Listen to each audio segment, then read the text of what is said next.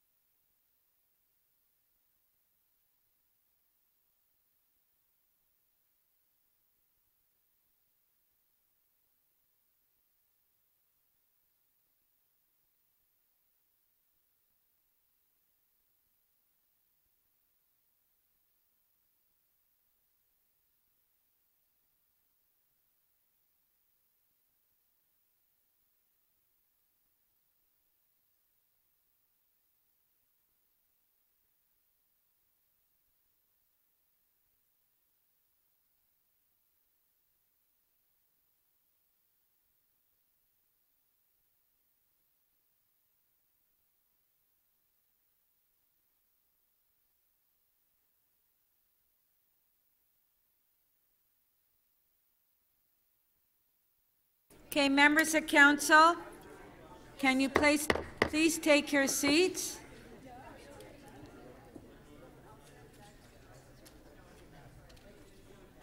Members of council, please take your seats. This meeting is now resumed. Before we go to our next item. Okay, members of council, please. Thank you. Yes, Councillor. Yeah, just a sec. I can only one at a time, Councillor DiGiorgio. Councillor Karygiannis. Yes, Madam Chair. Yesterday, I'd like to reopen MM 44.8. Yesterday, I voted in the wrong. No. Let's see. Which one? Front yard parking pilot project, Ward 12 and 17. No. So yesterday. I can vote if I want to reopen it or not, and then you can argue about it. No, yes. No, hold on. A motion to reopen is in order, but I just want to remind members of council what that member's motion is, that when it came through, when we were going through the run through for the motions, that we did not waive referral. And so that's the issue on that member's motion. Okay? So, Councillor DiGiorgio? On a point of personal privilege, Madam Speaker, with respect to that particular motion, I want people to understand that it is not. This is not about whether you. Well, we're talking about a motion that ought to have been deemed urgent. I understand that, but that's why I rise on a point of personal privilege. The motion is not before us. Therefore, I can't rise on a point of personal privilege. Can I rise after it's? It's not before us, not to talk on the item. It's not before us. Okay. So, Councillor Karygiannis, do we have the motion? Does the staff have the motion? So, Councillor Karygiannis is, there is a motion on the screen. Yes, recorded vote.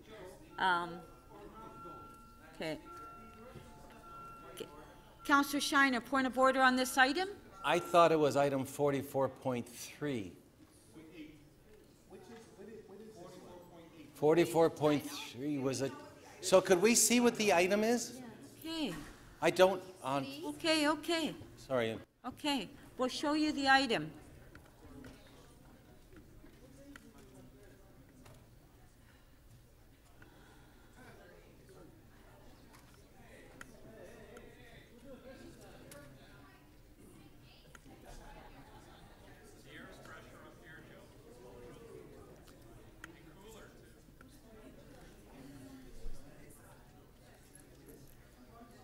There's the item, Counselor Shiner.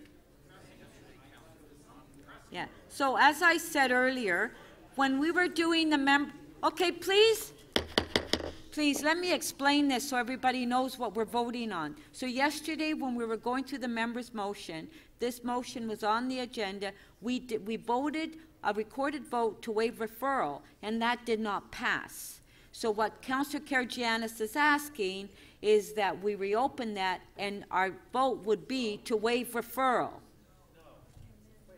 Okay, that's what we're voting on. Yes, but if we do reconsider, it's the referral. Okay. All right, so that's before us. Recorded vote.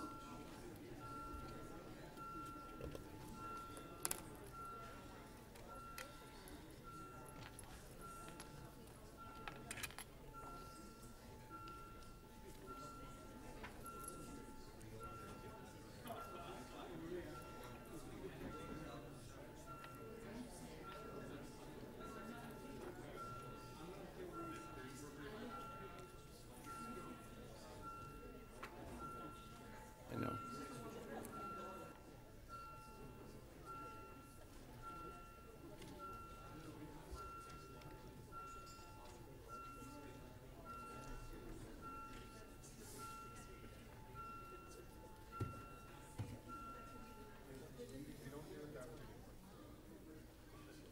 The motion to reopen does not carry. The vote is 14 to 20.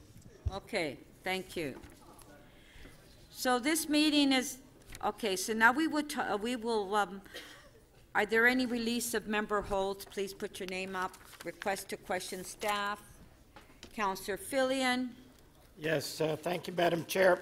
As members of council know, my relationship with Councillor Shiner has sometimes been turbulent, so I'm glad that today, on our last meeting on page 5, PG 31.9, we are totally happy and harmonious, and I'm very happy to support whatever Councillor Shiner would like to the release of this item 31, PG 31.9. I'm very happy with what he's doing. Okay, so Councillor Shiner, would you like to release PG 31.9, How Does the City Grow?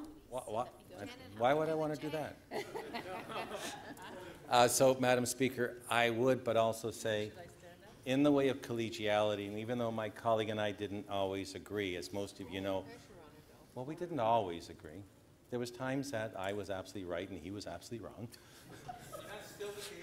But in this case, it was a matter of courtesy to hold it because he had a real concern about the way the report, How Does a City Grow, report items out in particular.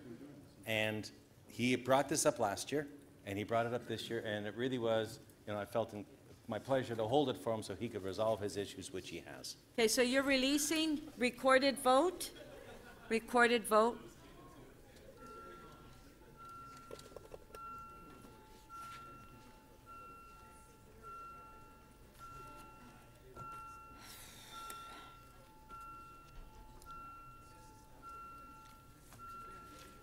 Councillor DeGiorgio, please. Councillor McMahon.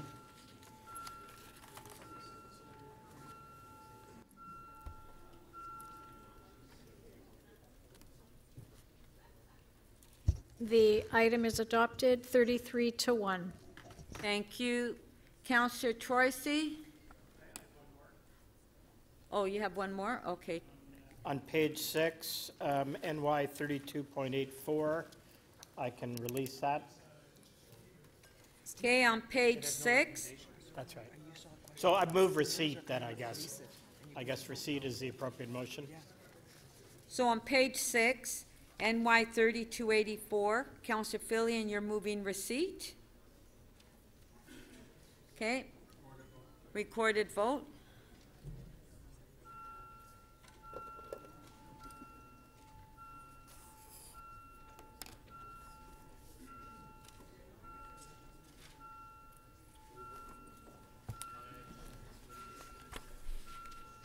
Councillor Perruzza and Councillor DeGiorgio, please. Councillor Layton. Councillor Shiner. Councillor Perks, please.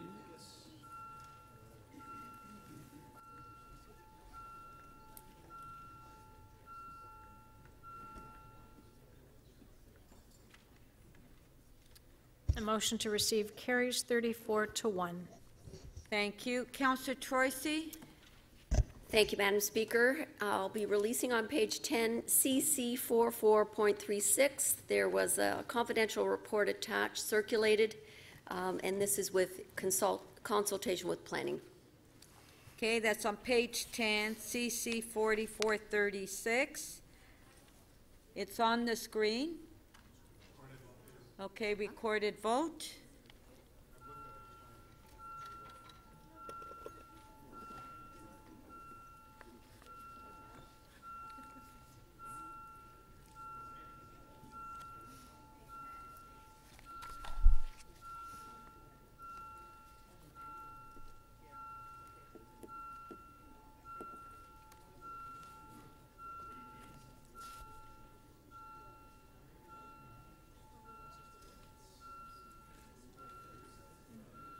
Councillor Shiner, please. Councillor Perruzza.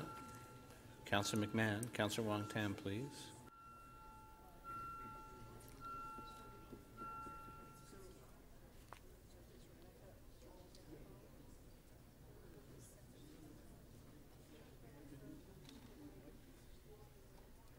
The motion carries unanimously, 34 in favor. So she should also release 34.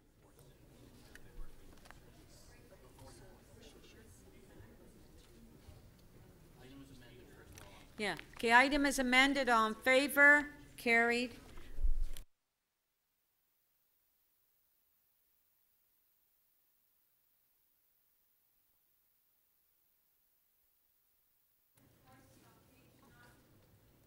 Nine. Yes, also CC 44.6. Okay, so you'll release that item as well? Correct. Okay, on page 9, CC 44.6, all in favor? Recorded vote?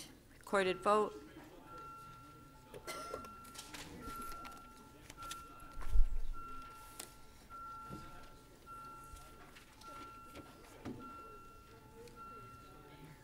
He's not here yet. Okay, okay.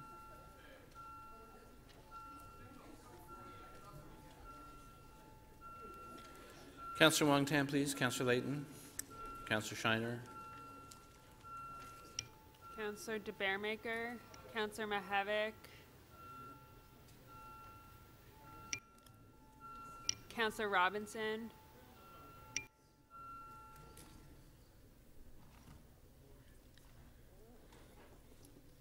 The item is adopted unanimously, 35 in favor. Councillor Wong Tam?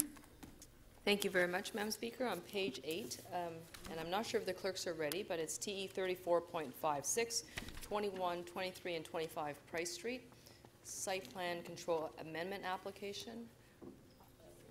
Not ready? Okay, not a problem. There is a, Okay, they're not ready yet. okay, not a problem. There is another one. Okay. TE 34.164, Endorsement of Events for Liquor Licensing Purposes, Ward 14, 18, 19, 20, 21, 22, 27, 29, 30, 31, 32.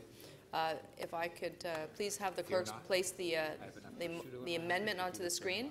We've got some late additions to that item. No, I know. So, Councillor Wong Tam is on page 8T 34.164, endorsements of liquor licenses. Do we have her amendment?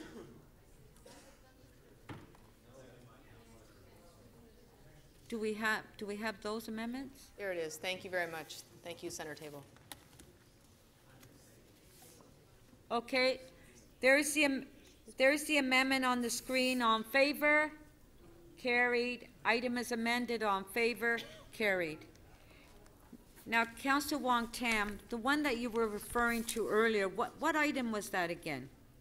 That was item TE 34.56. My office had sent an amendment to the clerks, prepared by the planning staff, but if they don't have it prepared, I don't blame them, because it was just sent about half an hour ago, so. Okay, so we'll hold it down. Okay, Thank you. Councillor Bailao? Yes, Madam Speaker, on page 11, MM 44123, if we can vote on that, that could be released right away. Okay, on page 11, MM 44-123, Councillor Bailao is moving. All in favor? Carried. Councillor Matlow? Madam Speaker, I'm ready to release GM, I was just about ready to release on page 4, GM 29.13, Friends of Toronto Public Cemeteries. Oh, excuse me. Are there speeches? No, you. Okay, I will wait then. I had forgotten. Councillor Shiner? Sorry, Madam Speaker, I didn't know if my colleague was just going to vacate her chair so we could vote. No, they're holding it down. They're holding it down. So, Madam Chair, Councillor Robinson had held Planning and Growth item 31.7, Midtown in Focus, and it was a lot of work on that. And my understanding is both Councillor Matlow and Councillor Robinson are they're the two of the three members, and Councillor Carmichael Greb represent the area. I think Councillor Robinson and Councillor Matlow had some brief remarks, and Councillor Matlow had a motion. And if we could do that, we could give them a few minutes with council's consideration. We could Well, get then this it's item not done. a quick item, Councillor. No, it's a lot quicker this way than if we hold it and deal with it later. Just the two speakers out of the three that represent the area, and it's a huge development. If you could, council could allow us to do this with council's request. You don't need Josh. Okay, please, one at a time, please. Councillor Robinson, is it going to be quick for you? Well, I'm sure Councillor Matlow has something to say, and I know I do, and we both have motions to move. So, but outside of that, I don't know if Councillor Carmichael Greb, she's had her say. So Would you want to speak then and see how long? I would like to speak. I think Councillor Matlow would also like to speak. This has been a long time in the making. But is it a long item then? Is it going to be Okay, a quick I item? didn't understand we were in the clear. Yeah. Thank you very much. So long as if it's the a clerks could put the motion on the agenda or on the screen. This is not my motion. This is clerk's motion for clarification of language of a clause that's already in the. Okay, just one sec. Hold on. Let's just This give is a minute. PG Let's just give a minute for the staff to. 31.7. Yes, I know. Just give the staff, because we're going all over the place on the agenda today. So let's could just just give the hold my- staff. if you could Hold hold my on, mic. Councillor Robinson, please. Yes. There it is. So this is actually a clarification of what's already in the report that clerks and planning pulled together, and so I'll leave you with that. And I would just like to say a few words about a process that's been in play in the Yonge Eglinton area for many years. And I want to start by thanking the Planning Growth Management Committee, Councillor Fillion, Councillor Perks, Councillor DeChano, Councillor Campbell, and of course the Chair, Councillor Shiner. They not only listened to our constituents talk about the trials and tribulations of living in the Yonge Eglinton area, not once, but twice. They were thoughtful in their comments, they listened intently, and they also allowed us, a motion that I moved and Councillor Shiner on my behalf really moved it, an ability to go back to the public and do an additional public consultation. So I'm very grateful to that committee for their support and patience, quite frankly. They unanimously supported what's before you today. And as many of you have seen, there's well over 300 letters that have come in related to this item. Just an outpouring of community support. And the committee that allowed us to do this public meeting, I would be happy to report to council that it was a packed house. We didn't have enough chairs for the people that showed up. I also want to take this opportunity, as I'm sure Councillor Matlow and Councillor Carmichael Greb would do the same thing, as we want to thank city staff. Unbelievable effort on their part. Cassidy, Greg, Carrie, amazing, amazing planning staff. And I have to also mention Greg, who again has had great patience and had many meetings with us to work us through this process. So thank you to the planning staff who have really played such a massive role in this undertaking. As you've heard me talk about, and my colleagues many times about Yonge and Eglinton, this secondary plan is a long time coming. We have a real challenge with parks, open space, and streetscape. And I've many times stood up in this chamber and asked the former chief planner for a moratorium. I've asked, also put a motion forward in 2015 about infrastructure and how really terrified we are in that neighborhood about infrastructure and the lack thereof. I've talked about there not being a blade of grass for people to enjoy or their pets. And really, this is one of the densest communities in Canada. It's, in fact, Councillor Campbell came up and did a walkthrough with us. We invited everyone to come up from the committee, and he saw it firsthand. So this is about livability. This is about sunlight. This is about sky view. This is about pumping water up to the top of these towers. And what we've come up with is option 3. We pulled it together as a neighborhood. The planners altered it. They modified it.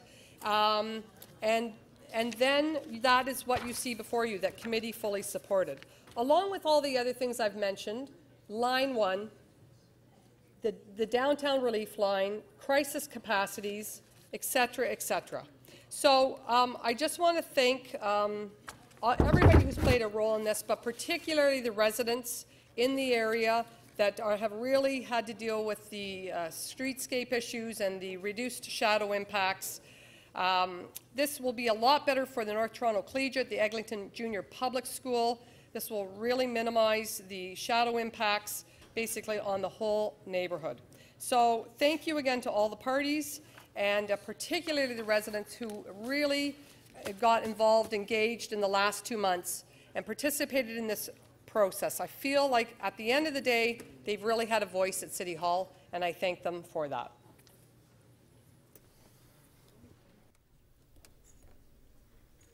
So, Councillor Carmichael Greb, did you want to speak on this? No? Okay, Councillor Matlow? So I have some motions to contribute to the package of motions that we worked on together with the leadership of Chair Shiner at the committee to make sure that we had a plan that would be supportable by both the planning staff and the community alike. I will say that this work should have been done 20, 30 years ago, before the condo boom. It is amazing how an area like Yonge and Eglinton, although there was a plan put forward by the province in 2005, 2006 to deliberately prescribe growth in an urban growth centre like this area, such as North York and elsewhere, to mitigate urban sprawl into areas that we now call the Greenbelt and the Oak Ridges Moraine. To protect agricultural lands and aquifers and wildlife corridors. And there was wisdom to that plan, but where they failed in the growth plan and with the legislation, the Places to Grow Act, was that they did not ensure that quality of life for those residents would keep up with the pace of growth. So what we've seen manifest is that the schools are overcrowded. The school board is actually struggling, unlike other areas of the city where there is a decline in enrollment, and along the Yonge corridor, we're actually seeing overcrowding, overcapacity challenges. I would say the same with affordable childcare. If you try to get on the subway in the morning, you are typically waiting 3 or 4 trains to go by on the platform without any predictability about whether or not you're going to get to school or work on time. There is a dearth of green space and parkland and public realm. In fact, we are deficient, and we are actively seeking to build new parks and better public realm. And this is part of the plan to now start putting infrastructure and social services first, and then how development can contribute to improving the quality of life, rather than always reacting to a development proposal saying, please, please, please, can we get something into the podium? That's not the way good planning works. In fact, I think it is insane that the school board needs to put up these signs in front of new condo developments saying your kid may not go to the local school. Like, that's just bad planning, and that shouldn't happen anymore. So this plan moves us forward. Some of it, I think, is realistic. Some of it, I believe, is aspirational. But at least there's a framework. And at least now, when we go to either this body or to the appeals body, we have some clear, thoughtful plan to promote infrastructure and social service as part of how development occurs, rather than always reacting. I will conclude with this. This is also one of the best places to live in the city. And we get frustrated. We get frustrated by the noise. We get frustrated by the construction. We get frustrated by the dust. We get frustrated and angry about the lack of efficient transit and green space and all of that. But this is also an area where I'm raising my daughter. And so many of us feel such a sense of community. There's such a great fabric. And we shouldn't just talk about the challenges. We should be focusing on facing those challenges. And it was the community that really co-authored this report moving forward. And I really want to extend my appreciation for the community for the work that they did, coming to meeting after meeting after meeting, big public meetings, working groups, the Midtown Working Group. I can't even tell you how many meetings I went to, because, and all the residents kept coming back because they wanted to be part of the solution. They didn't just want to complain. They wanted to be part of a solution. So again, I want to thank them. I want to thank my colleagues. I want to thank our staff. I want to thank Councillor Shiner, Chair Shiner, and his committee, and really everybody who has been part of a solutions-focused plan. Thank you very much. Thank you. Okay, so if we can put Councillor Robinson's motion up first, we'll have a recorded vote. Recorded vote.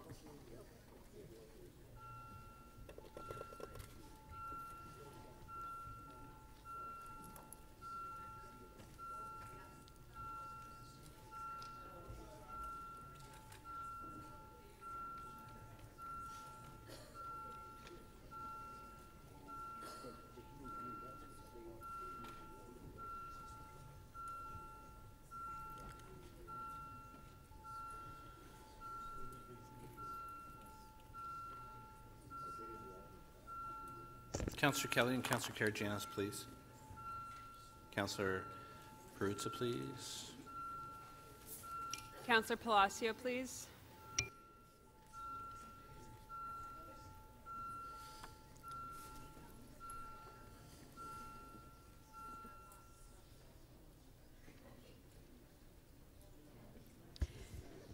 The amendment carries unanimously, 37 in favor. Okay, amendment by Councillor Matlow. Recorded vote.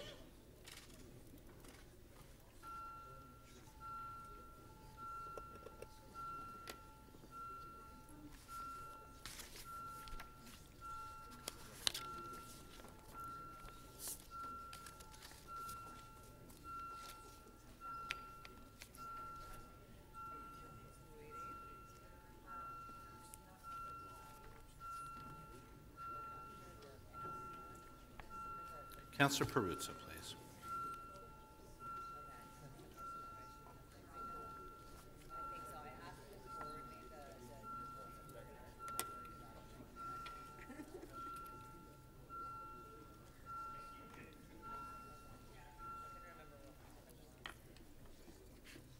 The amendment carries unanimously, 37 in favor. On this item? Oh, okay. Item is amended, recorded vote.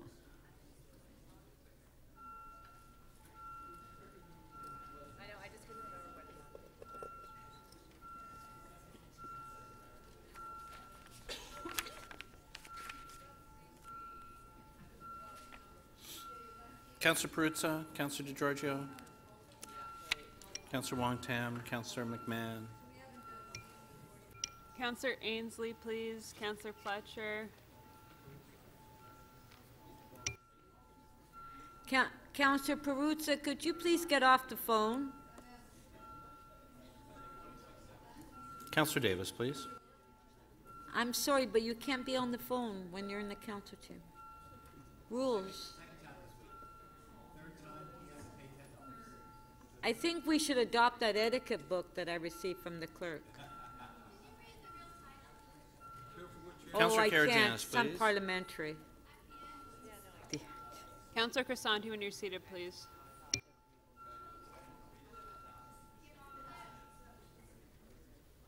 The item is amended, carries unanimously, 38 in favor. Okay, just a sec. Councillor Algemari was up first. Councillor Algemari? Thank you. I'd like to register an interest. Item, page 10, item CC 44.37, 75 Broadway Avenue, as I own property in the immediate area. Thank you. Okay, thank you. I know. Councillor Shiner, do you have a point of order? I do, Madam Speaker. To my colleagues here, my apologies for the very longest, shortest item we ever had in a quick release, but also just to say to my three colleagues that represent the area, and that's why this was so difficult. Together they did a great job, but most of all, and to include in all that, besides all their hard work, Mr. Lintern and his staff, this is a mammoth plan, and they did a fantastic job, and I think collectively everybody's happy with the result. Thank you. Okay, we're going to have to go back to our agenda. Before we do that, no, hold on, no more hands up. Before we do that, Councillor Palacio, MM 44-125 was introduced. Do you want to move it? Councillor Palacio, yes? Thank you, Madam Speaker. It will be a pleasure to move that motion as well.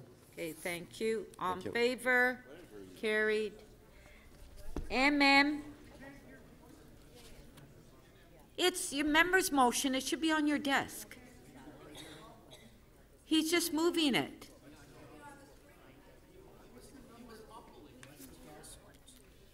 Oh, God. Okay, can we put it up? We already voted for it. It's renaming a park. I gave you the number.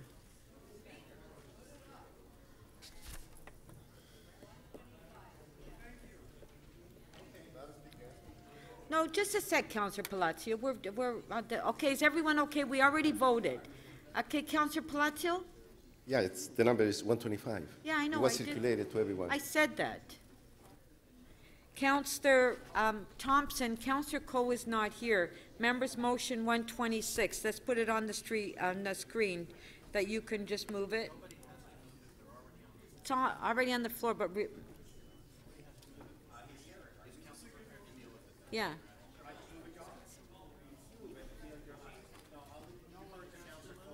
Okay, whatever. Okay, Councillor Coe, just, all right. You have questions? Okay, move it or whatever you want to do. You're releasing it, whatever, just to get it off the agenda. The group, advisory group, I then typed them up for them. Okay, so this was from the advisory Yes, committee? yes. And they're very minor. Yeah. Mike happens to be on. Did you just appoint yourself as president? Yes, of the music industry. Forever. Forever. In perpetuity. Well, after he finishes up on Barjay, getting the streetcars online, he's going to,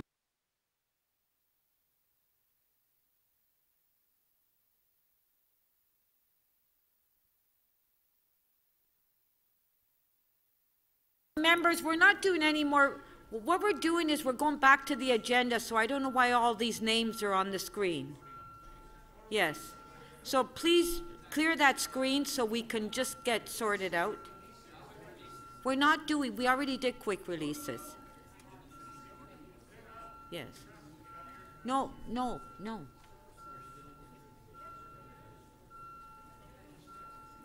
Councillor Mahavik, Councillor Filion, Councillor We already did it earlier. No. Councillor Burnside, Councillor Grimes, Councillor Troisi, Councillor Robinson, Councillor Palacio. Councillor Matlow, please. Councillor Shan.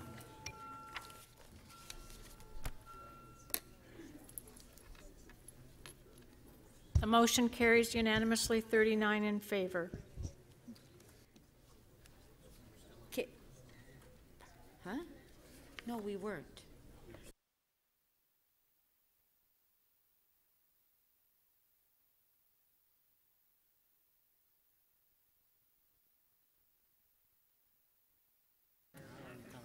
Councillor Troisi. The motion, member's motion that was circulated, MM 44-127, do you want to release that? We'll put Yes, it on the yes, screen. Madam Speaker. Okay, it's on the screen. On favor, carried.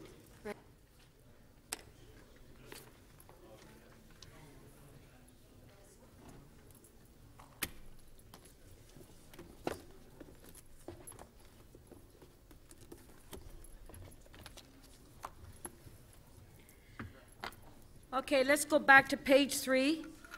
No, we're not doing any more quick releases. We're going back to the agenda because we've already went through the quick releases. No, please, Councillor Palacio, we're doing. Well, we've already gone through it, and yeah, but members of council keep putting their names up, and Councillor Cressy already did his quick release, and now he's got his name up again. No. Yeah. I didn't do So. Like, we're never gonna get back to the agenda. Like, well, there's just too much noise in here. Councillor Cressy, you had your name up. Like, you know, please. No. Like, I just don't understand why everybody is just well, yeah, I know. Yeah. Councillor Cressy, you had your name up there. Thank you, Speaker, and I apologize. I didn't make this more difficult for you. My apologies, sincerely. I can do a quick release with an amendment on page 7, TE 34.14, 495 to 517 Wellington Street West. I have an amendment that we've worked on with the applicant and planning staff that can be put on the screen, and with that, I can release it.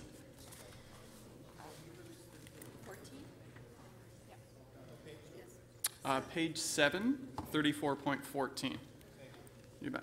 On page 7, T 34.14, Councillor Cressy has the amendment. All in favor, carried. Item is amended. All in favor, carried. You know, members of council, I just want to remind you as well, when we go back and forth like this, it's really not fair to the staff to have to keep going back and forth on their, you know, trying to follow the agenda. Like, we have to respect staff as well. No, but everyone's going back and forth. Like, Councillor Fletcher. Thank you so much, Speaker. I have a quick release, which is page 3, CD 30.1, Artificial Ice Rink Standards, Cross Ice Hockey Impacts and the Feasibility of Skate Rental Programs. And Councillor Pasternak had a motion drafted for him by the General Manager, and he's left, and I'm moving that in his behalf, and also on Councillor Ford's behalf and Councillor McMahon's behalf, because we think it's great.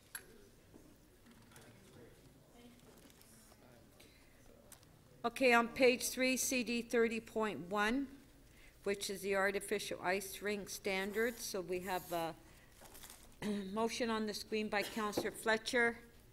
All in favor? Carried.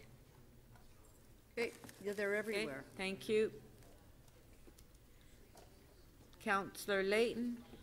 Yes, thank you much, Madam Speaker. On the top, page 6, the top of page 6, PW 31.11.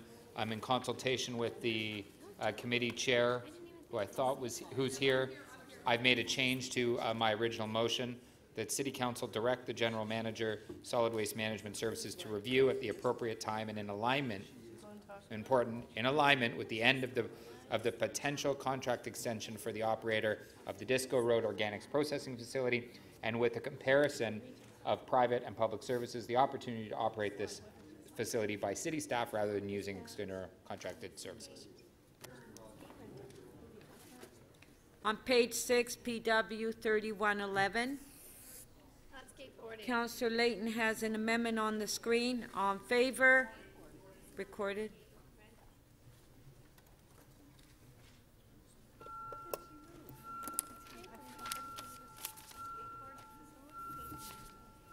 Skate rental, it's skates.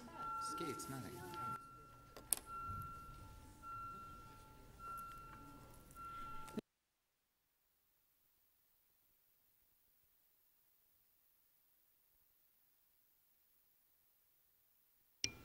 Councillor Mahavik, Councillor Fragadakis, Councillor Cole, Councillor Crisanti,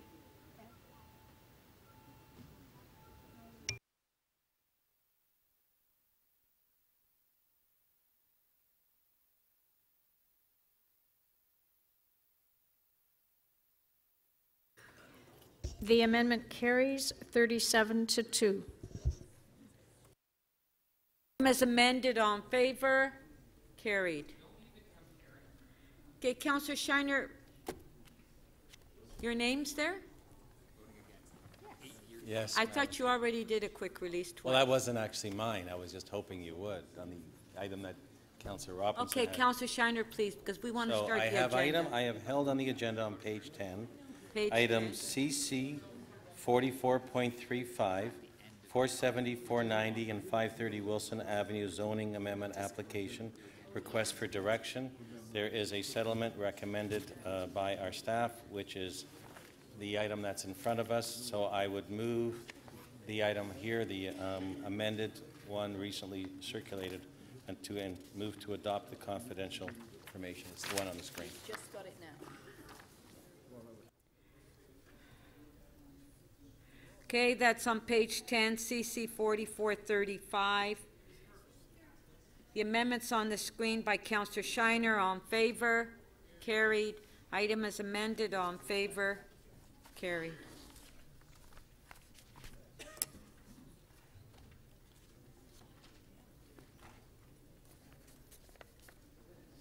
Okay, let's go back to the agenda. Page, Councillor Palacio, do you have a point of order? Privilege. Point of personal privilege. Thank you, Madam Speaker. Madam Speaker, members of council, as Toronto City Council of Ecuadorian descent, it's an honor and privilege to welcome the new Consul General of Ecuador to Toronto, Catherine Romero, as well as her first secretary, and that's Eddie Leonel Montalban Carrion. Bienvenidos a Toronto. Thank you. Thank you, welcome. I'll take a copy. Okay.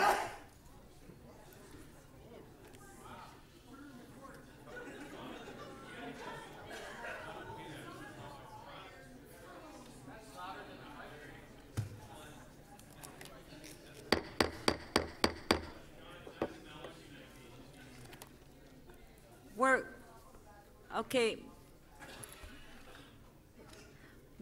We're back. We're on page 3.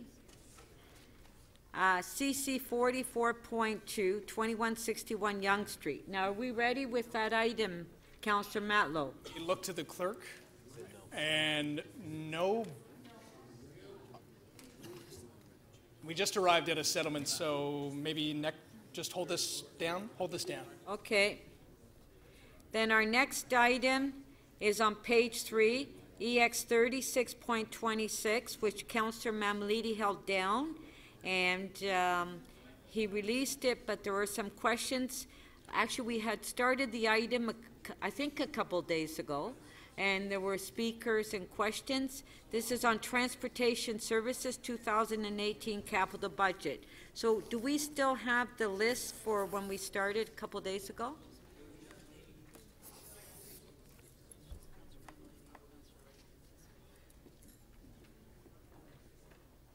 I know that we were asking questions. Yeah, but I'm not sure if we started the speakers list or we still have questions. It was.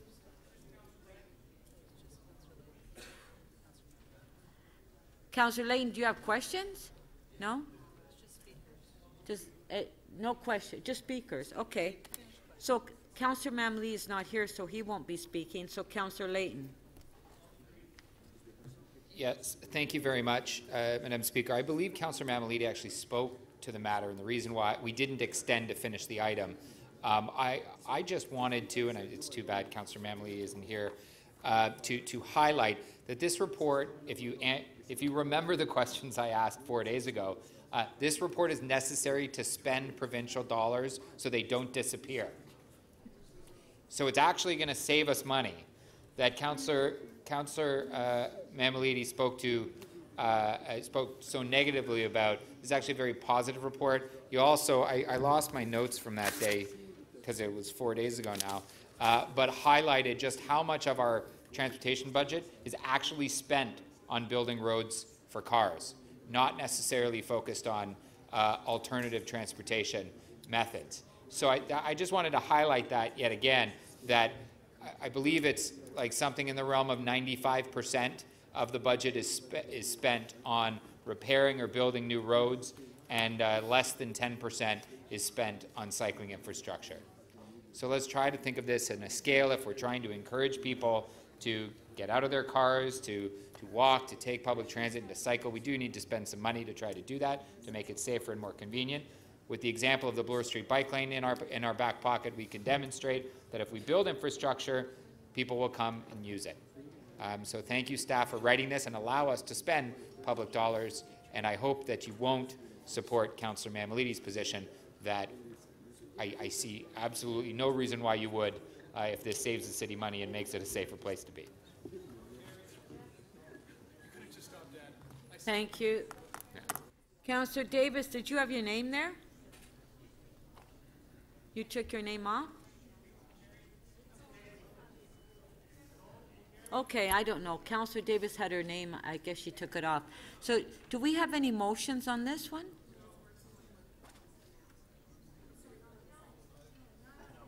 No. So there were not motions on this item, so we'll just move the report. Councillor Layton? Yes? Okay, on the item, okay, on page 3, EX 36.25, all in favor? Carried. So our next item is on page 3, Economic Development, ED 31.7. Councillor Thompson, you held the item down.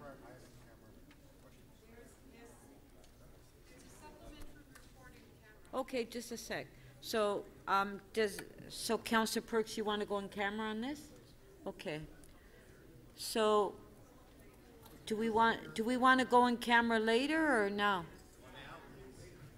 Now. Okay. Motion. Yeah. Yeah.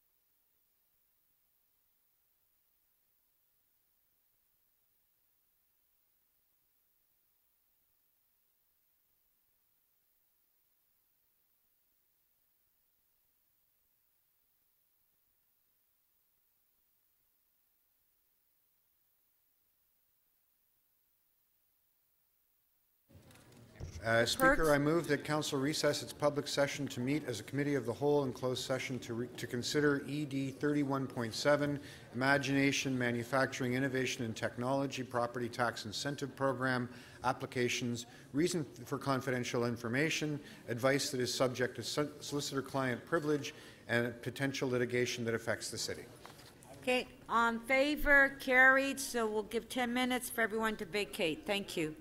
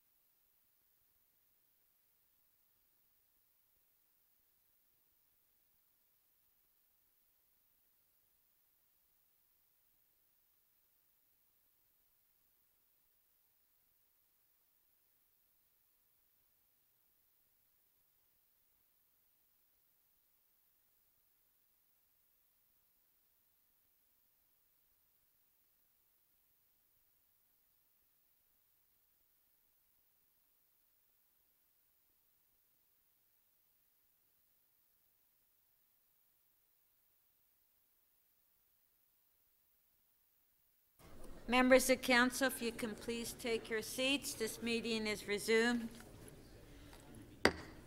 City Council has completed its closed session consideration of item ED 31.7. No motions were made in closed session. We will not proceed to the public debate on this matter. Councillor Perks, you have questions in public? Yes, I do. Councillor Perks. So, members, just to understand, we have two items in front of us. One, which is economic development, which is the part we went in camera for. But at the same time, we're considering something from planning and growth, which is to change the nature of the IMIT program. So my questions are on actually the planning and growth item to the acting chief financial officer, Mr. Farag. Mr. Farag, we have a recommendation in the new plan that would allow some grants to continue to go in areas that are described as smart track zones. Is that correct? Yes, that is correct. Okay, and when we were considering smart track, these smart track zones, part of the theory was that some of the capital costs of the smart track stations would be recovered because they would create a demand for new buildings that would create new taxes. Am I correct about that? Through the Speaker, yes. In fact, in the April report, we've identified a financing plan to finance the Smart Track initiative, and that plan depended in part on tax increment financing, which is the ability to recover future tax revenue from development that occur because of the infrastructure investment. So you told us the smart track stations by themselves would generate demand for property that would create new tax revenue. Through the Speaker, that's correct. Okay. To the General Manager of Economic Development. Given what you have just heard, which is that the smart track stations will attract development, why on earth are we saying we wouldn't get the development and therefore we have to give IMIT grants to some people in this area? Because it's a combination of factors, Councillor, and much as the IMIT has helped spur development in the downtown and the South Core, the same rationale applies in Liberty Village and East Harbour, whereas IMIT will induce faster and stronger immediate growth, which creates more taxes, faster taxes, faster jobs, and more use of the smart tax station than otherwise would have happened, in our judgment. Okay, now I don't know who to ask because I'm hearing two different things. Maybe the I think city we're manager. together. We're together on this. Maybe the city manager. Can I ask you, please? So, I'm a councillor. I'm trying to figure out whether the tax increment financing or the tax increment equivalent grants or the IMIC grants, like which one of these is actually useful. I've been told that part of how Smart Track will be paid for is because it will attract new development. So by itself, and public investment in transit will be recovered because we get new development. But I'm hearing from behind me that we won't get the new development unless we forego the tax revenue. How am I supposed to square these two obviously contradictory suggestions? So through the Speaker, in order, I believe that if you develop transit, it will attract new development. How quickly that might come, depending on how fast we might want that to come, there may be some advantage to considering. I think it all depends on how fast you want to go. Right. So, okay. But you'd have to discuss, the level of grant, etc. But if we develop transit, I think naturally development will come. What we don't know is how fast that development will come. So effectively, we're foregoing tax revenue through the IMIT program to make the development that would have come anyway come a little bit faster. Is that what you've just told me? Yes, I would say that's correct. Okay. So tens or potential. By the way, how much money have we foregone as a result of the IMIT program so far? But it's not here in front of us. Or not foregone, but how much is the dollar value to the developers that we provided in IMIC grants so far? To date, through the Speaker, we've committed to providing grants to 44 developments. The total amount of the grant is estimated to be about 620 some odd million. That's what we've approved, and we have a whole bunch more here today. How much more do we have in front of us today, including the amount that would be in the pre-circulated motion? That was your last question. The amount would, if approved by Council, would amount to $364 million. Thank you. In foregone revenue. Thank you. Plus 65 million. Yes. Thank you. Thank you. Councillor Davis. Yeah, that's exactly what I wanted to clarify. So we're looking at $429 million is at play before us. A decision before us has to do with 429 million, 65 of which is being recommended, and 364 is not being recommended by staff. That is correct. Yes. Okay. I also just wanted to ask the General Manager of Economic Development. We have a list here of the ones that you do not recommend. 100 Queens Quay East. Who owns that property? So Menkes Development. So that's $28 million for Menkes. 16 York Street. Cadillac Fairview. 40 million. 30 Bay Street, 60 Harbor Street. Who's that? Oxford. Oxford Properties, 93 million. 56 Yonge Street. BCIMC, it's a pension fund out of British Columbia. 110 million to a pension fund in British Columbia. 40 Temperance Street. Brookfield. Brookfield, 46 million. 160 Front Street, West. Is Cadillac Fairview, and we're using the phrase, this is the amount of money they're giving for grants. I just want to be exact. In 4 of these cases, it's up to, because it depends upon the tenant mix. Okay, so we're still looking, though, at Cadillac Fairview, for instance, getting $87 million, correct? Up to $87 million. Up to. And one of the things I notice in your report is that it compares the grant to the amount of construction investment, and we are essentially underwriting about 10% of the construction costs of these huge property owners?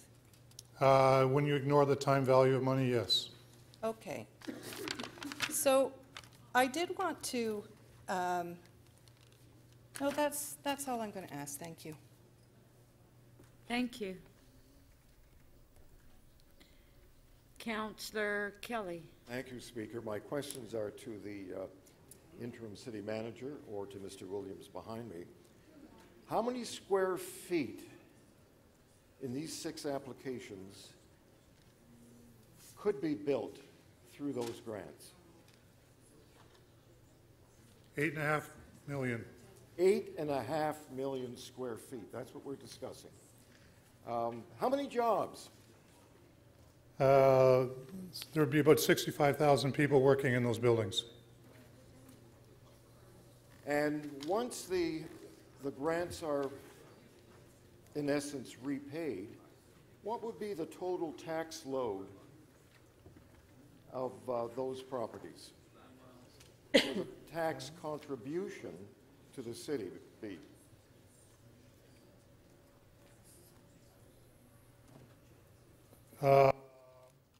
Just a guess. I'm going to guess 50 million. No. Got the one in front of us. But Joe would know. Thank you. So over the course of the 10 years, the taxes paid before the grants would be 607 million, and after the grants, how much is that? 607 million before the grants. Net of the grants, if council approves them, would be 242 million that would flow to the city over the course of that 10-year period. But after the the grant process is terminated. Over how many years is that? Is that 10? So after 10 years, going forward, they would be paying how much per year? Approximately $60 million per year. Not bad. Thank you. Thank you. Councillor Campbell. Questions for the General Manager of Economic Development. Do these, are there written agreements? Are there written agreements between the city and the developer prior to the submission of the development application?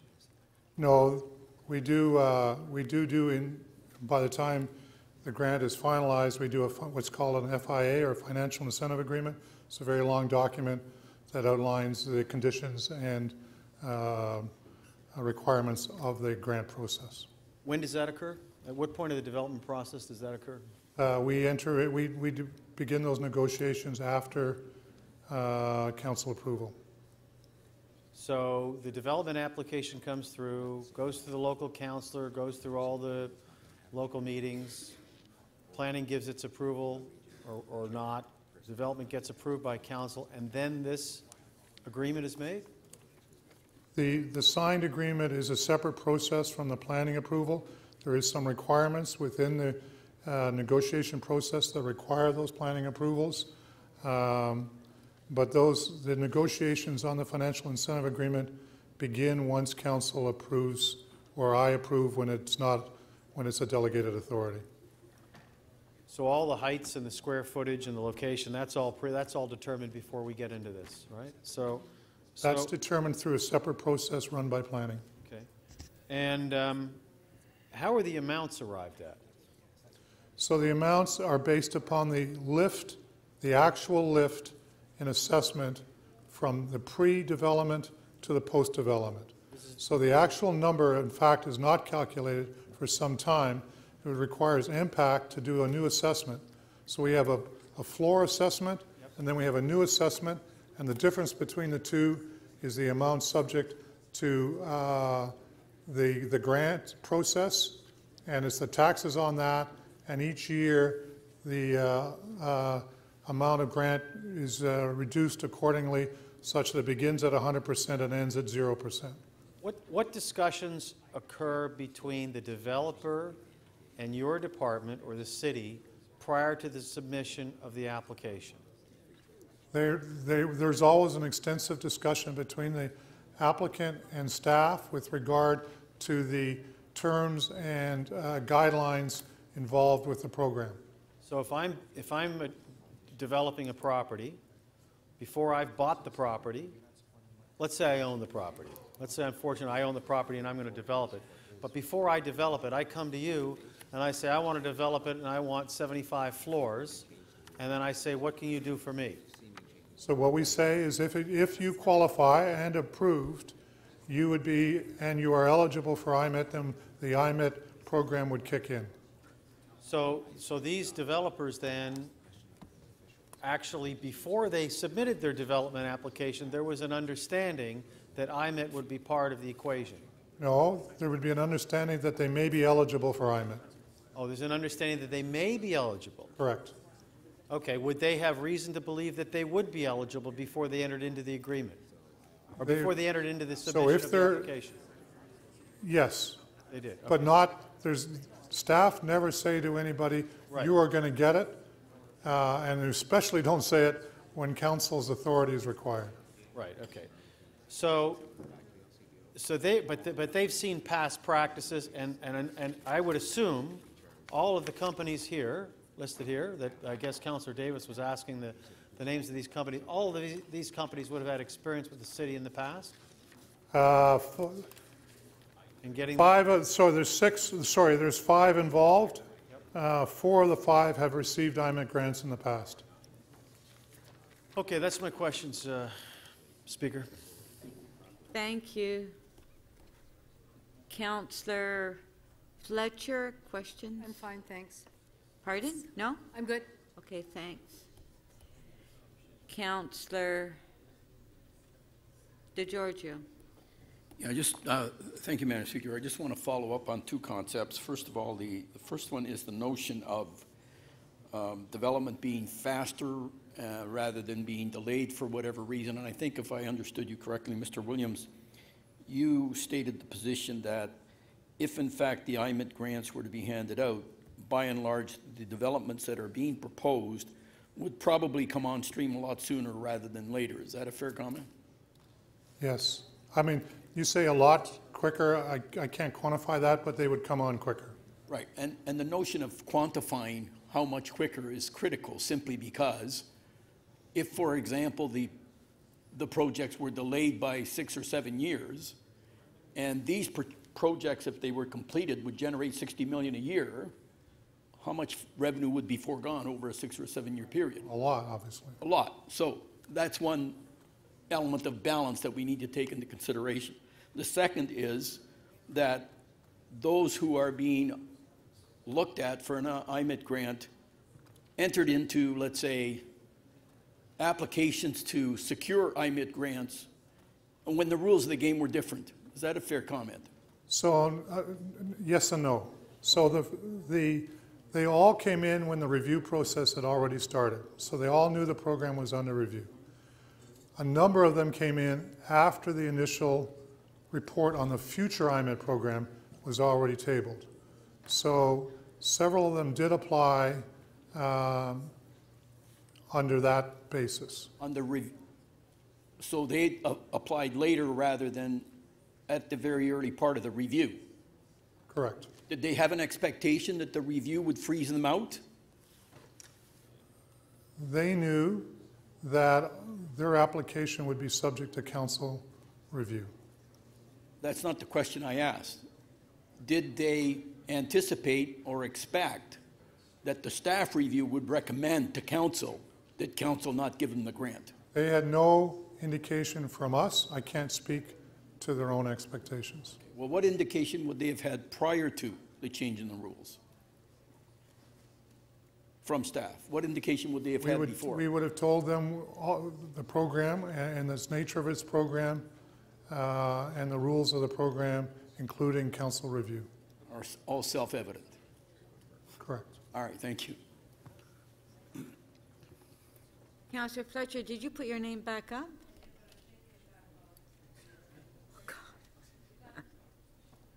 I'm starting to see things.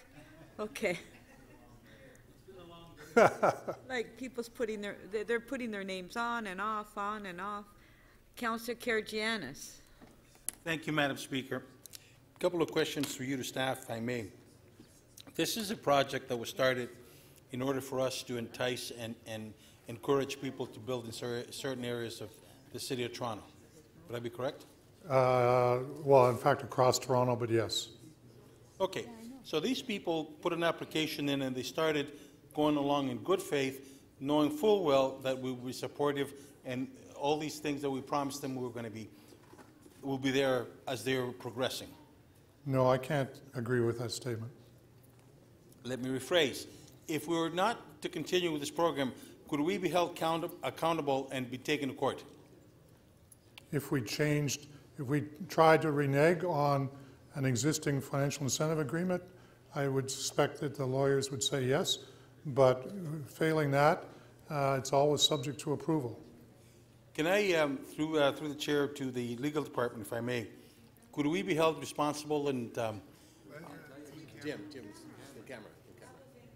Okay, thank you. Appreciate it. Thank you very much. Thank you. Councillor Fletcher, did you put your name back up?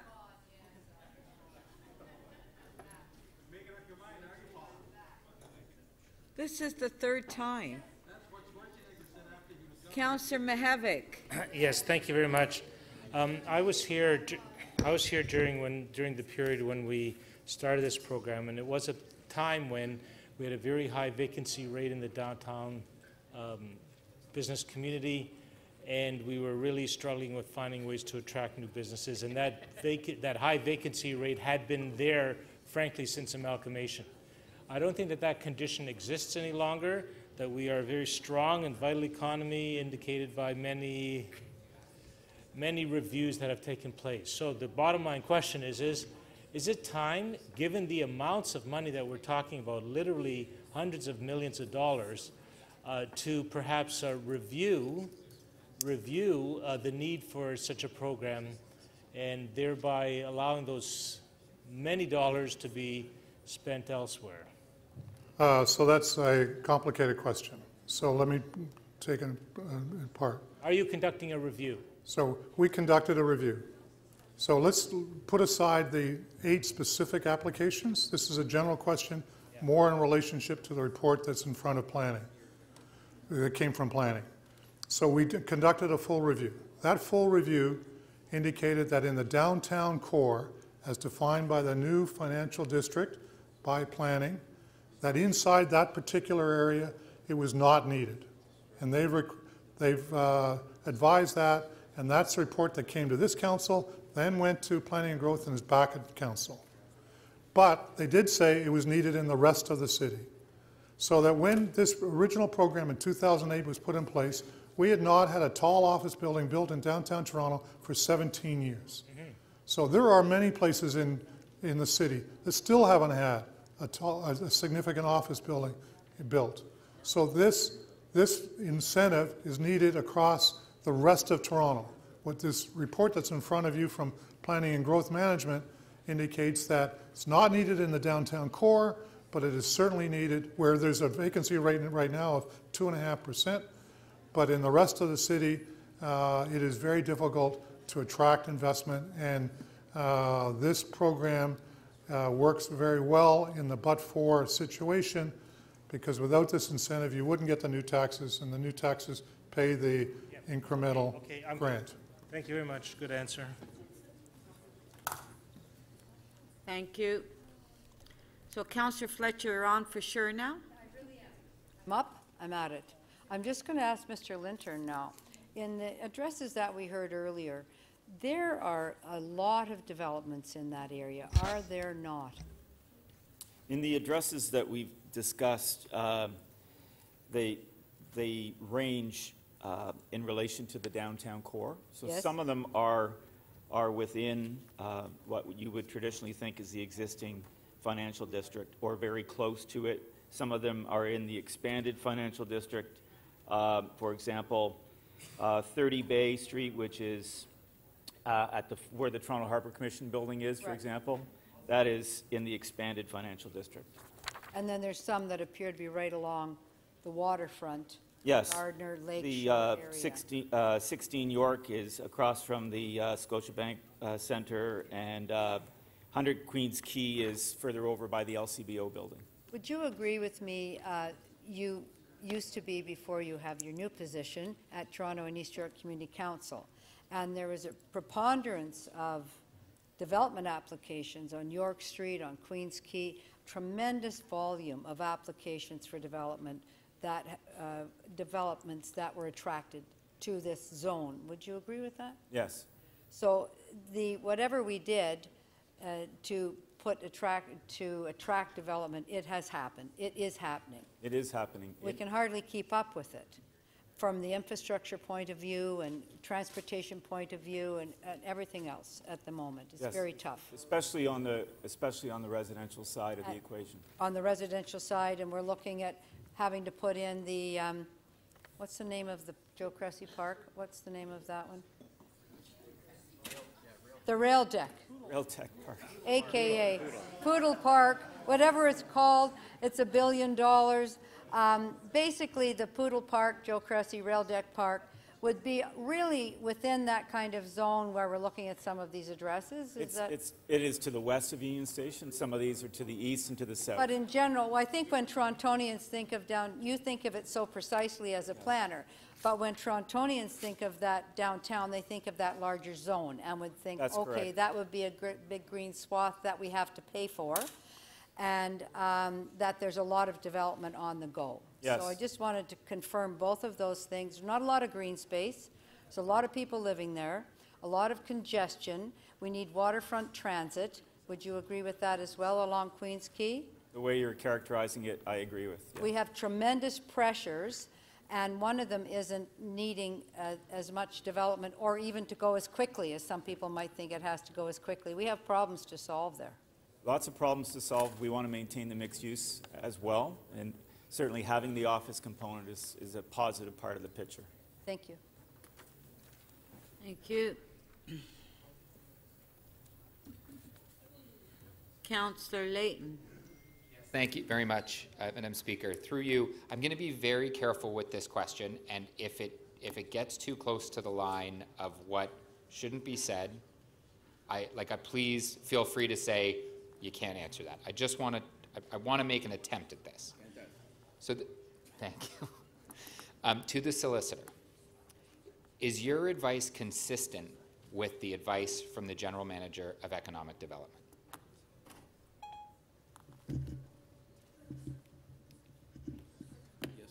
Take your time.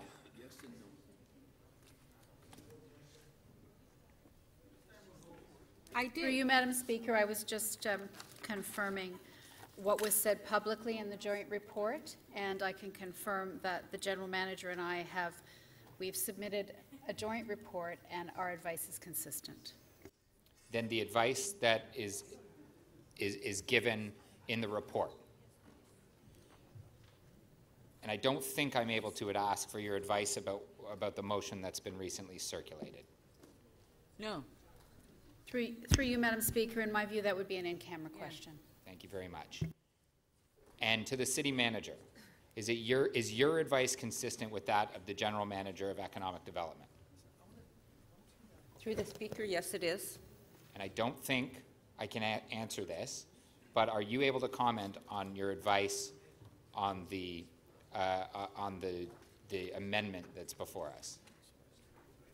Or maybe I can. Are you supportive of the amendment that's before us here? Through the Speaker, I think I could say it's inconsistent with staff's recommendations. Thank you. Now, could I get an explanation about the but-for test just one more time?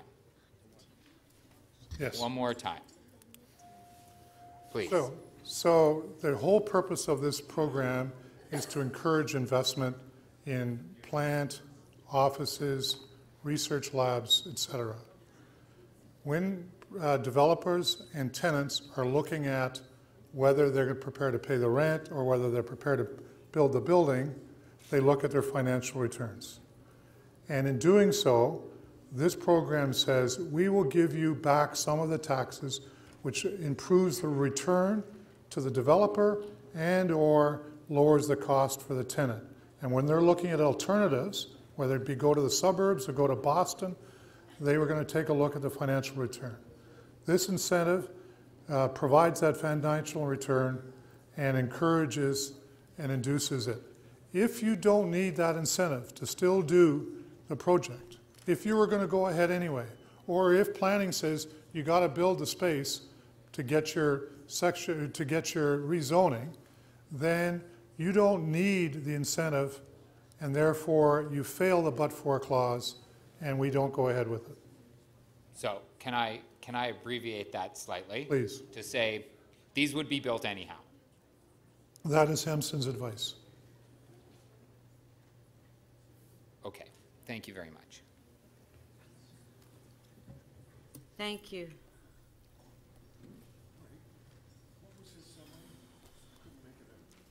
Councillor Shiner. Mr. Williams. Yes. These would be built anyways. How quickly? With the same pace and speed?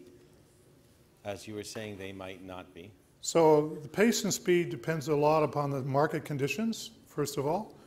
If you were to take any individual site and say it'll go now, the answer is yes. Would all 6 projects, 3 of them are being built, by the way, now. There's been commitments to them already. Would all 6 go simultaneously? The answer to that would be most likely no. I'm looking at Mr. Hughes to say whether that's the market conditions. If bringing too much on stream at one time would be too difficult for the tenant world to absorb, there would be a lengthening out. So the ones that are going now, they might have been considered based on the impression that they were going to get the IMET grant? They were all told that the grant would be subject to council approval. That means a report, that means an evaluation. But they were all told that they would be subject to council approval. Could we put a time limit on how long that this grant is available for before construction starts? So the rules are that or is there one? There isn't. You have to apply before you receive your above-ground building. So the question is, if you apply before, but how more long? advance of it, how far in advance can you apply? If we approve it today, how long can they take till they actually apply for it?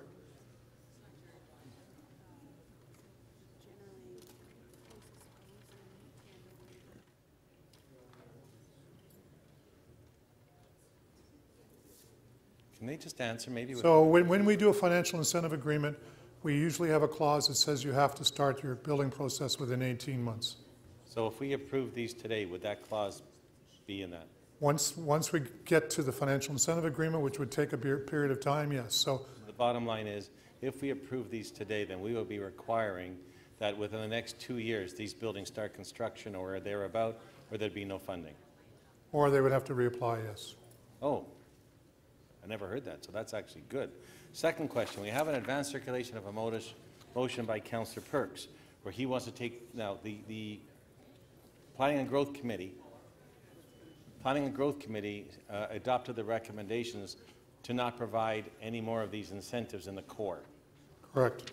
So now he is recommending we take it out of the word office, out of it. Is not the office component one of the most important components for Uptown North York, for Scarborough, for Etobicoke, for all those places that we're trying to get offices built? Yes, and almost these days office construction or office building can house anything from small manufacturing through to what we traditionally call office. So this isn't a good thing in your opinion? No, it's not. Smart track stations. I heard, have I not heard though, that you really want to encourage offices by smart track stations where they may not be. So taking it away from areas where there's smart track stations, in your opinion, is that a good thing to do? So we have agreed that easing them out of the two areas after an initial availability is a good thing. Which two areas? And those two areas, and then everywhere else, we need the incentive to encourage jobs to go there. So two current smart track stations, but not the rest of them? Correct. So smart track stations leaving it is still a good thing? Correct.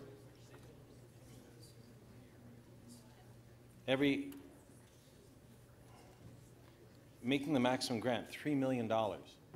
Will that not really stop the program? No, there's going to be a wording correction to that. The councillor intended to say investment of $3 million, so small projects, and staff are okay with that. The $1 million, which was the old threshold, was too low. It caught in stuff that really was not adding to the economy. $3 million still would incentivize small developments in suburban areas or not downtown. So the last part is okay, but the rest of them, if I'm... No, so I agree with the net new jobs. We should provide that information. So I wanted to ask you a question though. What don't you agree with here that you believe will hurt the program? So I believe recommendation 1 would severely hurt the program. I believe that recommendation 2 would severely help development in smart track areas. I believe number 3 is helpful. I believe that 4 is a significant administrative burden on council. But if council chooses to do that, that's fine. And then 5 is, I'm supportive of 5. Thank you.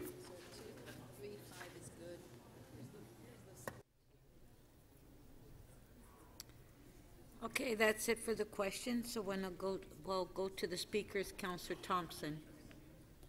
Thank you very much, Speaker. I'd like to ask staff to put the motion on the screen, please. I'm moving the following motion that Council approve the Imagination Manufacturing Innovation Technology incentives for the following applicants. They're in front of you here. Speaker, this, I think, through the line of questioning in some instances is sort of confusing for some, and I'm hoping that, obviously, through the questioning, I guess somehow we have clarified. There are those who are fundamentally opposed to these particular incentives. This is primarily the incentive that we have in the City of Toronto. It is designed to encourage development in areas where development had been slow. Certainly we know now that the city's economy has changed dramatically, and clearly we are looking to wean interest of development in areas where it's no longer needed, and I'm supportive of that in order to expand the program. We have two reports in front of us. One is to look at the changes to the program itself, and the other is the report that staff is supportive of only two of the applicant. I'm moving that we support 8 of them. These are companies, and I know through the line of questioning that Councillor Davis have asked about identifying the companies and so on. Some have suggested corporate welfare and what have you in my ear. I don't agree and subscribe to this. This is not funds, monies that are being directed to developers. There are benefits to developers, of course, but there's greater benefits for those tenants that we're trying to attract into the areas and so on. And yes, we've heard from the general manager about the fact that things have changed. We've heard through the line of questioning of Councillor Kelly in terms of the number of jobs that's being created, about 65,000 new jobs, 8.5 million square feet of office space and so on. We know that there's net benefits to the City of Toronto over the 10-year period. There is taxes actually being paid. We heard what those numbers were, which is about $264 million. We know what the long-term benefits are to the city. In over a 10-year period, it's almost $1 billion in terms of taxes. In many areas in North America, incentives are much greater than there are in the City of Toronto. This is the only one we have. There has been, in my view, and through the discussions I've had with people who've come in to talk to me about this thing, the expectation in terms of Council had not refused any of these IMED initiatives that have come to us in the past. The expectation is that they applied as part of a process. We had a review that took place. We've applied the review as it related to the application in what I think is part of the problem here. And so these companies get caught. And what we're hearing now is that from some, well, they no longer need the investment. They no longer need this incentive, quite frankly. But when they did need it, we gave it to them. When we wanted them as a city to help us to advance development here, to develop, to ensure our success, we went to them. Now we're saying, as we get to the tail end of the incentive opportunity, in areas that are now more developed, where we're saying we're going to discourage that. And I agree going forward to discourage that. But as we stand today, I think that we ought to approve what is actually in front of us, and yes, go ahead, going forward, make the necessary changes, expand the entire city area where we want more office development and so on. I think, Speaker, that we've heard from legal and so on, and it's very conflicting because on one hand, with Councillor Hart's question versus other question I believe Councillor Shiner asked, it became clear to me that, in fact, by doing nothing and just simply accepting the staff recommendation as it is, I think that we put ourselves at greater risk. This is my view, and I believe that based on that, I'm moving that we approve all of these. I am, as with the general manager, I looked at Councillor Perk's motion. I do think that there are 2 good ones as part of 3 and 5, and I agree with those.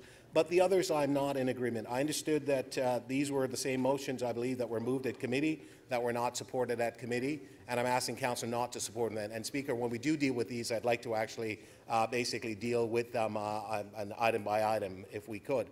And so I'm asking members to take the leap of faith and to support the recommendations and the motions that I'm put forward.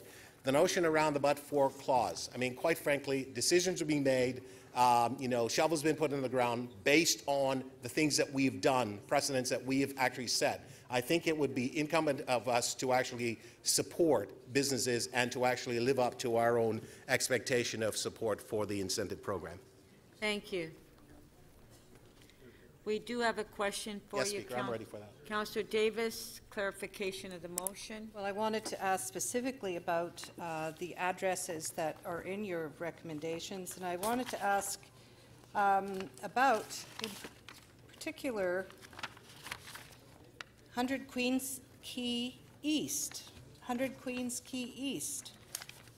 The report before us from Hempson says that it's going to be built in any event, and I'm wondering why would we give an IMET grant to a building that is required to be built as a result of the province's RFP process?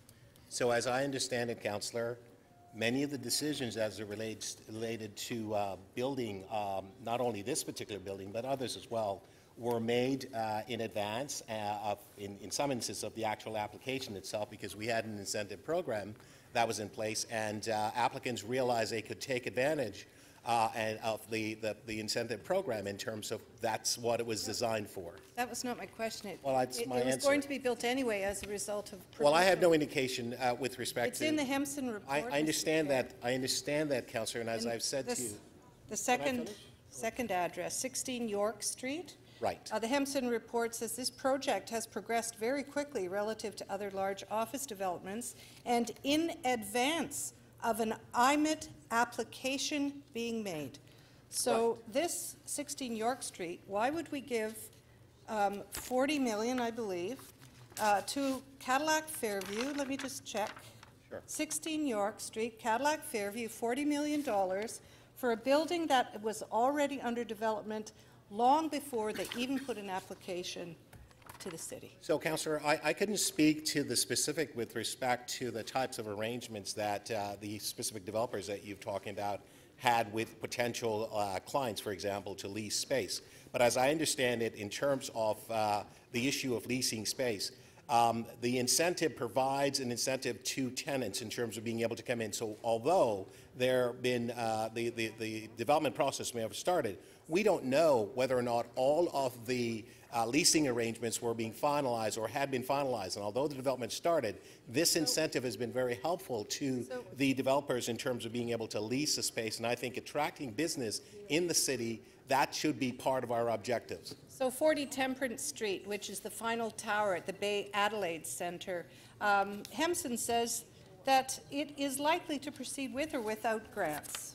So I guess I'm wondering why we would give 40 Temperance. Okay, Councillor Davis, you're not clear. Why would we You're not give asking 40? for clarification of the Excuse motion. me, I am asking for clarification. Why we would give Brookfield Properties $46 million when we have a report before us that tells us they do not need it. That was your last question. So, Speaker, you know, I would say this, then it doesn't have to be any one of these particular companies, quite frankly.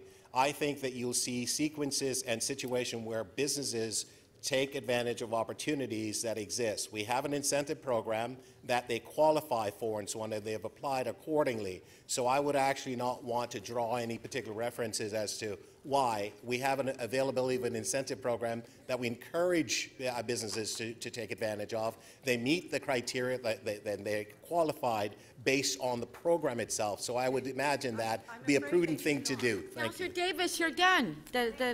You're way over time. Councillor Perks, please. Sorry, Councillor Perks. I'm sorry. I meant Councillor Davis, please. The reason I mention your name, Councillor Perks, is because your name is next up to speak. So, Councillor Perks. So yes, my gift to you in your last council meeting is that whenever the speaker's annoyed with you, she can call my name out. I'll reciprocate. But that never happens. Speaker, so I do have a few motions. I want to draw your attention to the fact that on the advice of staff, we've made the wording clearer to capture the intent on number 5. That's the one of the ones Mr. Williams said would be helpful. So I'm just going to quickly speak to each of these, and if I have time left over, I want to make a comment about Councillor Thompson's motion. So first, I'm moving that we eliminate the office category. For those of you who recall the first day of the council meeting, when we were asking the chief financial officer about the land transfer tax, he pointed out that while residential is down, we are currently experiencing a boom. And that boom is largely commercial office. We are seeing right now that the market is attracting people to build office in the City of Toronto. Recall that when we introduced this program, it was in the middle of the global financial crisis, and at that time, we didn't know if anybody was going to build anything in the City of Toronto. I would remind you also that over the last 10 years, we have reduced commercial property taxes. Every year, when we get our operating tax increase, we see residential go up, sometimes slightly above inflation, and commercial go up below inflation. Effectively, we have cut property taxes for the commercial category every year for a decade.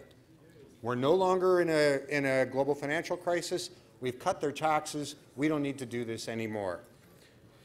Second motion is to eliminate them in the smart track zones. Now, this one just blows my mind. It absolutely boggles my mind.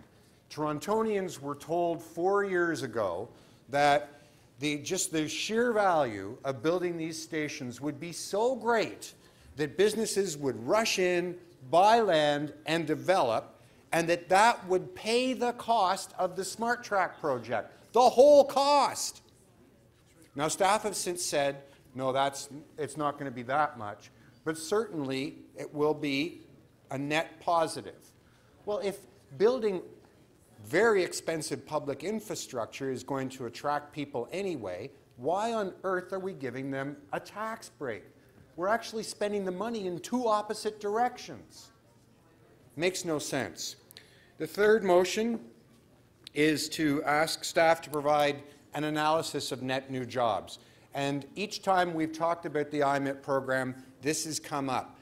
We need to be sure if the reasoning behind giving these grants is to create employment in the City of Toronto, we're actually accomplishing that. There was some work, some rough work, admittedly, provided by some of the deputants who came when these items were considered, saying that we actually can't quantify whether some of the grants we have given out actually created any new jobs. And that, I think, is part of our due diligence. You've heard from the general manager that that would be helpful. Next, I'm suggesting that we require council approval. The existing IMIT program ran up $500 million in avoided taxes without a peep on the floor of council. I can't think of anything else we've done that's been worth that amount of money and had so little discussion here. So as we're doing today with the grants that are in front of us, I think it should be part of our regular due diligence that it comes to council and we know what's going on. And finally, what the last recommendation does, the IMIT program we've had to date said that if your investment is up to, has at least $1 million worth of investment, you're eligible. The new staff report said make that 5. In discussions with staff, they think making it the floor 3 would be fine. And the reason why I think it's important is if we are going to be encouraging businesses to come here, I don't want to spend all of our money on Mankeys. I actually want to attract maybe some small innovative employers into some of our employment lands or something like that. So we're fostering new startups. And a new startup is not going to be, is more likely to be in that lower range. Finally, oh, I don't have time. Oh, well. Thank you, Councillor Perks, for being so disciplined. Next on the speakers list is Councillor Campbell. I'll put on your mic. Thank you, Mr. Speaker. I'm actually a little. This is a very troubling and bothersome debate that we're having here because there's millions of dollars at stake, and there's the city's reputation with some of the key developers in the city. I think that's at stake. Developments were submitted. Development applications were submitted to the city with the understanding that there was a program in place under which they would qualify for grants. And we're looking to back out, but some of these some of these developments have just been submitted, really a month ago or a month or two ago. So I understand how staff's position is that we want to get out of this program of providing financial incentives in the downtown core. It doesn't make sense.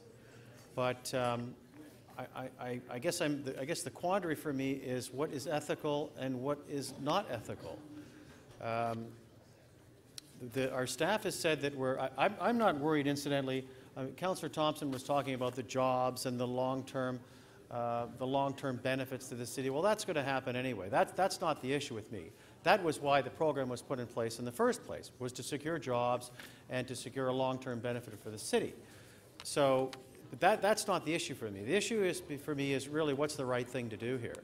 And I'm still at a bit of a loss. I haven't really come to a determination as to what the right thing to do is. I think some of these probably should be approved, but some of these ones that are literally, I mean, the ink isn't even dry on 160 Front Street, 40 Temperance, and 56 Yonge. I'm just looking through some of the others. These are very new applications.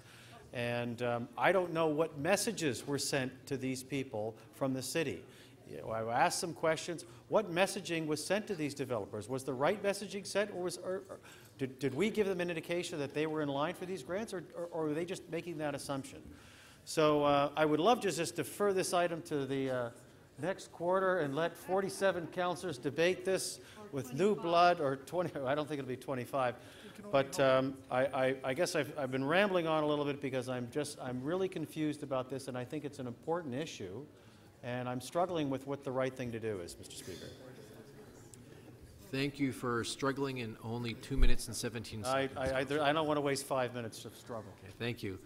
Next up to speak is Councillor Kelly, followed by Councillor Wong-Tam. All right, thank you, Speaker. Speaker, I sit on the Economic Development Committee, and my job, as I interpret it, through that committee, is to understand and grow the city's economy. If you do that successfully, Speaker, you then can shear the sheep to provide the wool that you need for the delivery of social services in this city. And it's remarkable that a lot of people don't make the connection between those two activities. Speaker, here's how I see the issue. And I hope I can convince Councillor Campbell. What's on the table right now is more than 8 million square feet and 65,000 jobs and $60 million a year going forward after the grant expires. That's a lot of building, that's a lot of jobs, and that's a lot of tax money. What I noticed, or have noticed in the debate, is that there's a certain arrogance that has developed over the past few years. You know, that this boom that we've been enjoying will still be there whether we're nurturing it or not. And you know, you can't assume that the future will be like the past.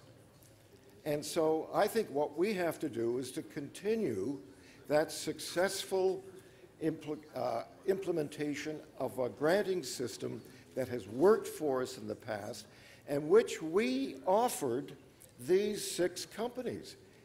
They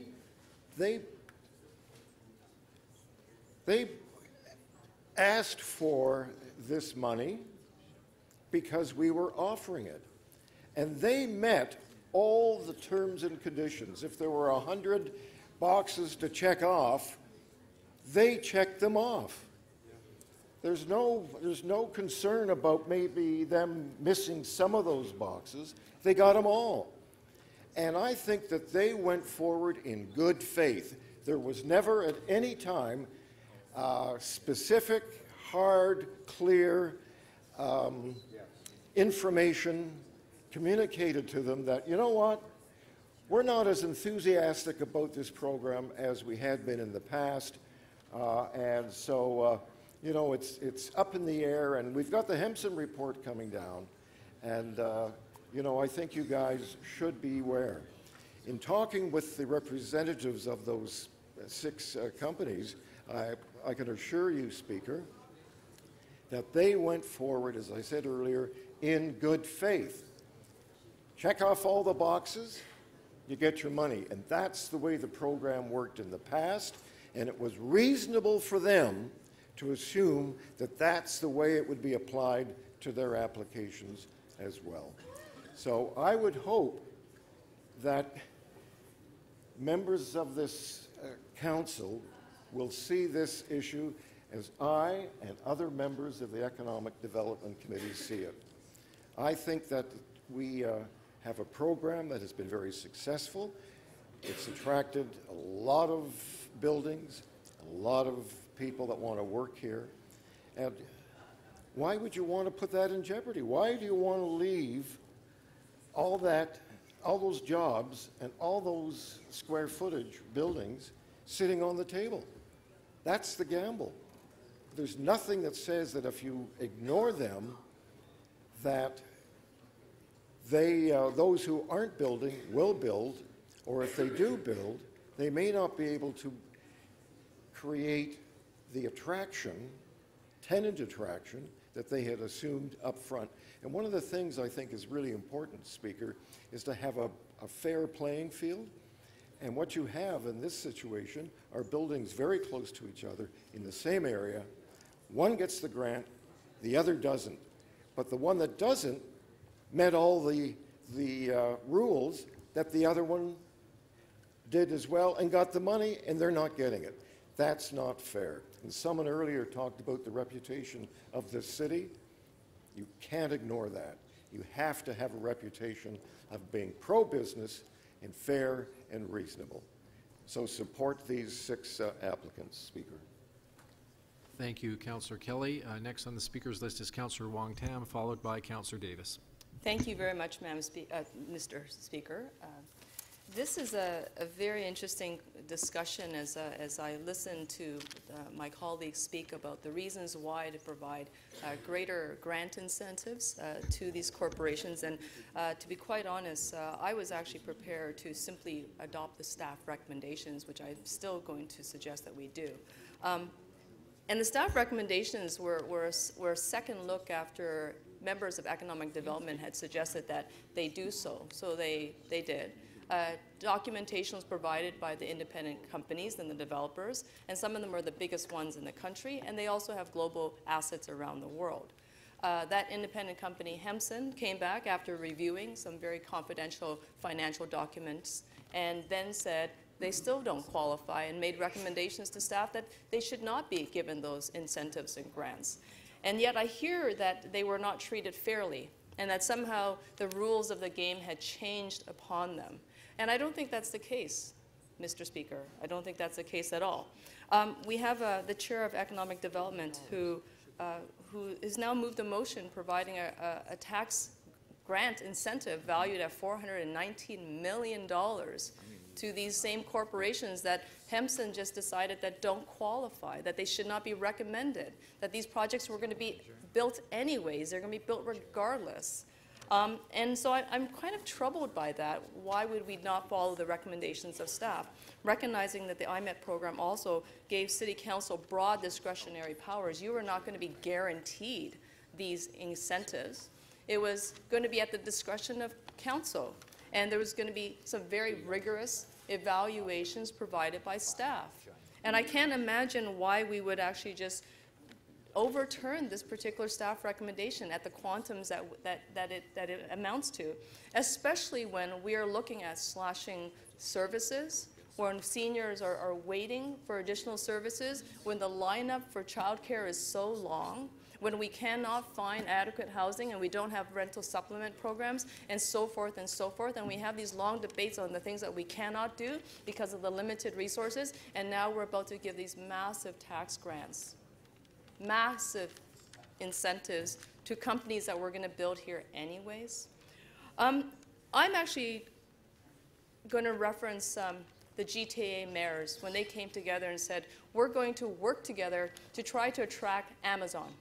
Amazon 2.0, the second home of Amazon. They needed a second global company, a second global headquarters. And the GTA mayors came together and said they would like to put together a bid. And they quoted that they should come to Toronto, this company, Amazon, should come to Toronto because we're a world-class city, because we have affordable talent, because we have a booming tech sector, because we have the highest rate of post-secondary graduates in the OECD, because the GTA population is over 6.5 million people, and we speak 180 languages and dialects, and that the diversity of our economy and our people is our greatest strength. And specifically, we were not going to be offering and selling off the city to the biggest company in the world so that they can locate here and build a few thousand jobs for us. We are not going to offer land. We were not going to offer tax benefits. We were going to offer our strengths based on what we had, which is our people. And so when I hear this debate, Mr. Speaker, I'm so perplexed on why it is that we would not be consistent when we were competing globally to attract Amazon based on the strengths that we have, and now we say, oh no, we couldn't possibly compete. We would have to now be able to, we now have to offer these pension funds and these massive developers who are doing fairly well, thank you very much, major incentives to be here when they're already going to be here, including what Councillor Davis discovered through staff questioning, is that one of them was a government tender. They're going to build regardless. Thank you very much. Thank you, Councillor Wong-Tam. Next to speak is Councillor Davis, followed by Councillor Fletcher. Thank you, Speaker. I rise to speak in favor of the staff report and not the recommendations from Councillor Thompson that are before us today. I, too, am baffled, completely baffled, about why we would consider giving $364 million to the largest corporations in this country, even some of them in the world, against the recommendations of our economic development staff and our legal staff who concur with those recommendations. And when we know absolutely, based on a third-party review, that these buildings would be built anyway. Now, we have spent about probably an hour talking about the but-for test. The but-for test says, would these developments be built, or they wouldn't be built, they would not be built but for receiving this financial incentive from the City of Toronto. And every time that these recommendations have come to us at Council, the test, the but-for test, has come forward in those reports.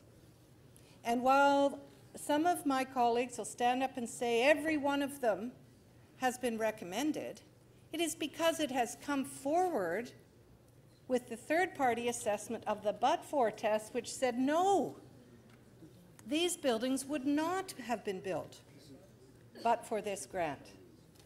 And I can tell you, I pressed Hempson the last time we had an IMET grant here about whether or not it was necessary and whether or not that building would have been built.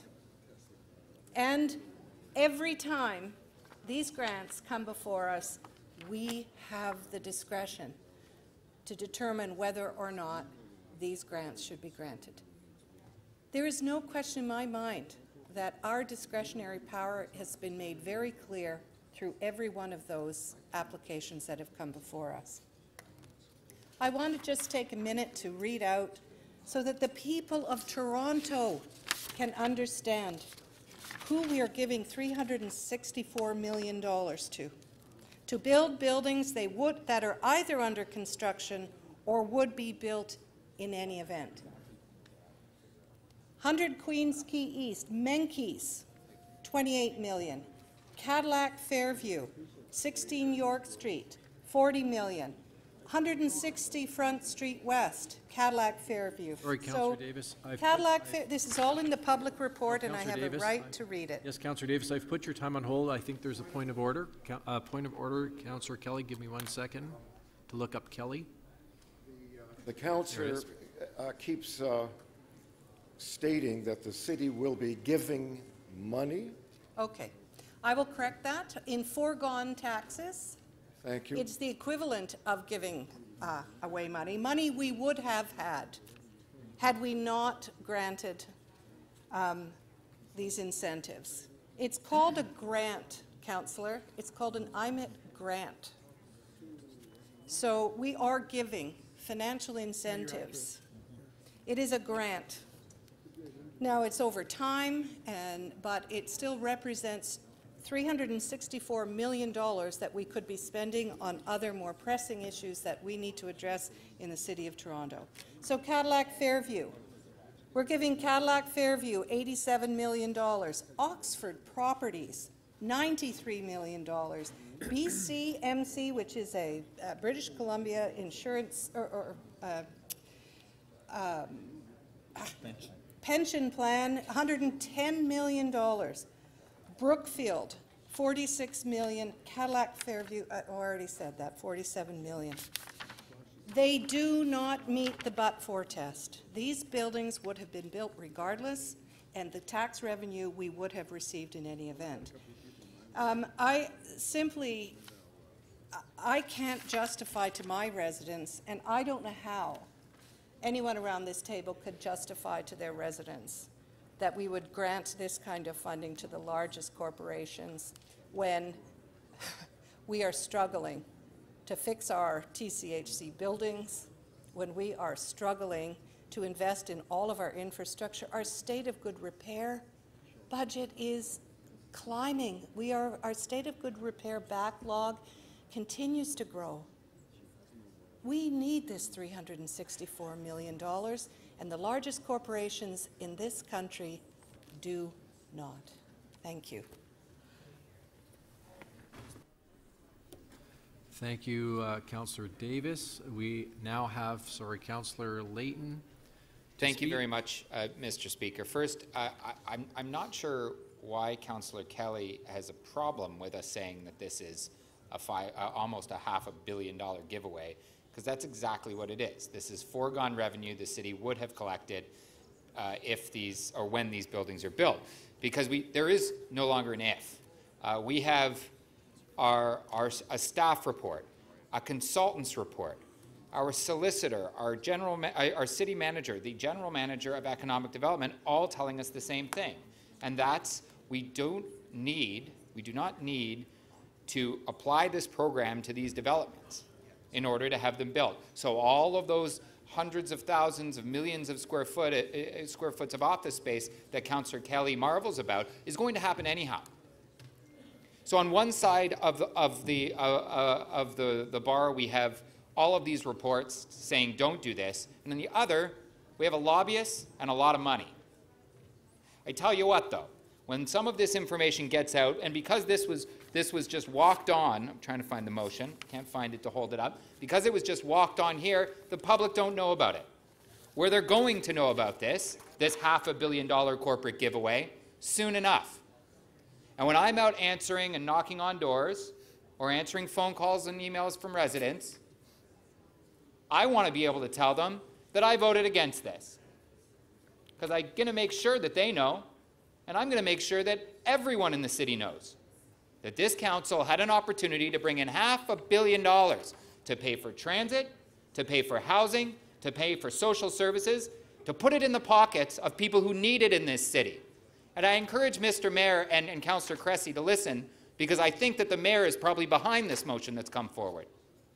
And I'm going to make sure that our residents know when they go to the ballot box that you took money out of their pockets, out of their programs, and you stuffed it in the pockets of billionaires for projects that would have been built anyhow. So says an independent independent consultant's report, our solicitor, our city manager, our general manager of economic development, all of the public servants that are giving us their best advice have said don't do this. And what did council do?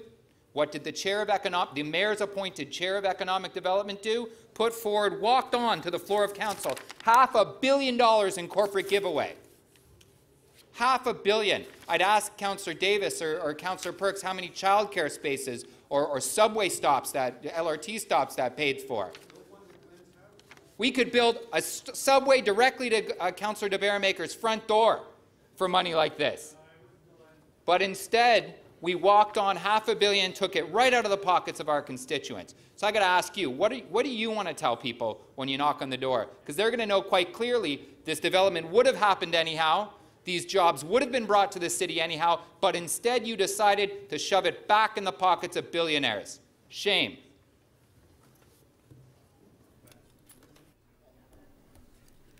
Councillor DeGiorgio. Thank you, Madam Speaker. This is a very, very interesting problem. And to really appreciate the nature of the problem, one has to look at the origin of the problem. And the origin of the problem really is, have you ever witnessed when a gas station or a gas company says, we're going to raise the price of gas tonight at 12 p.m. or 12 a.m.? Oh, the lineup. And invariably, people rush to take advantage. The oil companies do not say at 10:39 p.m. that effective 10:40 p.m. the price of gas is going up. So what I'm trying to say is the origin of the problem is when somebody announces that there will be a review to the rules of the game. The moment you say that you are conducting a review, and I'll try not to scream, that tends to stimulate activity on behalf of people who had an expectation that the rules of the game were not going to change. Now, we can argue that, well, there's no way they should get these benefits. I'm not saying that they should get the benefits. What I am saying is that council has a right to make the decision as to whether the relief should be given. We make decisions, for example, well, I won't go into this in great detail, because I can tell you there are all sorts of IMIT grants, distorted IMIT grants offered to developers in my area, but they appear in a very distorted form. Developers in my area ask for density more than what the bylaw permits, but they get relief. They don't have to give me Section 37. Nor do they have to pay development charges, because we give them conditional permits that allow them to build sooner rather than later. And they forego, or at least take advantage of, not having to pay development charges when they qualify for a full building permit.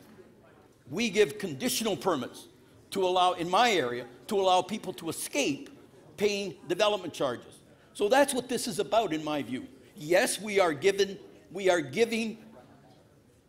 relief to these big developers, but the relief exists all over the place. You just have to recognize it when it comes your way, when the rules change. Now, I know that somebody say, well, they're going to build anyway.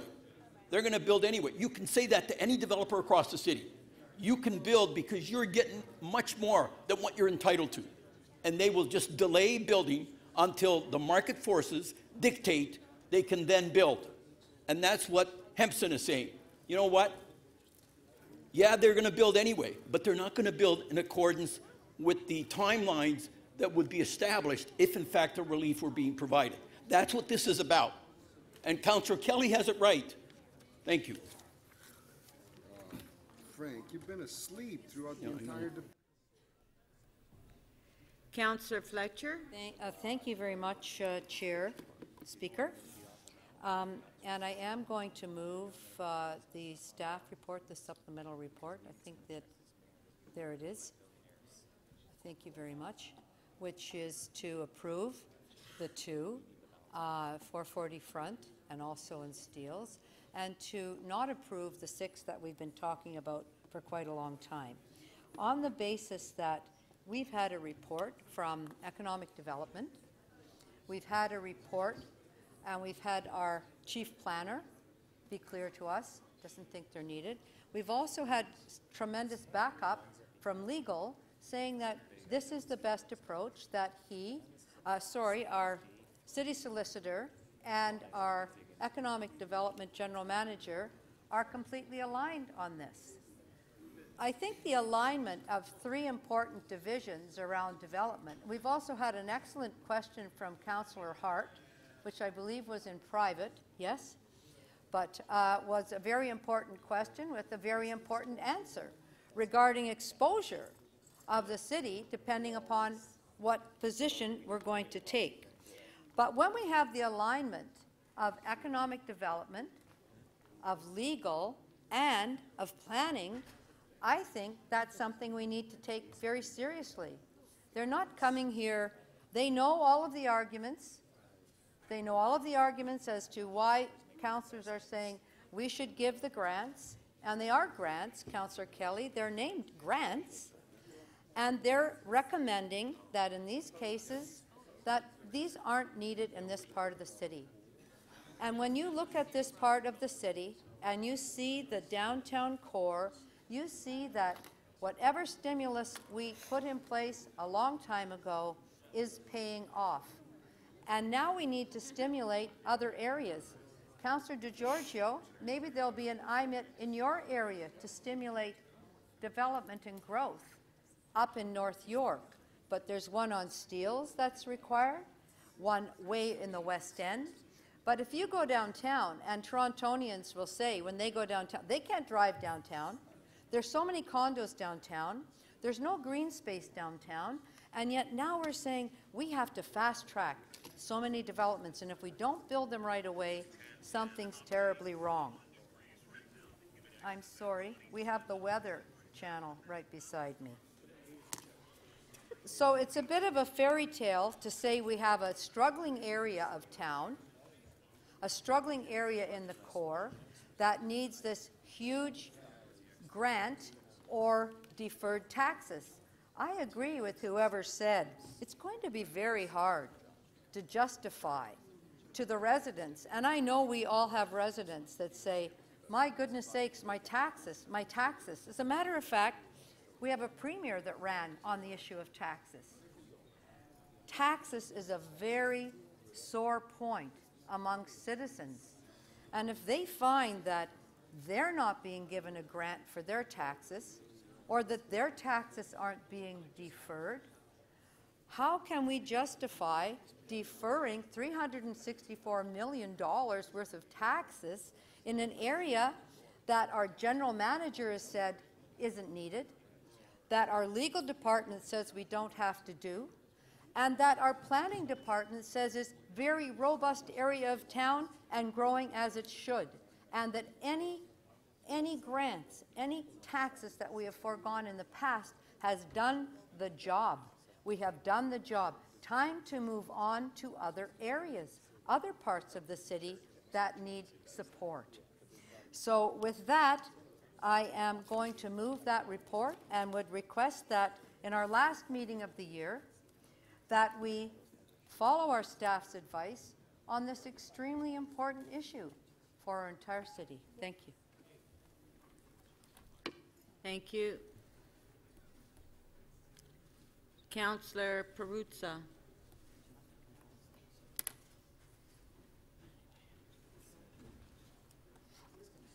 Councillor Perruzza?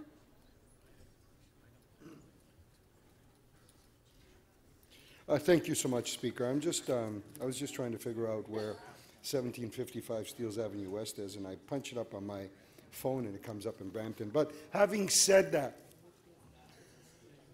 I've listened quite carefully to the debate. I've listened to the argument about shearing sheep. You know, you grow sheep and then you, I guess, meaning, you grow the city. You provide incentives to companies to come in and do things in the city, create jobs, and then that creates the wealth by which you're then able to put into programs and which essentially help people out. And quite frankly, Speaker, I believe in that. I believe that we need to have incentive programs that from time to time will give and position the city to be able to attract investment, to attract companies here that are going to create jobs.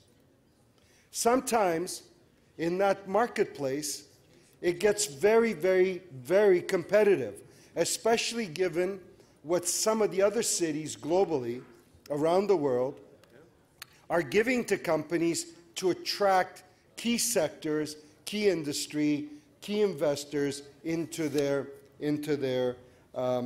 cities by way of incentives. And if you're not in that game, then you have no ability to compete to do that. And I think that most of us here would agree that that's a very, very important thing to do. However, having said that, and looking at what's before us today, and what the staff is recommending to us in saying, look, there's a couple of instances here where we believe, having tested, that's key, having tested these outfits, a couple of them wouldn't be able to make a go of it without some municipal grant incentive or grant program giving them some help to do what they would like to do. Fair enough. And they recommend 2, up to a total, potentially, of $65 million worth of incentives. I'm okay with that. If they're saying to us that they've put that through a lens, through a test, that says they wouldn't be able to make a go of it without our help, then I'm okay with that. And I'm happy to support that. However, I understand that every sheep would like, a chance at the deep grass. I get that. But that doesn't mean that they don't have enough grass to be able to grow a really nice wool.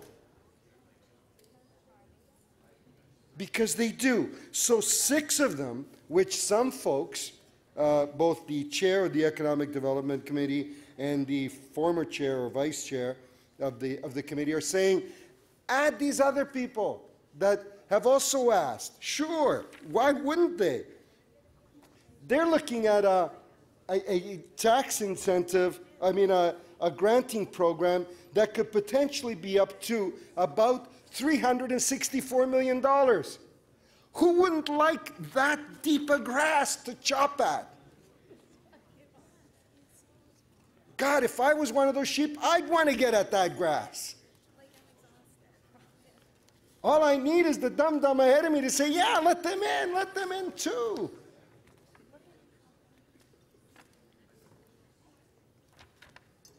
But what's clear, Speaker, is that these other 6 don't meet that test. They are like everyone else who comes to the city and is able to do stuff because they would be doing it anyways. That's what's really, really clear. And for us to just simply willy-nilly then open the gates and say, here you go, folks, well, then there's no limit to that. That's a gate you'll never, ever close again. And then Thank you, Councillor Perruzza. Councillor Shiner to speak. Madam Speaker, I rise on this issue. First of all, there's 2 parts to it. I strongly support the recommendations from Planning and Growth, which would continue the grants, and I would ask my colleagues, please be very careful. The motion from Councillor Perks will stop that. And only sections 3 and 5 will do any improvements. The other 3 sections will stop the grants, in particular for office space. So let's go into the issue. If you go back just a little bit in time, not even a long way in time, we couldn't get office buildings at all anywhere in the city. They're all going out to 905 because of the difference in the property taxes, and it was worth the drive to wherever they would go, and we lost thousands and thousands and thousands of jobs to offices that were built in old farmland with cheap taxes. Now, transportation issues are coming upon us. It's getting worse, harder, and actually people are seeing that it's worth moving into these areas, and our downtown has had a substantial regrowth.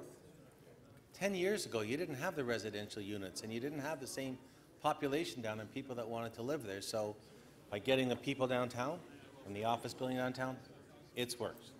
And I think that now this new plan will take it out to the more suburban areas and stop it downtown. That's what we want to do because we desperately, desperately, desperately need employment buildings throughout the rest of the city.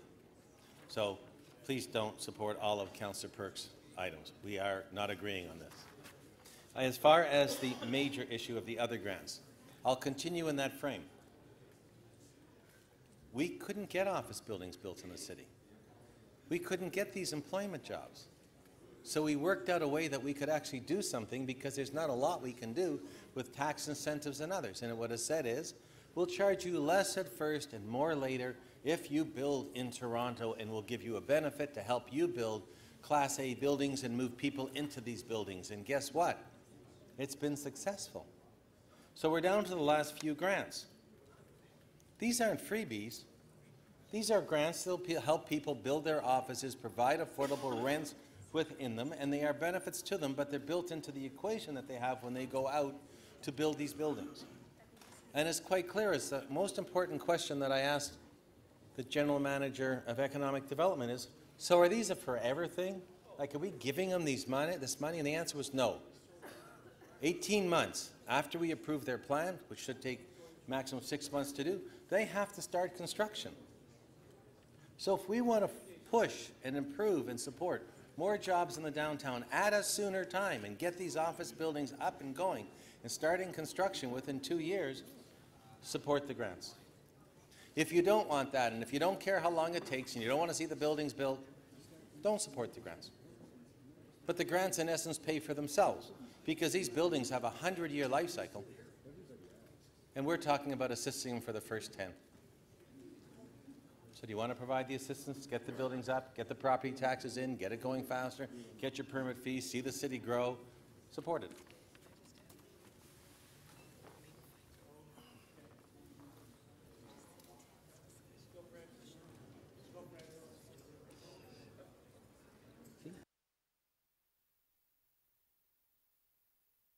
Is that it for the speakers?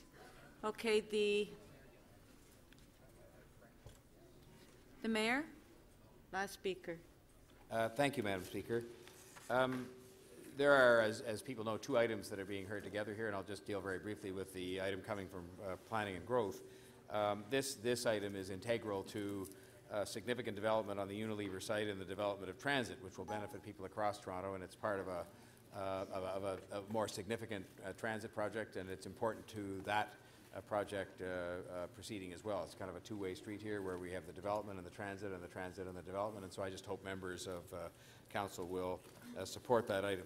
With respect to the other item coming from economic development, I want to say this. First of all, there is no question, and we have the material in front of us from our staff, and obviously we know the recommendation that they've made here, and we know the motion that Councillor Thompson has put forward. But in the report that was dated January of 2018, addressed to the Executive Committee from the Deputy City Managers and the Acting Chief Financial Officer, they did indicate, and a number of members of Council, Madam Speaker, have spoken to these facts, but I think they're worthy of repetition. A total of 31 projects have been approved. The developments are expected to provide 1.1 million square meters of new employment space, 1.1 million square meters, not square feet, square meters of new employment, support 47,000 new or retained jobs, that they will yield $889 million in new incremental taxes over the 10 to 12-year payment period, as opposed to, by the way, the 100-year life cycle that somebody just mentioned, Councillor Shiner, of these buildings, and so forth and so on. And it goes on to then talk about what the city will end up getting net and what the city will get, I guess, gross once the once the benefits of the program have been fully received by these people who will be substantial taxpayers. Now, that is sort of a historical review and very brief summary of the program itself, but notwithstanding all those benefits and all those numbers and all the benefits historically and the root causes of why the program came into being, which was, and we forget how soon it comes. I mean, these periods of time when we're scrambling around trying to get anybody to build anything right now because we have the luxury of being in a period where more people are building more things. Sometimes one might argue too many in some places, but we forget that. But having said all that, I became a supporter soon after I came here about the need to rationalize and I'll call it reform this program to make it much more selective. And of course, we're in the process of doing exactly that. And I believe that is the right thing to do. But you have people here, and this is the reason why I will support Councillor Thompson's motion, because there are people here who submitted applications in good faith, and I'm not saying anybody here acted in bad faith, but there are people here who submitted applications in good faith, and in some cases I believe I'm correct in saying that 18 months passed by, and in fact during that period of time they started the construction, and there was no phone call received saying, oh, by the way, that application you have in here, that's not really going to be valid anymore, or that the new rules, or the way we're applying this, or the way we're doing this. And they might have reason. People have asked the question, I've heard during the course of questions and discussions, to believe that it's possible one could be turned down. And I've checked, and I believe I'm correct in saying that at this level, at City Council, there has never been one of those applications turned down, ever. And so I think that what you have to look at here is, not some of the inflammatory things that have been said with respect to, what we're denying other people by doing this and so on. You have to look at what is fair and what is right. And I am strongly supportive of changing the rules on this program. I'm supportive of the direction in which the staff have recommended we go, which is to confine the application of the program to certain parts of the city where we're not getting any development, quite frankly. But I think in this case we are dealing with people who put in applications, had them sitting here for some considerable period of time, not 2 weeks, not 2.5 days, but in some cases 18 months, and that fairness says we apply the same approach to them that we have approached in the past, and that we be consistent in the way we're going about this, especially when some of them have got to the stage literally over that period of time when the application was in, where nobody called as they put shovels in the ground and started to spend substantial sums of money and said, oh, by the way, you should understand you're not going to get the money, or it's highly unlikely, or we'll recommend against it. And so that is the reason why I will vote for this, being a supporter, a strong supporter.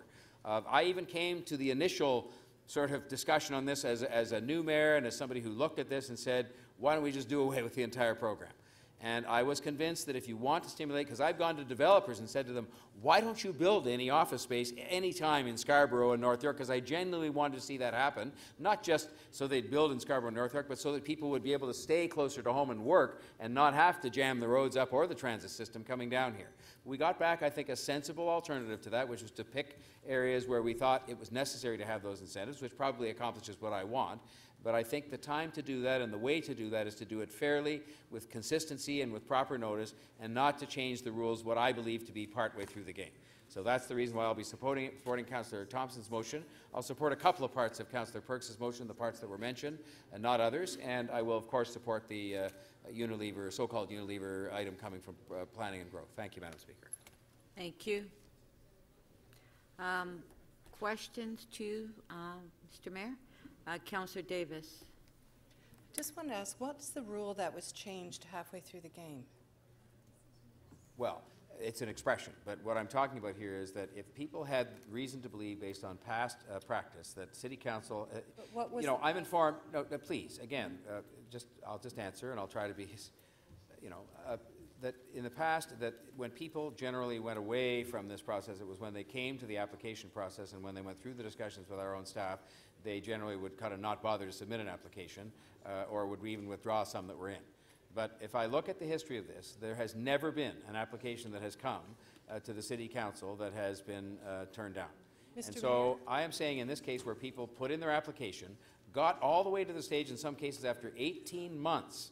So that's partway into the game, and I don't want to refer to it as a game. It's an expression perhaps I shouldn't have used, because we're not talking about a game, but it is partway through the process, 18 months in this case, when they've been making their decisions and getting their financing and starting to actually build their building, that is not the time when they suddenly should be confronted with the fact that we have taken a different approach or we're taking a given approach. I think we had some obligation to say to them So, Mr. sooner Mayor, than we... Councillor Davis, please. All right, no, it's fine. I've taken long enough to answer, so fair enough. Fair enough. So you would agree, though, that no rules were changed? There were no changes to the policy? Maybe just yes or no, there were no changes to the policy? I don't need to have you tell me. We're not in court here where you get to tell me yes or no answers. Okay, well, I'm glad that you, I just want a short answer. Sometimes you do speak too long.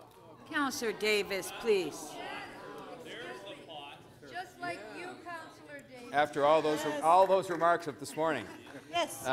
So, leaving that aside, I will just say to you that we're in the process of changing the rules, but the bottom line would be this. I just think it is sound practice. Let's put it that way. Let's get away from changing the rules or changing process or having people get partway through a process and not understand what's going on.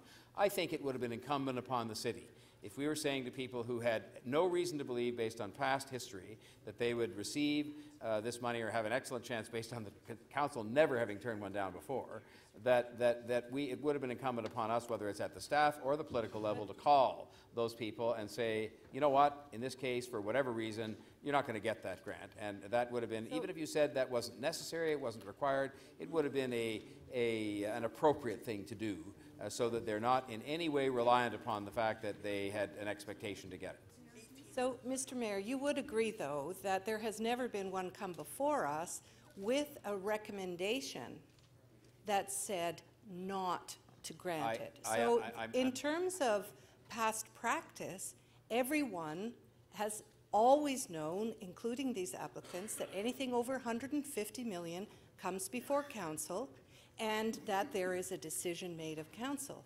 And you would agree that all of the ones that have been approved in the past have come with a positive staff recommendation. I didn't ask that question, but I'm quite prepared to take your word for it. I'm asking you, would you not agree that everyone that has come before us has come with a staff recommendation? I just said I don't know that that answer is correct, but I'm prepared to take your word for it. If you say that's true, I didn't ask anybody to verify that that's true. I just know that no application's ever been turned down by council. I take yes for an answer, Councillor, respectfully. Well, I'm saying yes. If you say so, I'll accept your word. It is true. Right. That's why this is different. And I guess I really want to understand why, when council has so many pressing issues, why would we give $364 million to the largest corporations in this country? You know, I will say this in response to that question. The fact these are the largest corporations in Canada, I think, is such a red herring. The fact of the matter is they're also the people who create thousands upon thousands of jobs that your constituents hold down. Yes, they make investments in this city that your constituents benefit from. They pay tax revenues to this city. I think Cadillac Fairview, one of the companies, is the single biggest taxpayer in this city. And I think the notion that you put these people down, as have other councillors, I think is disgraceful. These are people that are making the economy go. Government doesn't create wealth. Those people do. They create jobs, they pay taxes, and they finance every activity that we undertake in this chamber. Yes, and I think the notion that you and other people in here put those people down, you should be ashamed of yourself. Ashamed of yourself. I'm ashamed that we're You'll have time to think about that when the election's over. Okay, thank you, Thank you. Thank you, Councillor. Thank you, Councillor Davis. Councillor Perks. Thank you. To you, Mr. Mayor. So you heard when Mr. Williams said that every single one of the applicants here was told from the beginning that there would be a requirement that council approve that. You heard that? Yes, indeed I did, and I also understand that they would think of that council approval as something that is fairly routine in that, and that's why I'm saying I think we at the staff level or the political level or both had an obligation to call them, because if they checked the record they would see that the record of council approval was 100% in favor of these applications, not 96, not 43, 100%. Thank you. You also listened when Mr. Williams said that the program has always been based on a but-for examination. The city evaluates their application to see that but for the tax grant, they wouldn't build. You heard him explain that that's always been the case. And yes, and I understand the thank point. Now, just let me answer now. You've asked. I understand the point, and I would say to you that if we were sort of saying, well, look, this is that time when the but-for examination has produced a result for you, the notion that it took us 18 months to the point where at least one, I think more of these projects would be under construction with people spending money on an assumption they made, and you can question that, but an assumption they made that since the approval rate in the past had been 100% at council, that they'd factored that into to the point where I think we had some documentation in front of us where the LCBO and Menkes in one case made a deal and they set their rents based on the assumption, based on 100% council approval, that this money would be forthcoming. And so I think, isn't it interesting that there was no phone call made, notwithstanding what you were saying was true, that said, well, you know, by the way, the but-for examination's happening, or it has happened, or will happen, and you shouldn't, you know, you should be clearly understanding that what you saw as 100% approval rating in the past might be different this time. And I think that was not the best of process followed by us in that I have case, two more questions, just two. The first, the premise is that they heard nothing in the 18 months. You're aware that within the 18 months, and that's only one of the projects, others were much shorter windows, that council had a report in front of it suggesting that we no longer give grants in the areas where two of these people applied. So they would have noticed that. They would have noticed there was something of an amber light starting to appear on the horizon. You're aware of that as well? Yes, of course I am. Because okay. I If I could get my final question, sir, please. My final question. Mr. Councillor Perks. Okay. Please. I mean, again, to be fair. Councillor Perks, allow the mayor. You only have 3 minutes because, okay, well then. No, actually, it's 5 minutes. My final question is. No, but let me answer the last one then before you take to answer the next one. I've now even forgotten what it was. On a number of boards of directors. Would you ever? Amber Light. Would you ever go and spend money without a signed contract from the government? Based on that money coming. Would you ever direct your staff to go spend money without a signed contract? The Amber Light goes both ways, Madam Speaker, through you to the councillor, which is that I think that, and this is what I've said here, that I think that we had some obligation, which as far as I know we did not carry out, to say to these people, you know, you might take a look at this report. I know they follow these things, but you might take a look at this report. You might also understand there is some other process underway that is going to call into question this application you put in a year and a half ago or a year ago, whatever they all were, and that, you know, we should, and I think the discussion might have even been more explicit than that. It should have been. And I'm just saying that. But having said all that, that is the, yes, I stand by that point, because I think that notwithstanding whatever I would have done as an executive, I think that we have the obligation as the people who are receiving and processing these applications and deciding or not deciding to give the money to make sure we are fair and equitable and consistent in the way we communicate with people about what our plans and intentions are. And in this case, 100% of applications coming before City Council were approved in the past. Okay, thank you. Okay, ma'am, Kirk, ring the bells. Oh, sorry. Councillor Fletcher. Good. I was going to ask about Hempson, but That's the spirit, Paula. get to the vote. I don't think it'll make a Okay. difference. No, it won't. I get.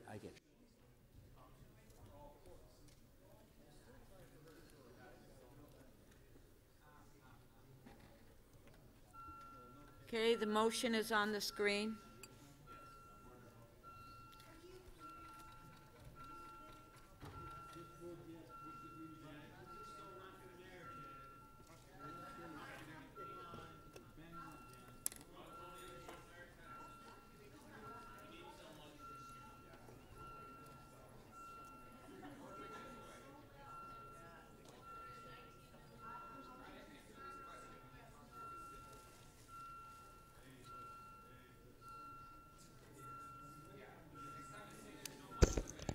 Councillor Perruzza, please.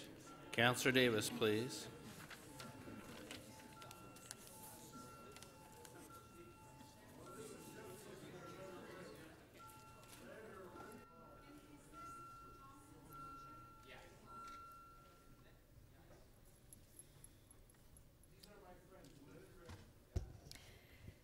The motion does not carry. The vote is 20-20 for each side. It loses on a tie.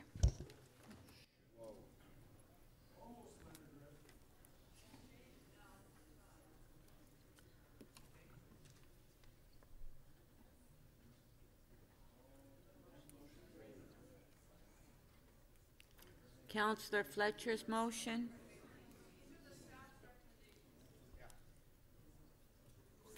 Yeah, recorded vote.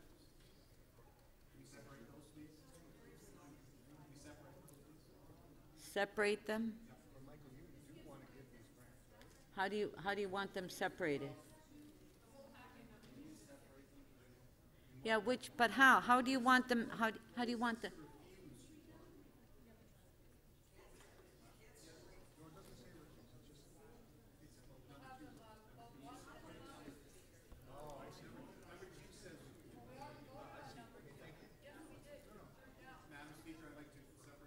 Yes, I know. I'm just asking how you want them set. We've already voted on the substance of number 2. Speaker, on a point of order? On a point of order. I don't know. Let the clerk figure it out, okay, please? Okay.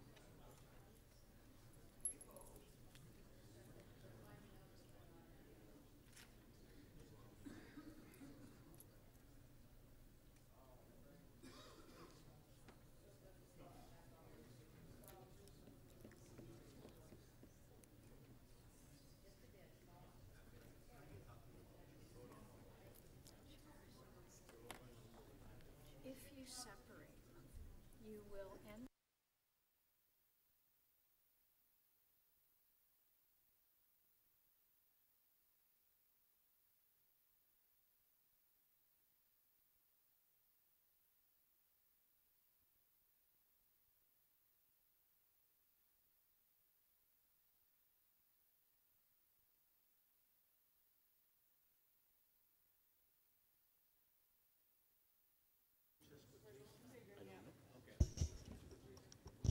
It's not possible at this point to separate out Councillor Fletcher's propositions because they stand as an alternative to Councillor Thompson. And Councillor Thompson's motion has already been voted on. So you cannot vote on the same proposition twice. It's one option. It's one package.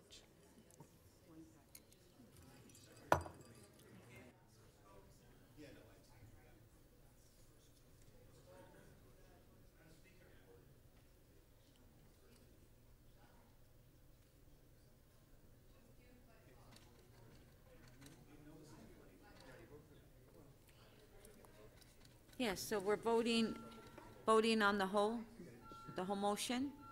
Okay.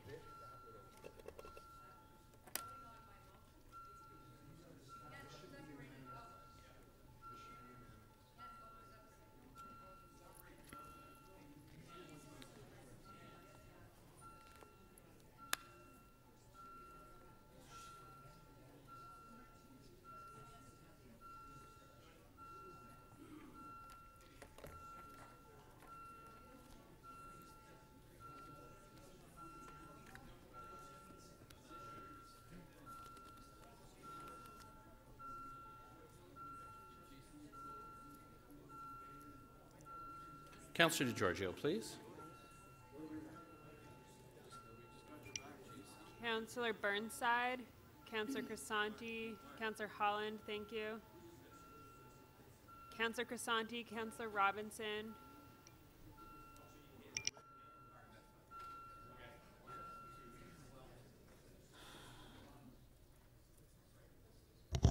The amendment carries 34-6.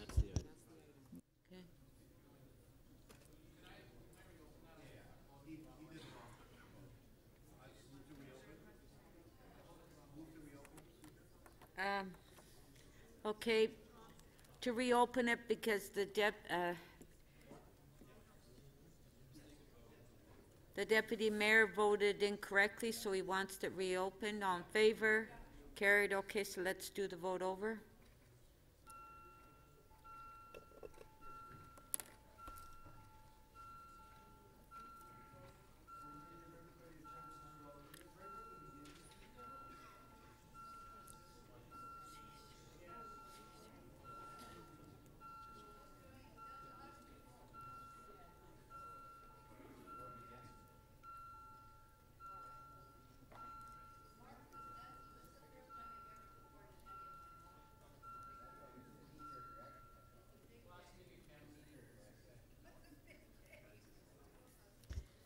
The motion carries 39 to 1.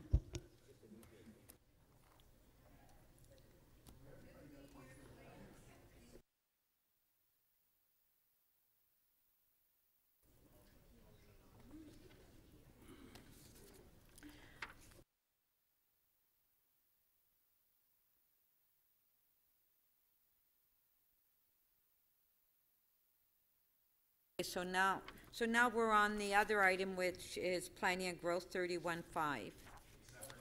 Yes, we'll separate that, and it's Councillor Perks' motion, so we'll separate it. 1, recorded vote.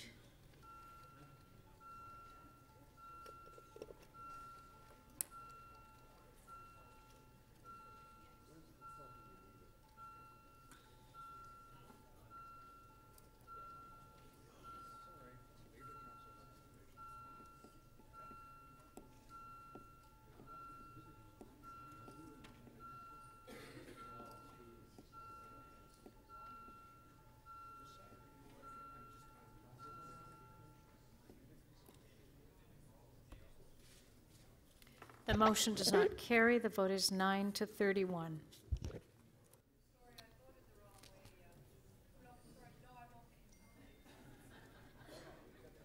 Okay, number two, recorded vote.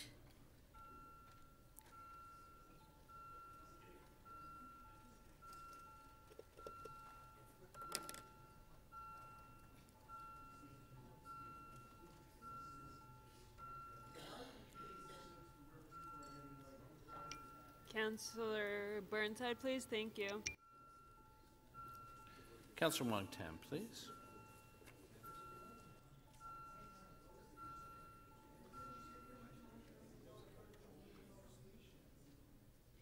Part 2 does not carry. The vote is 13 to 27. Part 3, recorded vote.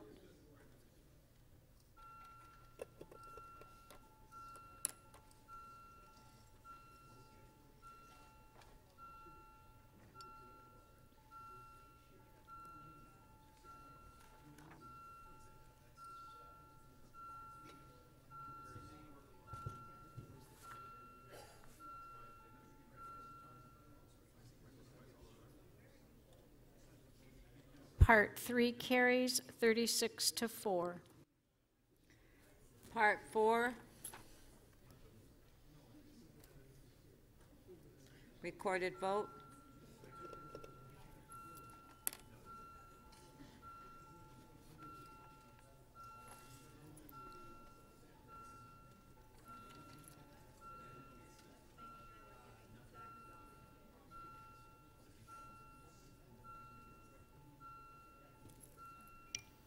Councillor Fillion, please.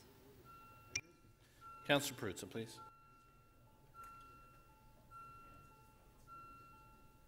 Councillor Perruzza and Councillor Fillion, please.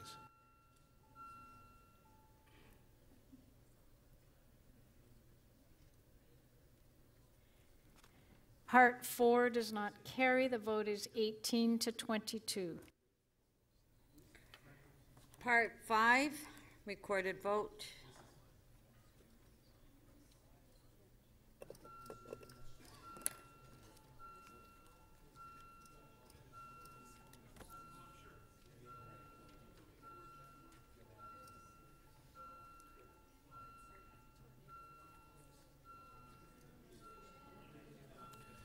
Councillor McMahon, Councillor Perruzza, please.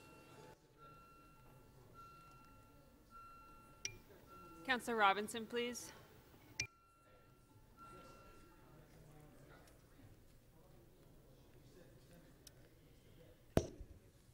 Part 5 carries 33 to 7.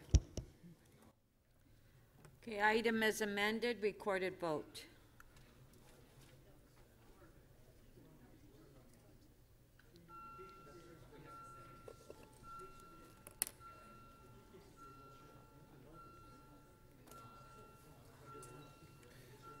Councillor Perks, please. Councillor Davis. Councillor Mahavik, don't leave the floor, please. Councillor Mihevc, please don't leave the floor.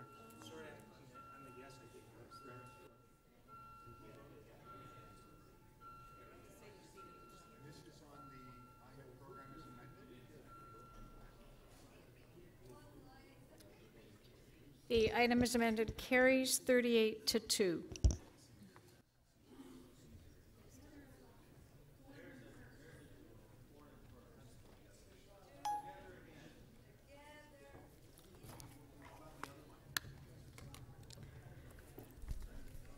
Okay, so, Councillor Matlow, is your motion in yet? Do we have okay, Councillor Matlow, on page 3, CC 44.2. Councillor Matlow?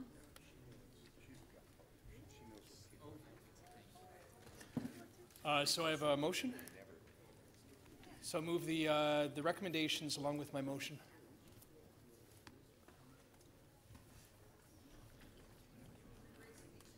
Okay, so the motion's on the screen. This is on page 3, CC 44.2. The amendment on favor.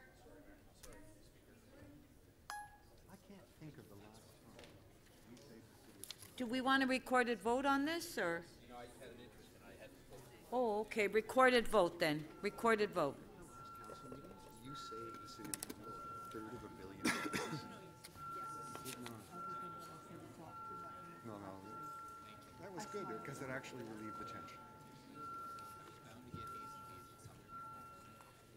Councillor Karygiannis, please. Councillor Sao. Councillor Perruzza, please. It's just to support school capacity. Which I'm proud of. Councillor Crisanti. It means, I can answer it. It means that it's critical to have school capacity. Speaker. Francis, this microphone's on.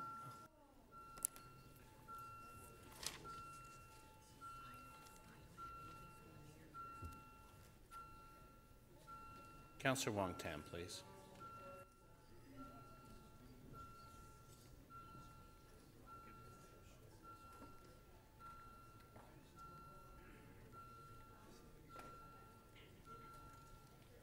Councillor Perruzza, may we have your vote, please?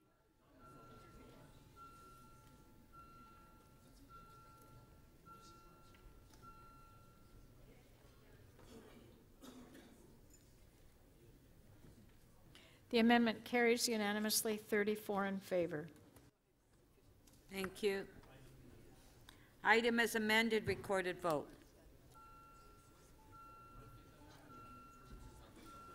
Councillor Perruzza, please get off the phone.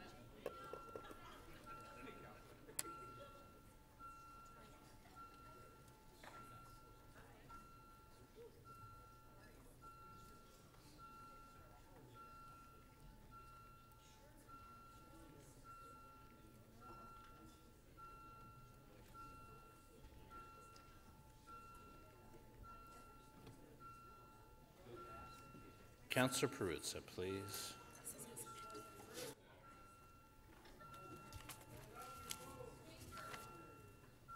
Councillor Crawford, please. Councillor McMahon, please.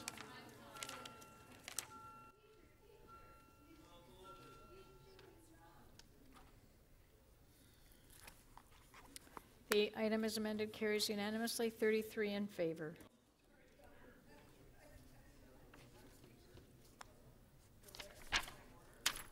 Point of order, Councillor Fragedakis. I was wondering if 15 minutes before the dinner break, we could do some quick releases. Hopefully that people feel inspired to let some things go.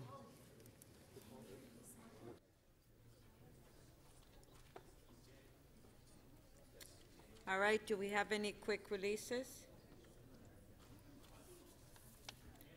Councillor Fragedakis? Yes, it's on page 5 at the top of the page, PG 31.4, second units, official plan amendment, final recommendation report. I've had my questions answered. I know Councillor Holiday has wanted to have a recorded vote on the matter, so if we could have a recorded vote, that'd be great. On page 5, PG 31.4, Councillor Fragedakis is releasing recorded vote.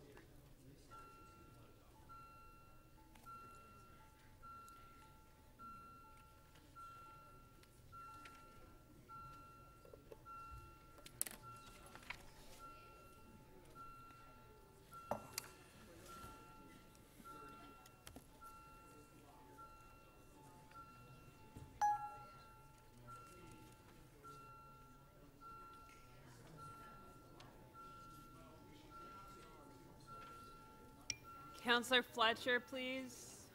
Councillor Perruzza, this is the third time. You're on the phone. Councillor Robinson, when you're seated, please.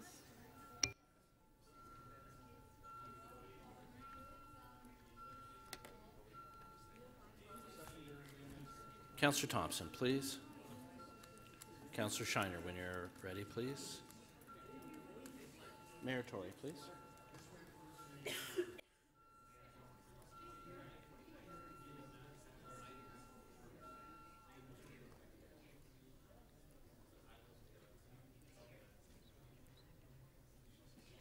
The item carries 32-2. Thank you. Councillor Davis? I'm going to try. Page 7. TE 34.22, the Danforth Planning Study. It's just been several days, so... So it's not a Okay. quick item. Well, then it's not a quick item.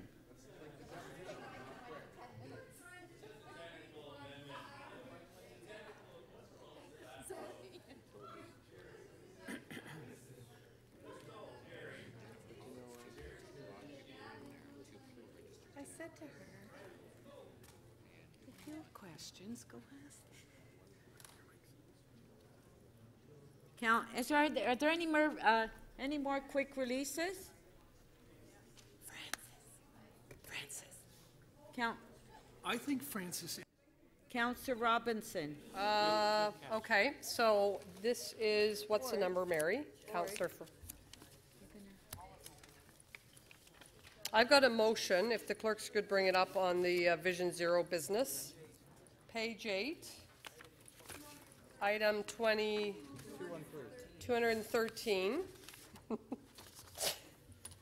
And it's just a couple quick little Councillor amendments, Robinson. words that staff have added in. Councillor Robinson, I'm sorry, I didn't hear. Oh, I'm sorry, I'll say it again. What was it, Mary? Page 8. Page 8. PE 34.213. Okay, at the bottom of the page. Yes, I want to make a big speech. No, there's just, there it is. Just a couple words added in by staff to ensure that it's the council-approved locations. But Councillor Fletcher held the item down. Oh, well, Mary told me, Councillor Fragedakis asked me to release it. Okay, so it's not a quick item. Okay, well, Mary's seen it. Okay. Okay, this is for only quick items. Councillor Fletcher? It's okay. I'll have a chat with, well, then we'll. All right. Councillor Holliday? Thank you, Madam Speaker. It's MM. I'm looking for the page. I'm sorry. Page 11? Page 11, MM something. 4490? 50, MM 4450. If council will permit me about 30 seconds to explain why I don't support this, I can let it go with a recorded vote. Yep. And all I would like to say is I'm very concerned about this. This is a program that proposes a report back about having the city getting into the grass cutting business on boulevards, which are very large in Etobicoke, I can tell you that. It's half a lawn. And also take responsibility to fix sod every time it gets broken. And we already have a municipal code that places that responsibility on owners. So I don't understand why would we would want to get into this business. I cannot see this being sustainable, and I can't see people ever being happy with the level of service that we could ever provide, because we cut grass like 7 or 8 times a year. And so, you know, you'll have a strange situation with a long boulevard and maybe a short lawn. So I really don't want to see this report come to Public Works because I don't think it's practical. I understand the idea behind it and the sentiment, and maybe there's a better way to help people, but I don't think this is it. Thank you. Okay, recorded vote. Members' motion number 50.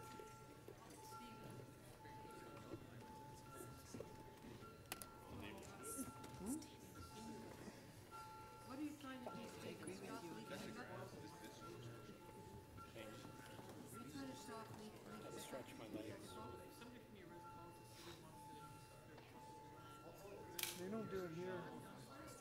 But then, honestly, why are we doing it? Why was that deemed urgent? There's a longer discussion. I'm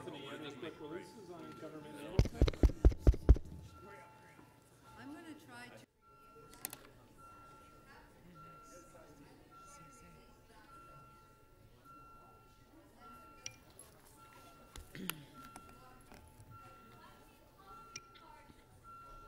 Councillor Crisanti, please.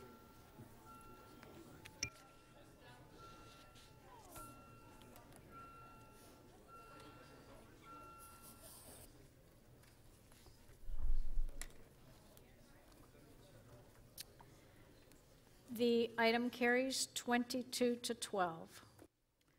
Councillor Perks. Yes, Speaker. On page 6, EY 3287, proposed amendments to Chapter 918, parking on residential front yards and boulevards for Ward 11. I want to acknowledge that you've been working with me on this and you have a motion that while I can't vote for it, it means I can let it go without debate. Okay, so we'll put the amendment on the screen that I've been working on. Recorded vote.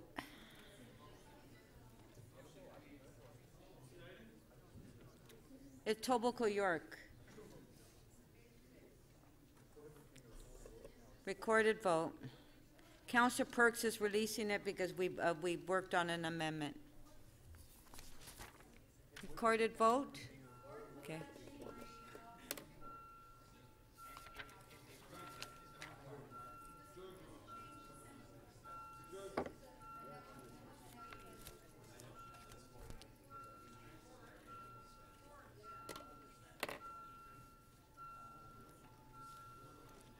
Yeah, it's in my ward. Yeah.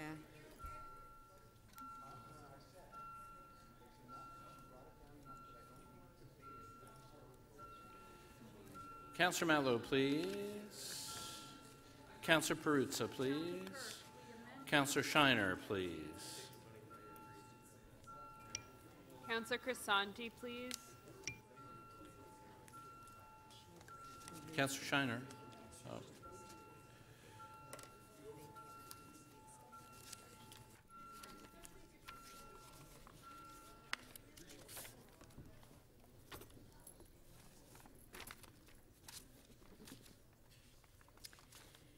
The amendment does not carry. The vote is 17 for each side. It loses on a tie.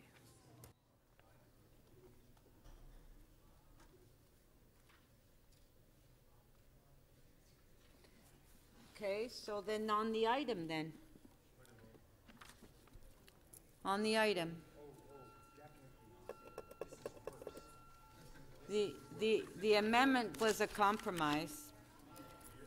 This is on the, yes, it's in my ward, it's the Community Council report.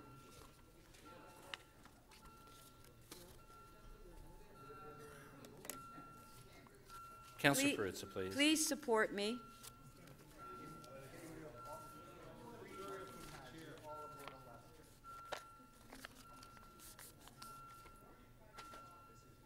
Councillor Perruzza, please.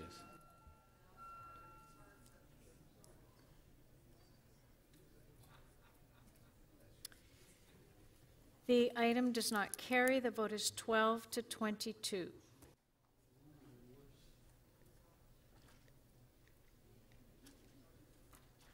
Thank you.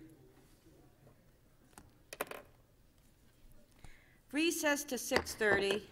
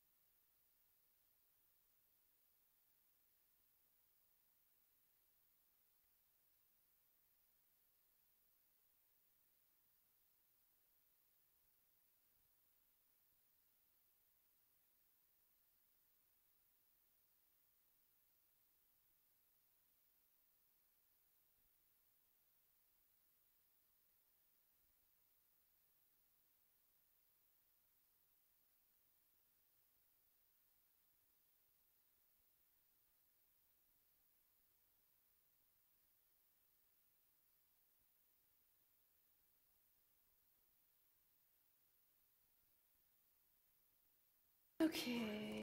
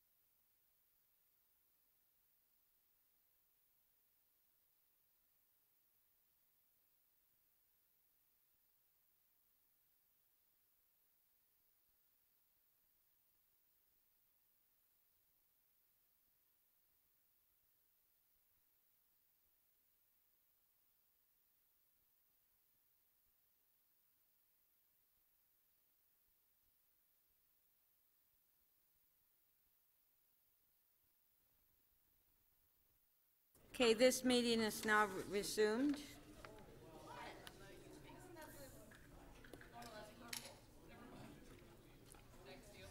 I would take the release of Member Holtz. Anthony.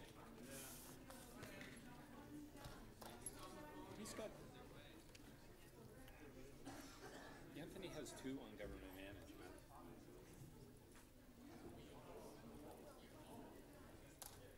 Councillor Cole. Thank you. Thank you, Madam Speaker. I can release with a motion. Okay, just one sec. What? Hello, everyone. Have you resumed council? Has the meeting started? Yeah.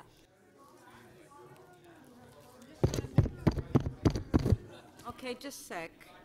I can't seem to get every...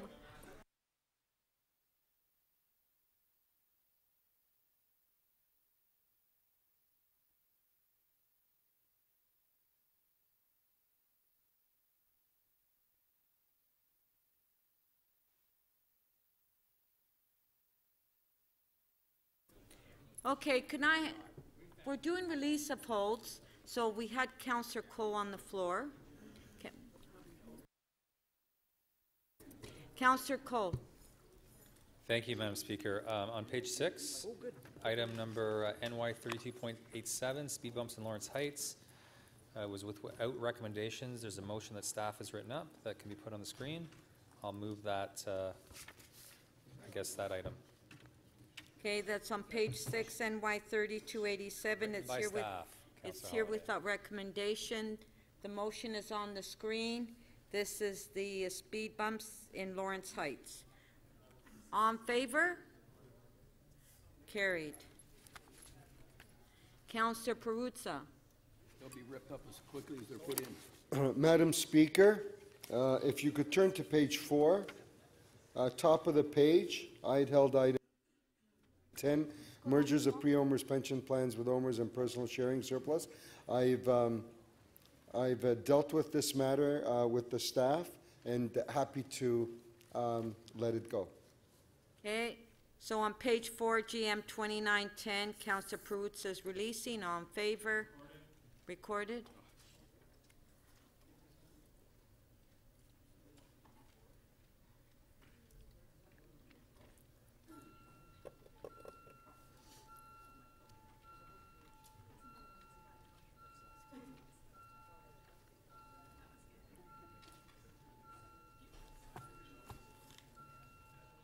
Councillor Wong-Tam, please. Councillor Perks, please. Councillor Holland, please.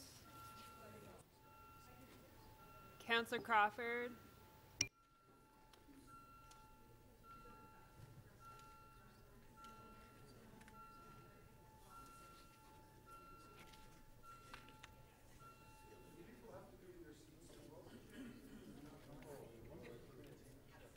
The item carries unanimously, 32 in favor.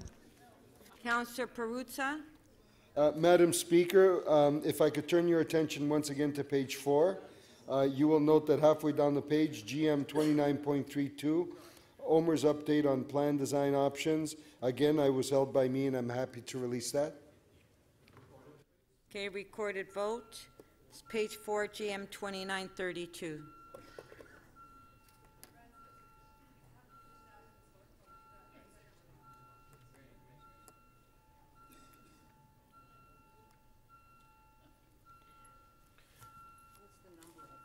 Councillor McMahon, please. It's Councillor Perks. 3287. Councillor Pillion, please. Councillor Burnside. No, but you have to... Councillor Crawford.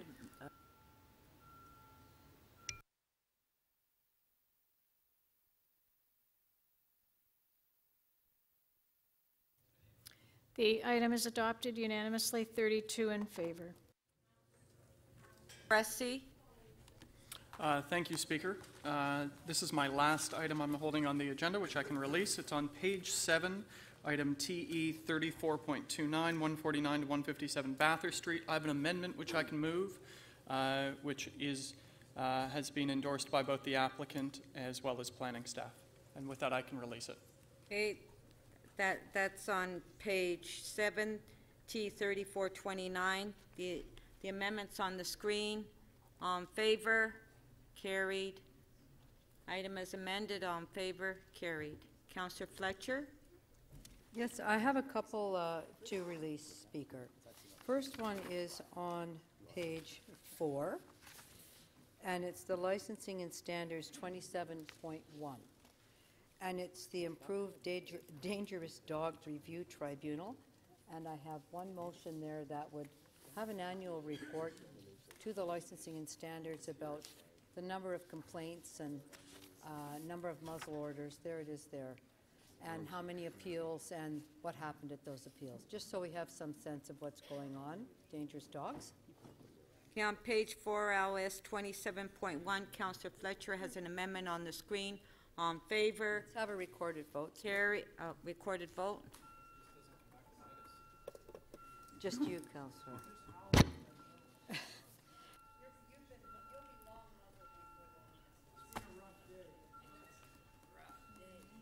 Councillor Perruzza, please. Councillor McMahon, Councillor Wong-Tam. Councillor Cressy, Councillor Fragedakis, please. Councillor Thompson, please.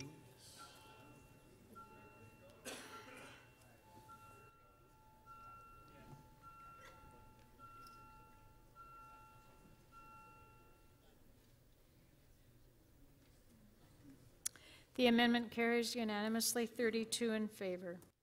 Councillor Fletcher? No, also on page 4. Oh, sorry, item is amended, all in favor? Carried. Page 4, 31, PG 31.2. This staff, I've been waiting all council for the staff to complete the negotiations on this. Did it get passed around? Yes? Yes, it's fairly lengthy, and it is basically the whole zoning amendment and subdivision application, this being on the employment lands in Eastern Avenue. So that's been a long negotiation. It's in front of us today. I'd like to move the staff supplemental report, and also there's 3 other motions attached to that, one about a configuration of an intersection and the other with some signage that's been waiting to be resurrected or erected there since 2002. So that's only 16 years, not bad. Fletcher delivering for the dance floor. Okay, on the amendment, First Amendment, all in favor? Carried. Pretty major, it's a pretty major development there, 7 Okay. acres, and the city has a major section 37, so I'd like to, it's pretty major, if you don't mind. Recorded vote. Staff recs.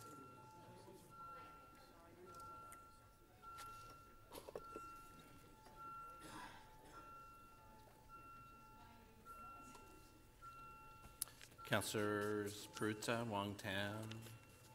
Councillor Davis, please.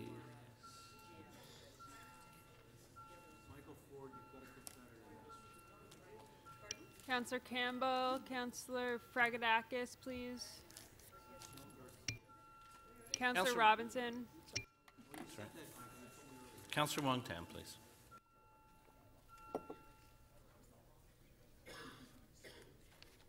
Motion A, the amendment carries unanimously, 32 in favor. Yes, go ahead, whatever you want. I'm happy to do B, just by hand. Okay. Number B, all in favor? Carried.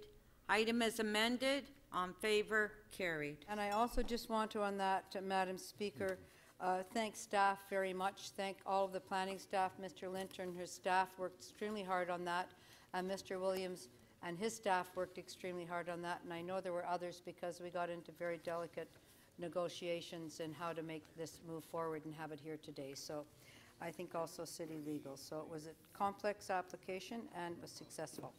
The next one is the one that I was holding, TE page 8, TE 34.213. And Councillor Robinson has an amendment, and I'm fine with that. I'll release it with her amendment.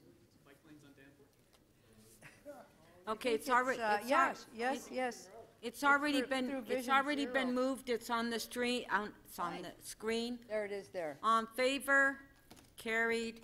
Item as amended, on favor, carried. And then, Speaker, I'd like to ask the indulgence of council. Before dinner, we voted on an amendment you'd put forward that lost on a tie, and then the main motion, which lost overwhelmingly. And I would like to reopen so you can put the amendment again. I think that is only one street, and I would like to vote, be able to support the one street, but not the report. Okay. No, Councillor Fletcher is opening the whole, all in favor, reopen, recorded vote to reopen. Just for the one street. Recorded vote. Thank you, Councillor Fletcher. Thank you. Yes, thank you, I appreciate that.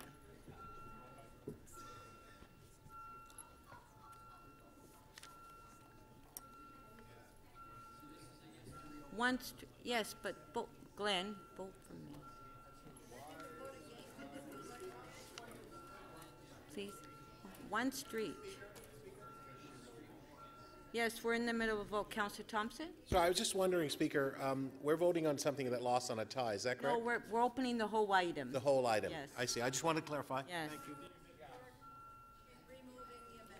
Yeah. Councillor Perks, please.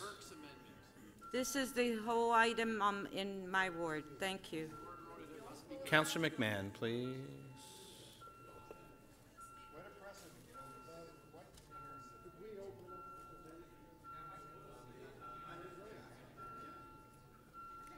Some of the members weren't sure about the amendment, that's why.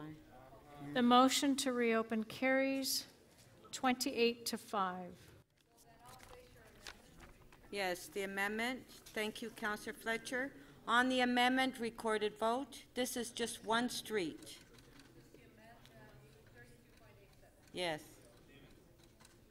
Recorded vote.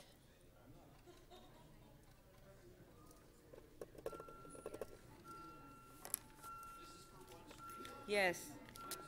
Yes.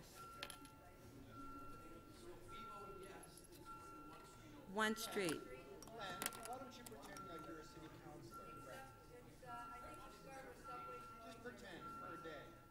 Yes.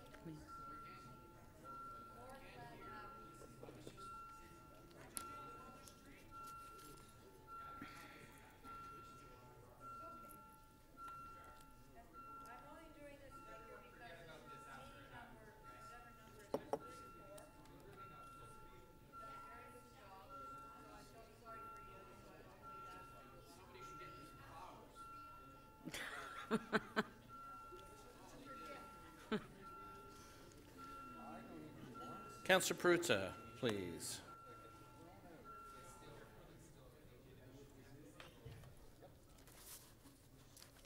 The amendment carries 20-13. Thank you. Councillor Holliday. Oh, item is amended. On favor? Recorded.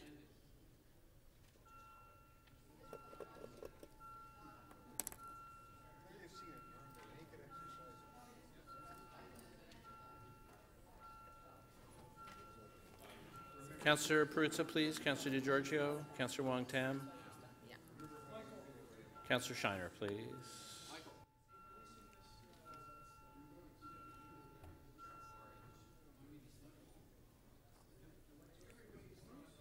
The item is amended, carries 23-11.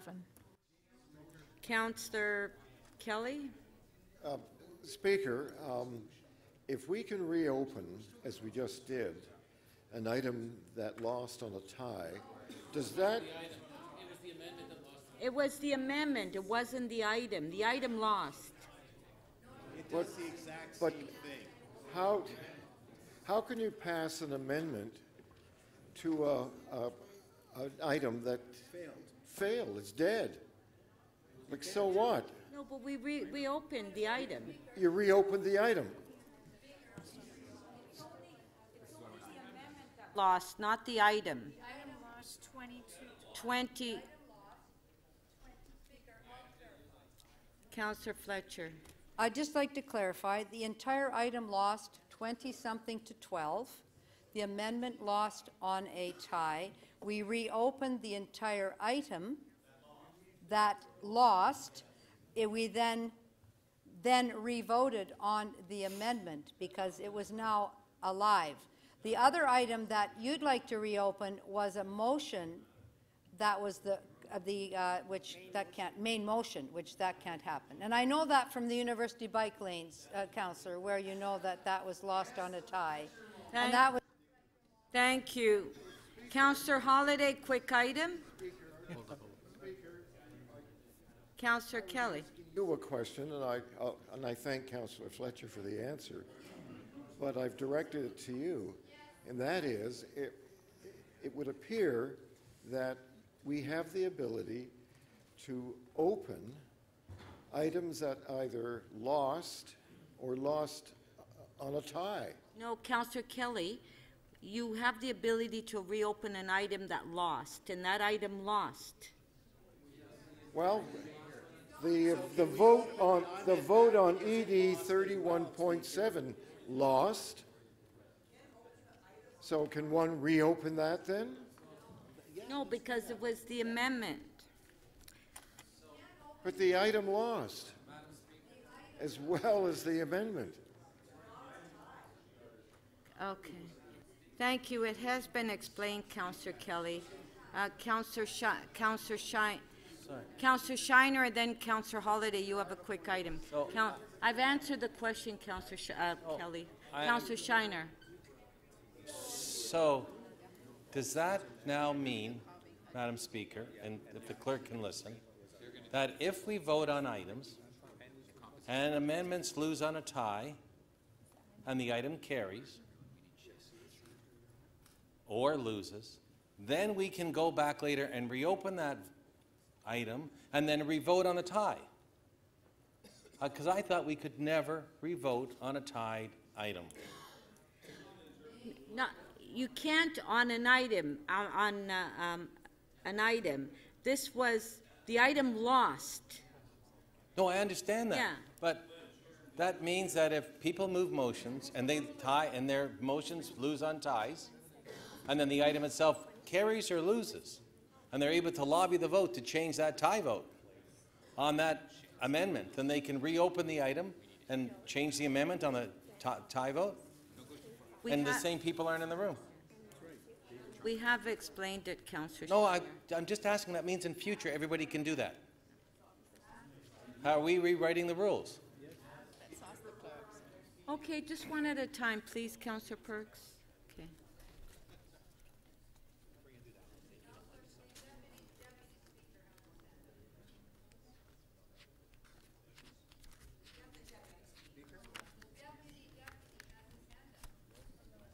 Councillor Perks? Thank you, Speaker. I'd like to draw your attention to the Procedures Bylaw 2743 sub L. Clearly we are in new territory here on the interpretation of our Procedures Bylaw. If Council wishes to get more thorough advice under this rule, you are allowed to recess Council and seek advice from the clerk. So I would suggest that we continue with our business, and at the next opportunity that's available to you, when Council is recessed, you can sit down with the clerk and provide us with some advice in writing.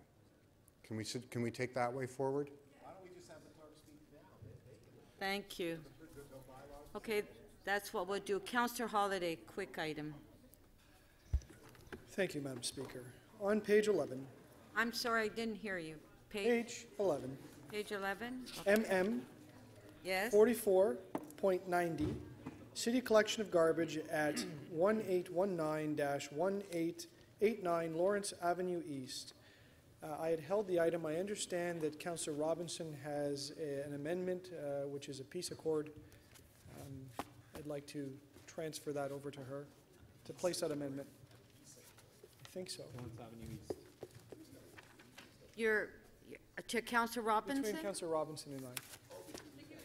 Okay, Councillor Robinson. And the motion is on the screen. And basically, there's bylaws in place that limit some of the things we can do. Councillor Thompson has a problem in his ward that many of us experience, so we're doing a bit of a triage here. And we're going to adopt the bottom half of this, which is number 1, to involve both MLS and solid waste to inspect this site and address it. So there you have it. So on page 11, MM 44.90, the amendment is on the screen. On favor? Recorded.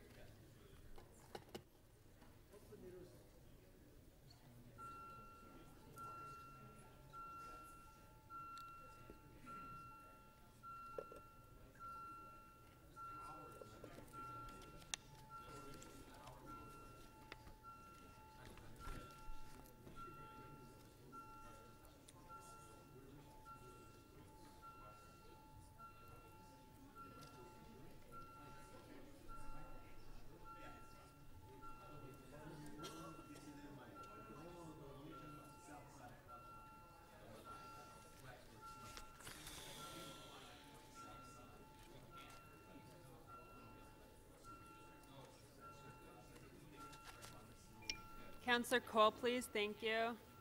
Councillor Fletcher. Councillor Crawford.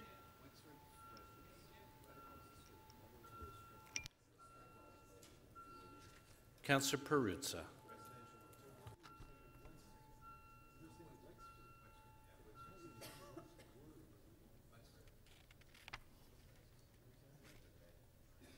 The amendment carries unanimously, 34 in favor.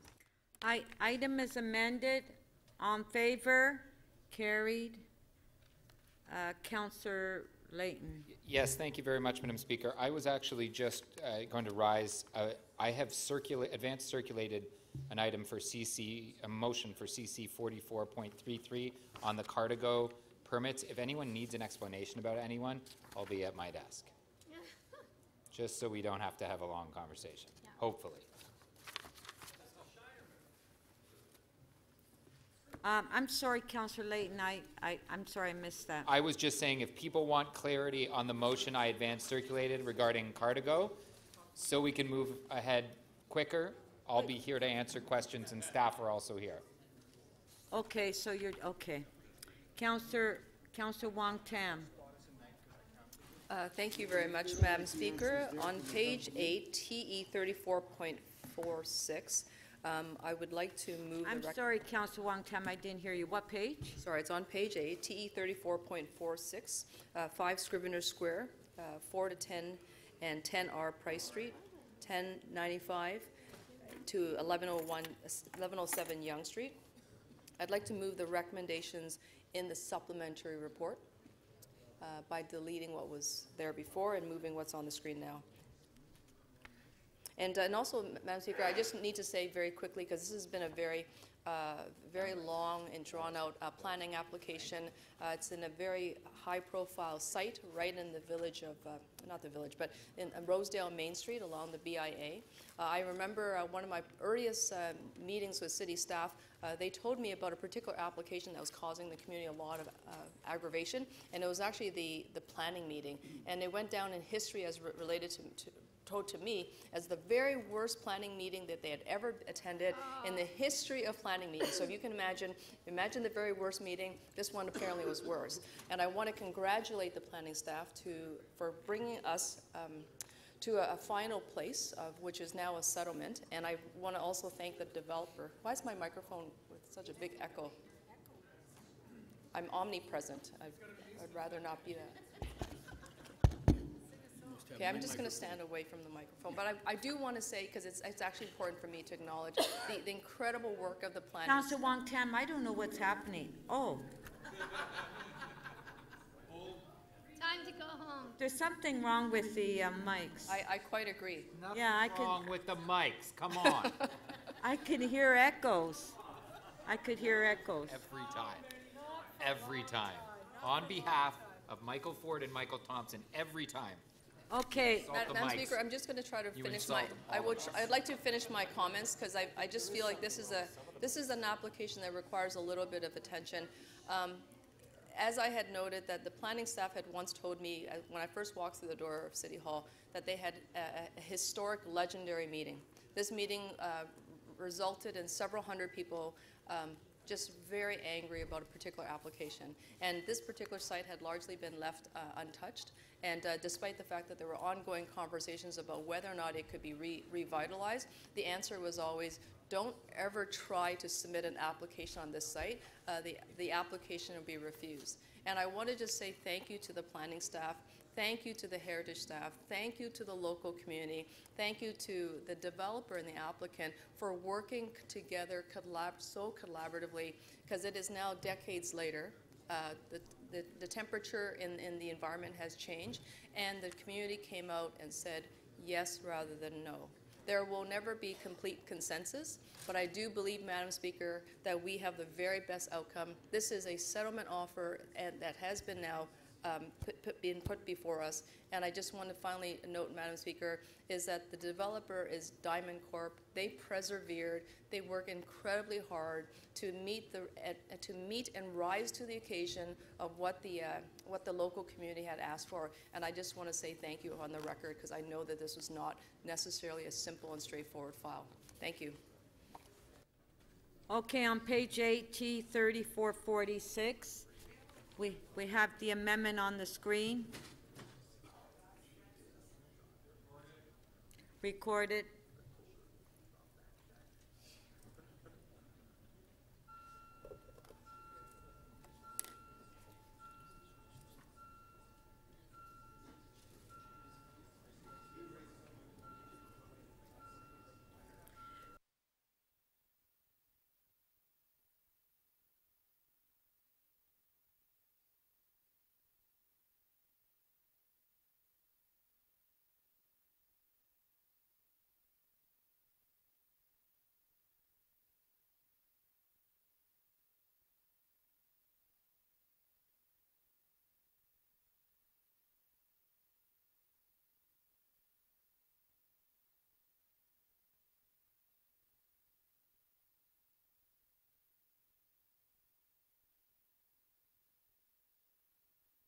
Can I answer a question? Councillor Perks, please. Oh.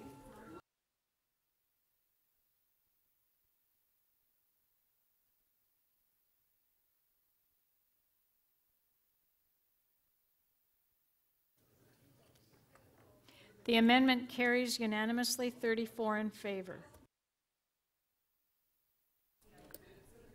Item is amend. Oh, that's it. Okay.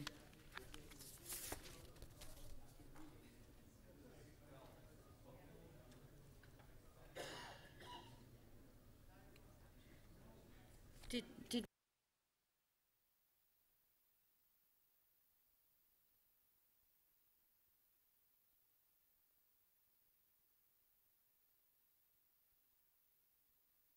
Oh, no, I'm sorry, yeah. Okay, page 4, GM 2913, Friends of Toronto Public Cemeteries versus Mount Pleasant Group. Councillor Matlow, you held the item down. Do we have questions to staff?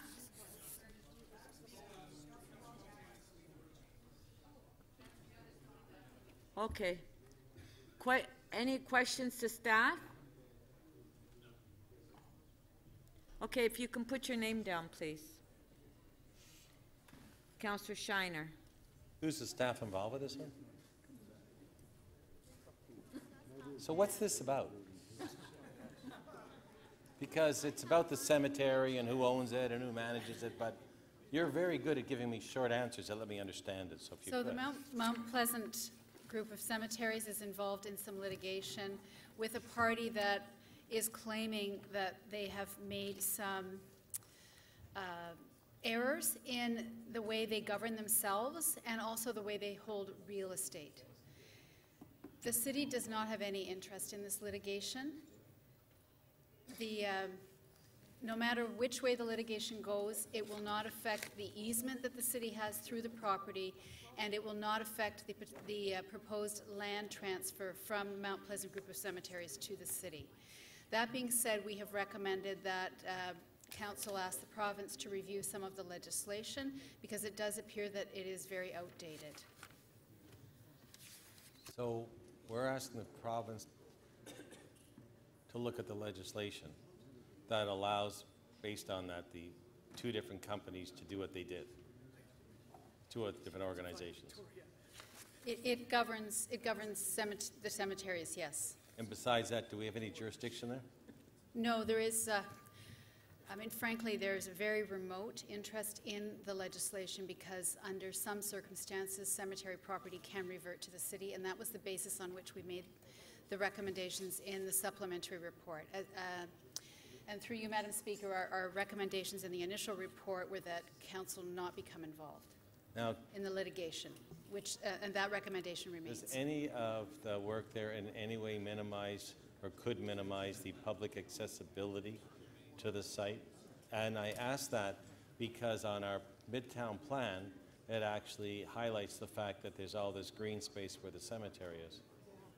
Through you, Madam Speaker, it's our understanding that no, the easement that the city has through the property is not the subject of the litigation, and there's no way that, given the arguments that are made in the litigation and the relief that is sought, that the order would in any way affect the access through the cemetery, at least insofar as the city's easement is concerned. Right, but other access through, could it or couldn't be if what has been claimed to have transpired has transpired? And that I am not able to comment on, Madam Speaker. Okay. But I have to say that our view remains that the city itself has no interest in the litigation itself. Okay, thank you. Thank you.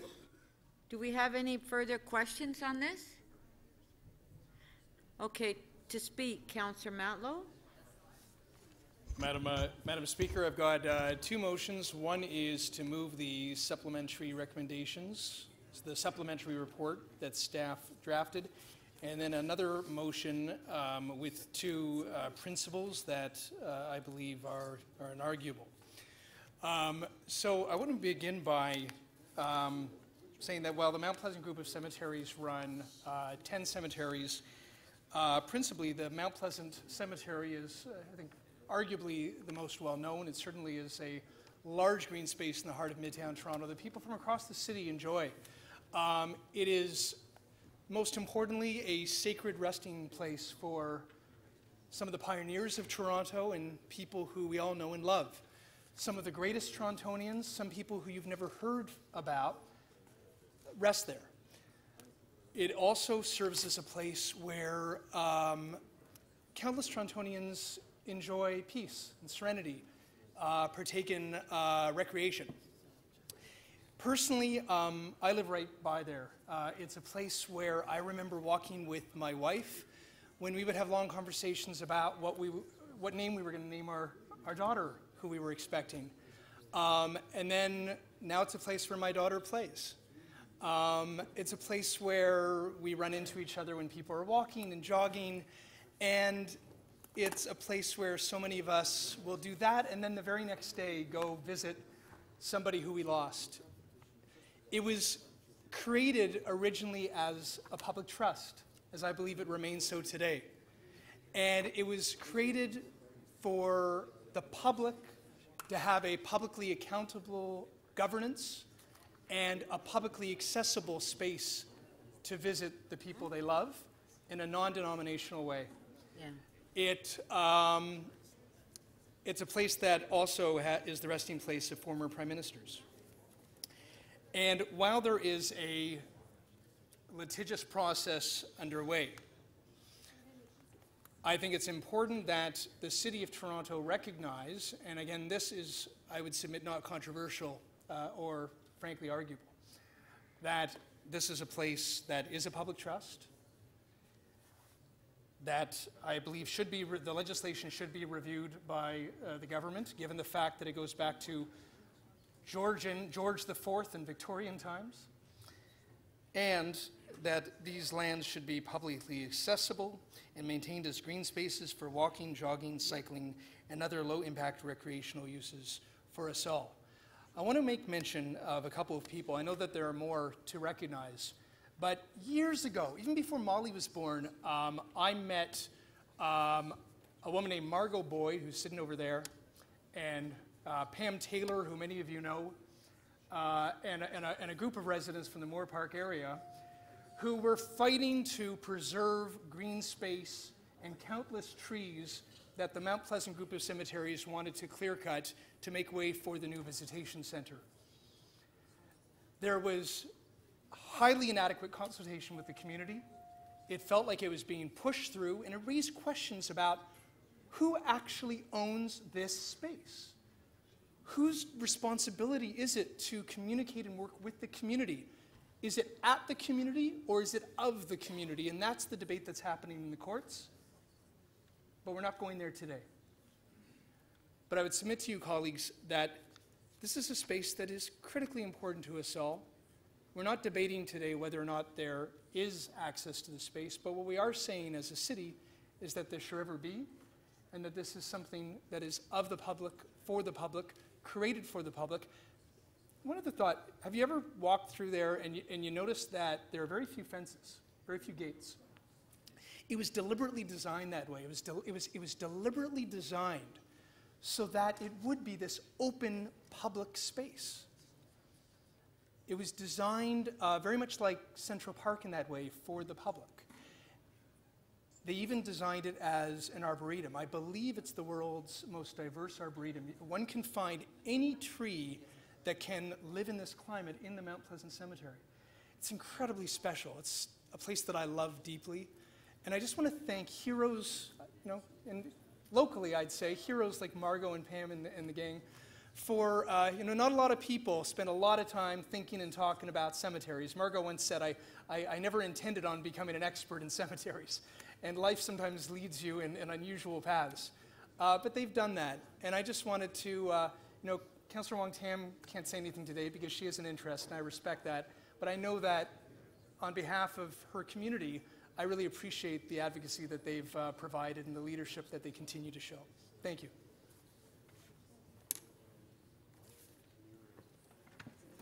Hold on. We do have questions for you. Councillor Fillion, 3 minutes clarification of the motion. Yes, Councillor Matlow, maybe you could clarify the intent of the motion, because I don't understand it. It looks like isn't that already happening? I don't really understand the motion. So this is supplementary is more about the review that the government should do of their own legislation. I would hope, I was reminded that Christine Elliott, when she was in opposition, was very vocally in support of the community's intentions, and I hope that the first part of the motion. Oh, are you talking about? Are you talking about the one with Victoria and George, or the? I don't have it in front of me, but. Or are you talking about the one about the lands are held in a public trust? Yeah, the one that says comply with Ontario government rules or. So this is my effort to make a principled statement that Toronto Council is saying publicly, and will lend credence to the arguments that the advocates in the community are making, that we stand with them. That's really simply what it's about. So the staff report is saying stay out of it. Is your motion putting us into it? I don't believe that does that, and certainly I've talked with staff about what I'm doing today and what this doesn't dive into, and I'm being careful about my wording, as I'm sure you would understand. This doesn't dive into the litigious arena. This is making a principled statement, as if you look at the way that I wrote this, these are the following principles. It doesn't weigh us in nor through our solicitor into something before the courts. And I separate those two worlds. I'll just ask a question of the solicitor, if you're kind of blocking the view, Councillor Shiner. This question of the solicitor. Can you advise whether the wording of this motion? Is he able to? Oh, sorry, I can't ask the solicitor. All right, sorry. Yeah. Okay, so I'm sorry, and I still don't understand your answer. Does it bring us into the litigation or does it not? No, my understanding is it does not, and it was carefully drafted to avoid where I think you fear we might go. Thank you.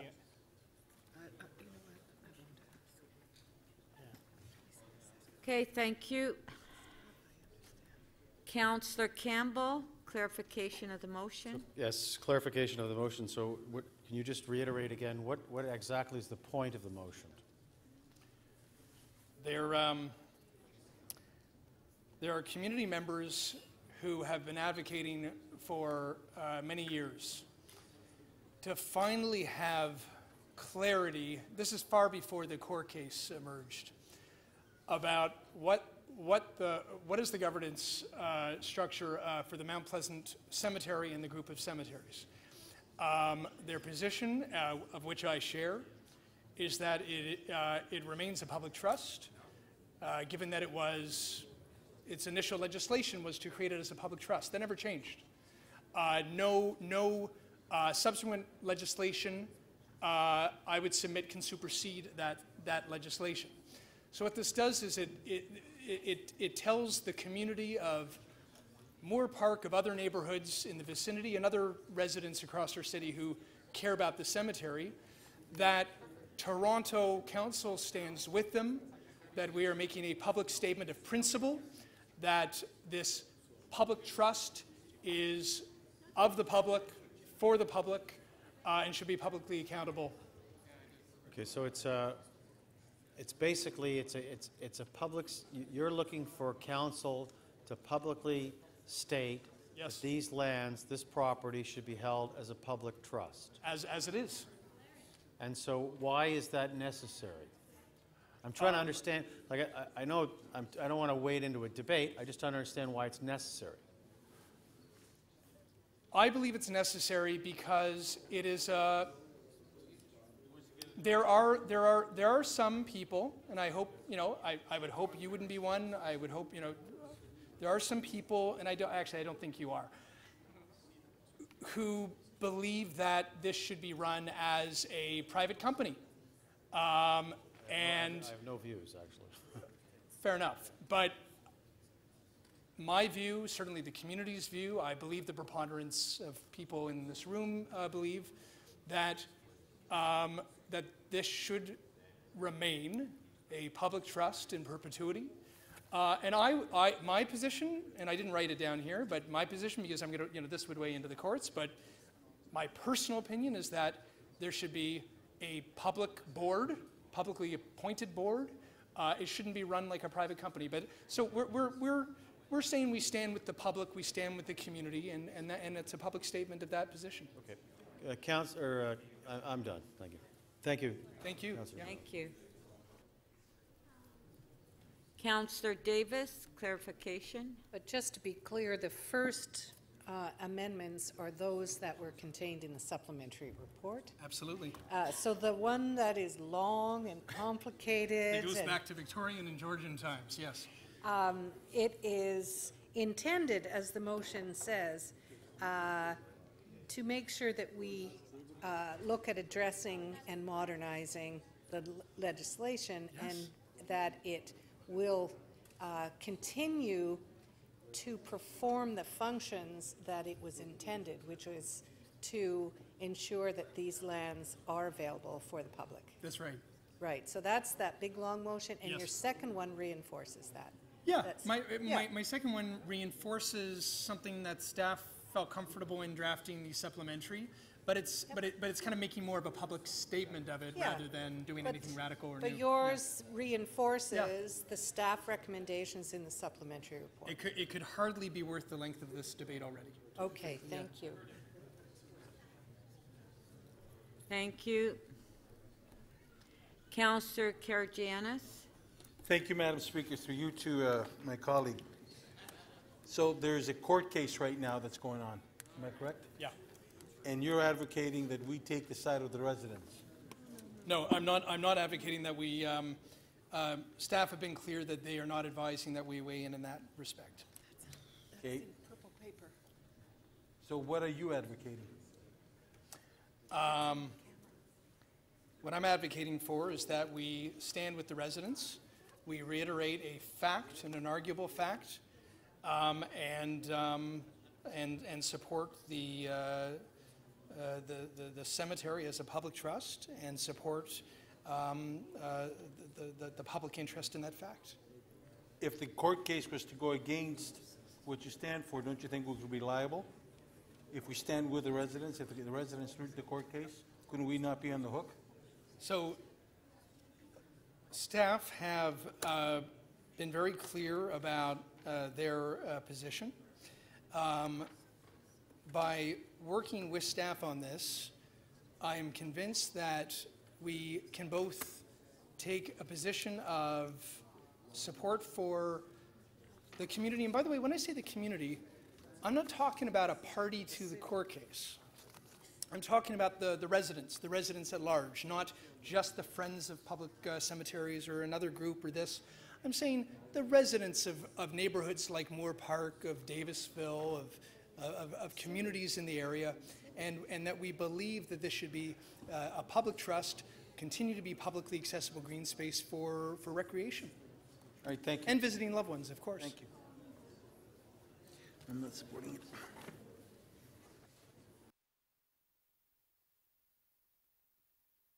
Councillor Fragedakis to speak. Thanks, Madam Speaker. I am going to be brief. I'm just stand here to agree with Councillor Matlow's motion, because I actually think that the legislation should be reviewed by the province.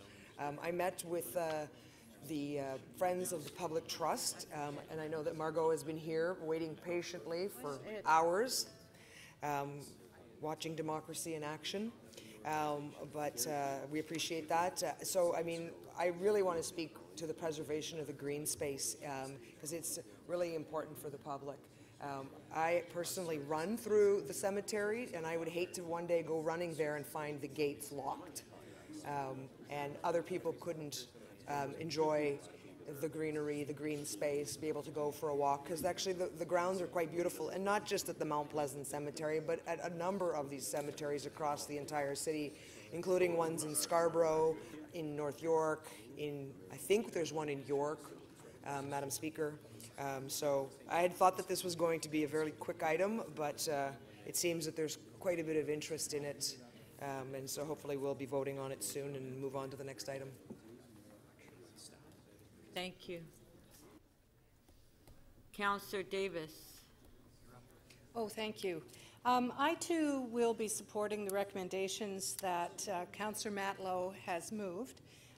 They are the motions that have come in the supplementary report. When we had an opportunity at Government Management Committee to ask questions, it was clear to us that there was a need to clarify what is a mix of very old legislation, to make it very clear that these lands, the understandings and the historical agreements around these lands.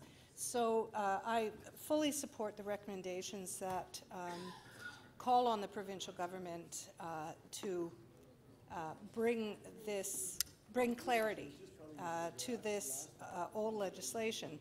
And I also, and the reason that I do that is because our staff made it very clear that they believe that we need to ensure that the public interest and the public trust is protected.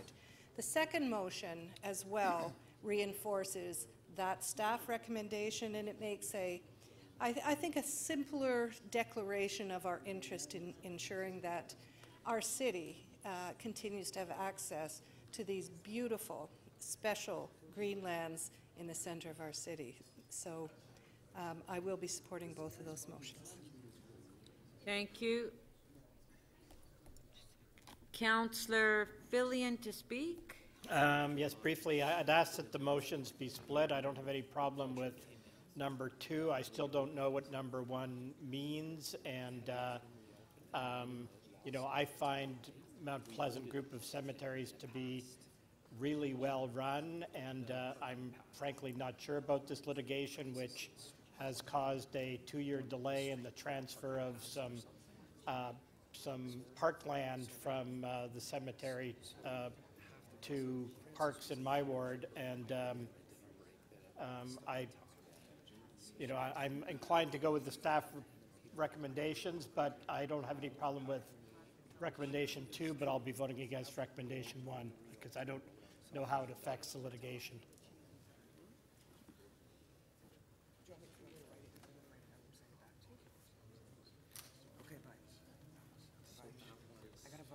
Thank you. So we have the motion by Councillor Matlow. Recorded vote. I translated it to English. It was by this.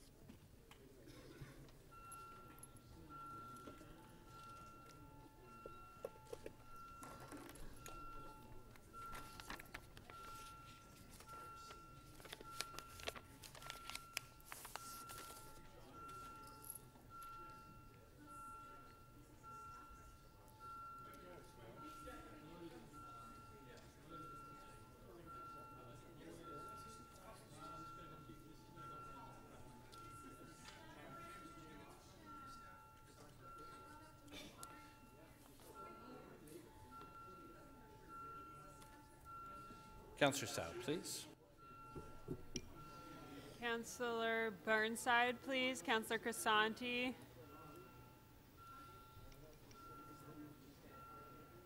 Councillor Crisanti, please.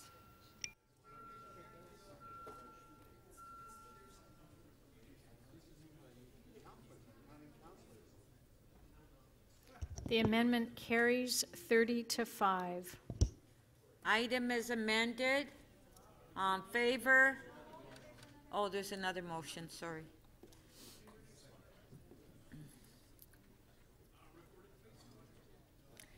There's been a request to have it split. So you want a recorded vote, Councillor Matlow?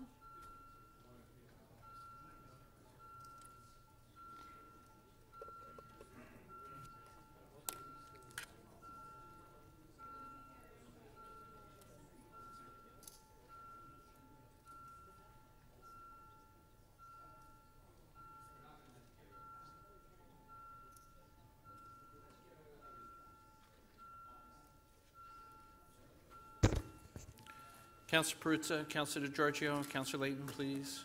Councillor Matlow, Councillor Davis, Councillor Kelly.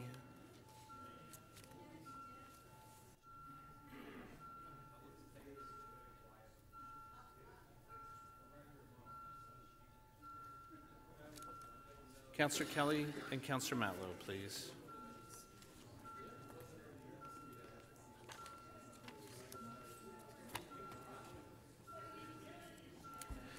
Councillor Matlow and Councillor Kelly, please.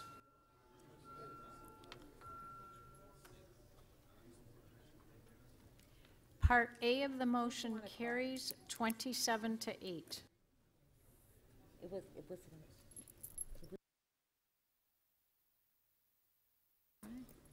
Second part, recorded vote.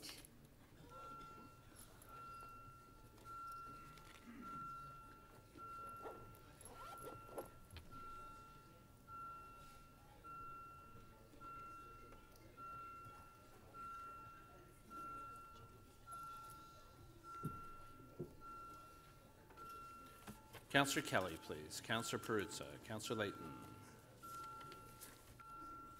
Councillor Pragadakis, please.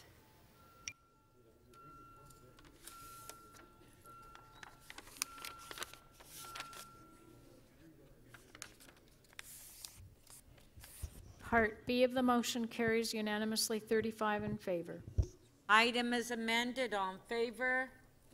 Carried. Okay, on page 4, GM 2920, Councillor Ainsley, you held the item down.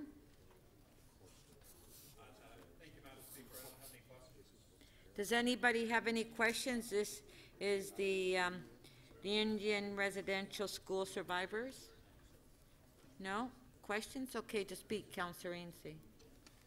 Thank you, Madam Speaker. This item was passed unanimously at Government Management Committee. I hope it will be passed unanimously here. And I would like to use the balance of my speaking time for everyone to view a video that was submitted by the Toronto Council Fire Native Cultural Centre.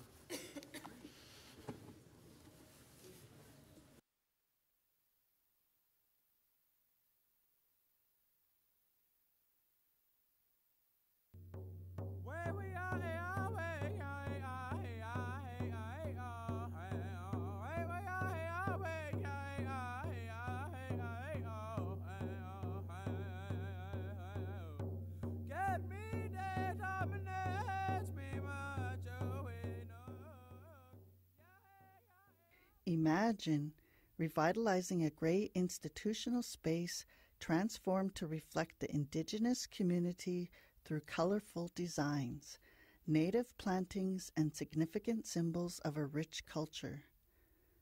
Further imagine places for celebrations and gatherings for individuals, families, and our survivors. Finally, contemplate a place for education and building good relations with the diverse Toronto community. To our elders who teach us of our creation and our past, so we may preserve Mother Earth for ancestors yet to come, we are the land.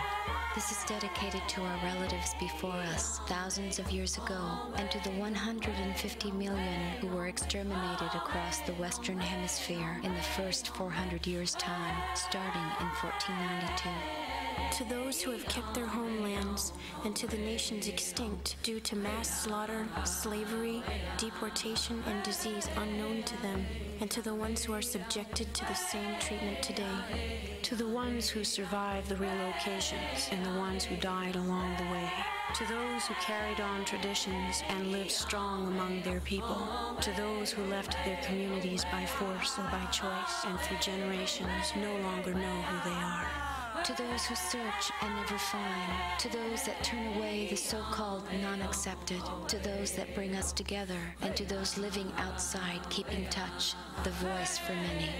To those that make it back to live and fight the struggles of their people, to those that give up and those who do not care, to those who abuse themselves and others, and those who revive again, to those who are physically, mentally, or spiritually incapable by accident or by birth.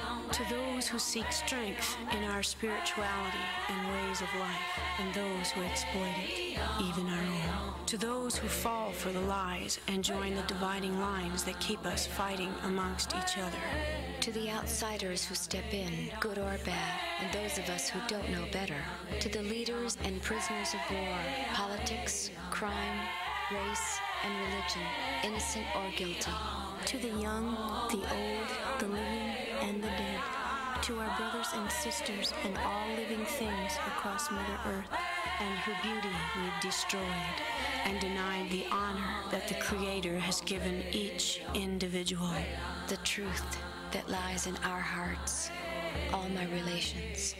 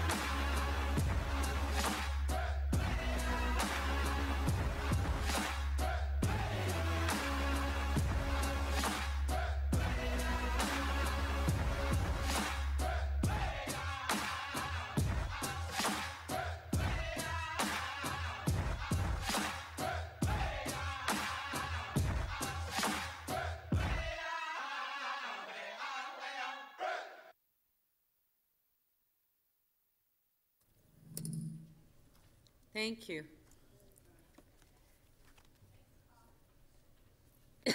Councillor Layton. Yes, thank you very much, Madam Speaker, and thank you, Miigwech, to Councillor Ainsley for bringing that forward, the video.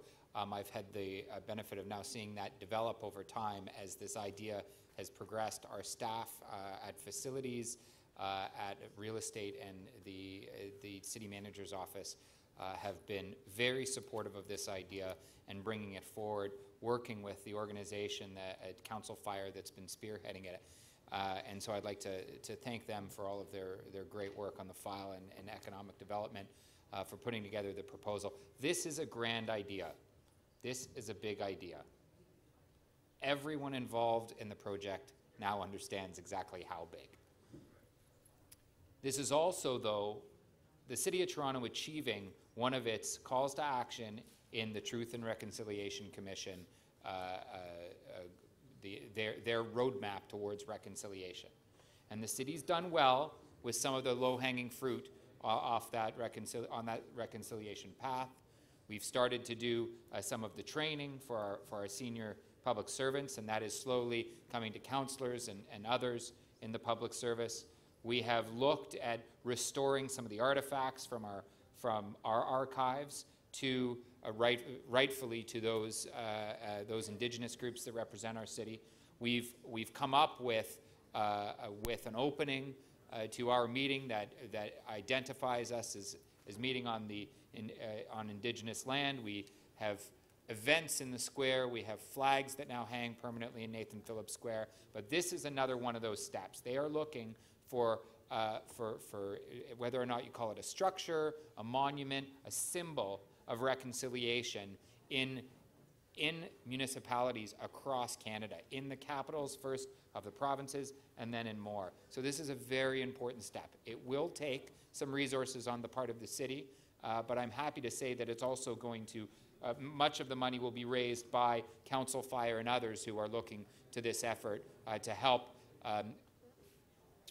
re-indigenize our city and what we think about when we think about our history and our past in this land. So I'd like to thank just staff and Council Fire very much for their continued persistence in bringing this item forward. Thank you. Councillor Shiner.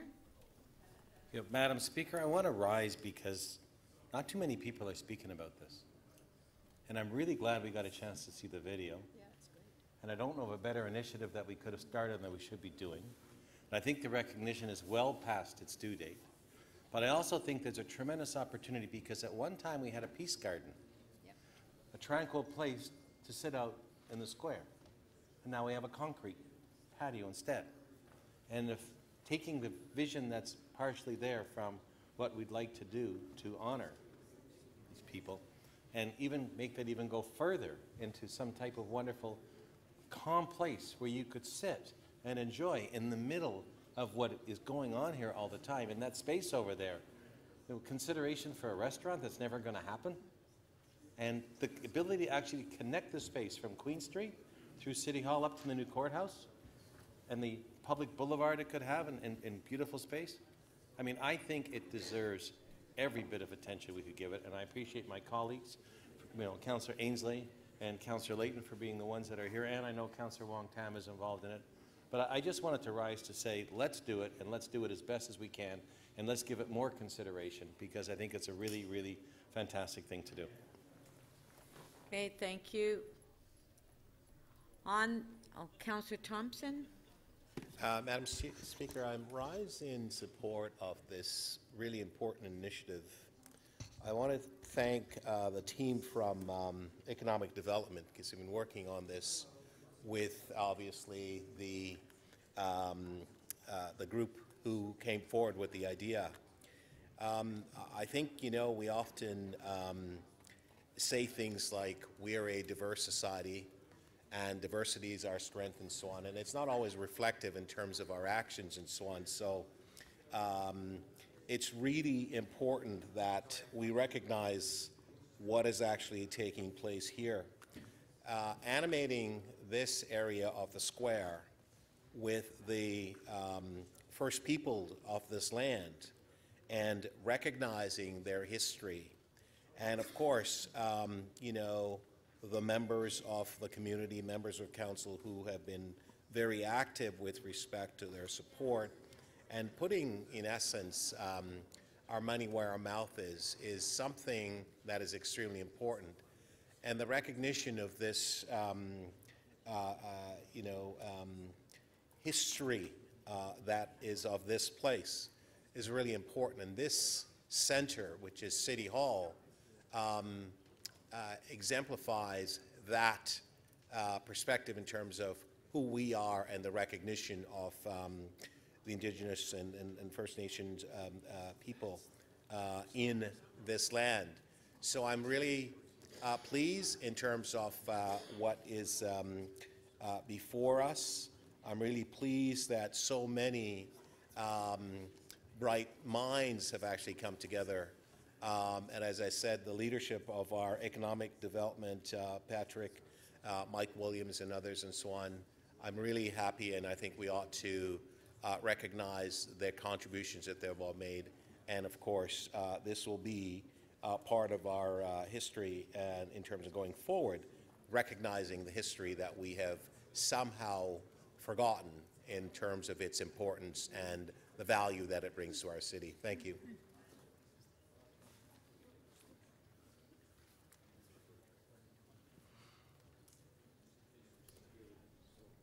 Councillor Wong Tam to speak. Yes, thank you very much, Madam Speaker. And I too would rise as I have done so before on this particular project and initiative to lend my voice in support.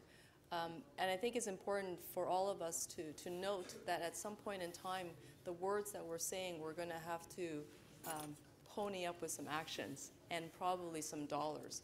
This is a civic square. This is Toronto's prominent square, and I cannot think of a better way to actually create space to give reflection and action to the Truth and Reconciliation recommendations than actually doing this project and making it real for the Indigenous communities, not just those who are here in Toronto, but those who've been displaced from Toronto. And I think it's important, Madam Speaker, to note that this is also going to require engineering support. It's going to be a very large renovation. We're going to have to lift that roof membrane. We're going to have to do some waterproofing. We're going to have to do a lot of renovations in order for us to then get to the outcome, which is this beautiful contemplative space that is going to have physical visualization and representation for the Indigenous community and for those of us who are not Indigenous, who are settlers on this land, so that we can also learn and understand what reconciliation truly means. Which means that we will have to write a check. We will have to commit to investing in this square. We're going to have to put dollars to program and to maintain it. And we're going to have to treat our partners, the community partners in the Indigenous community and the First Nations people who are here at the table through Council Fire and their participation, we're going to have to make it real. So I do appreciate the speeches, I do, but I can tell you as the local councillor who has been working with the staff at Economic Development, who've been working with the staff who manage and maintain Nathan Phillips Square, this project is far from complete. We have to step up in the most meaningful way in partnership with Council Fire to make this real. And if we don't put our actions behind these beautiful words that we're all saying, this project will not come to fruition.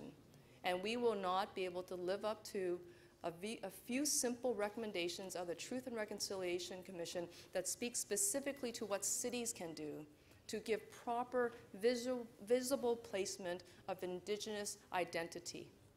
And I think that it would be well worth the investment to make sure we prioritize it, tie it to a real, tangible timeline, make sure that we have a project manager that's empowered to deliver it, and that we do not negotiate and negotiate and mediate and dialogue forever to the point that we tire out a community organization that has led the charge. Because this is work that the city should have initiated with the community, as opposed to having the community bring this project to the city almost 2 years ago, it feels like, almost 2 years ago, to only have a report saying, let's take another small, timid, incremental step forward.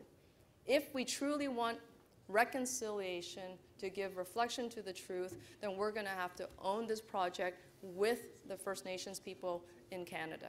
Thank you very much. Thank you. Okay, on the item, recorded vote.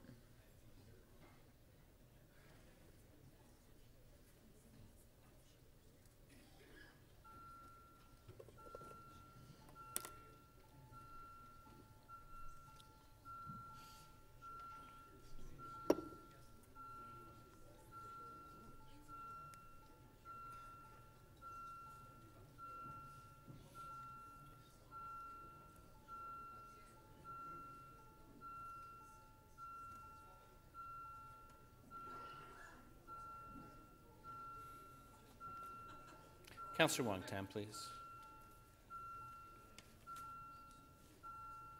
Councillor Mihevc, Councillor Filion, Councillor Crisanti, Councillor Crawford, when you're seated, please. Councillor Robinson.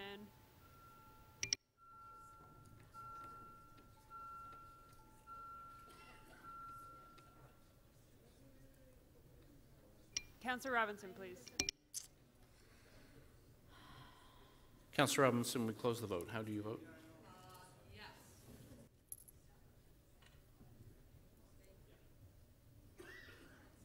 The item carries unanimously, 35 in favor. Okay, members of council is 5 to 8. So, well, there's no more than that. There's more than that. Yeah.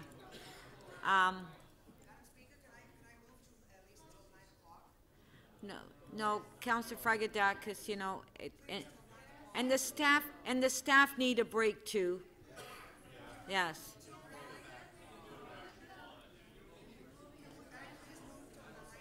No. Okay, just one sec. Somebody asked a question. I'm waiting to get an answer.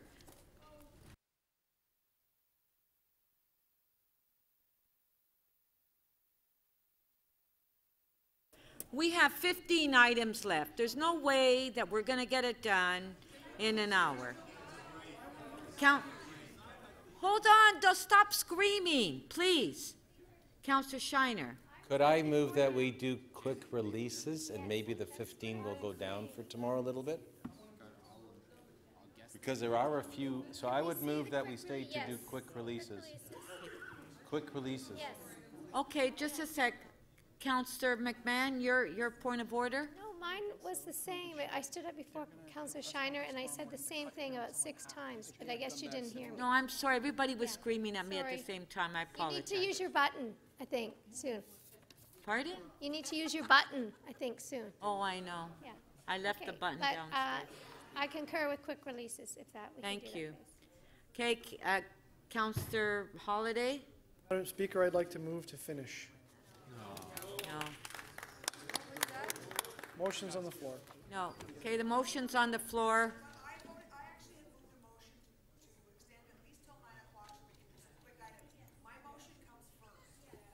Okay, Councillor Holiday's, Councillor Fragedakis' motion first. Yeah, you know what? We have a lot of items left, and it's not fair to staff to keep them longer than 8 o'clock. So, it doesn't matter, Councillor. Okay, Councillor Fragedakis' motion, recorded vote. No. Yes. Recorded vote. No. No.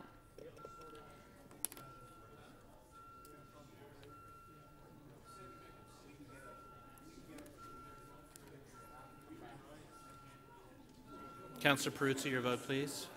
Councillor Davis, please, your vote. Councillor Fragedakis, please.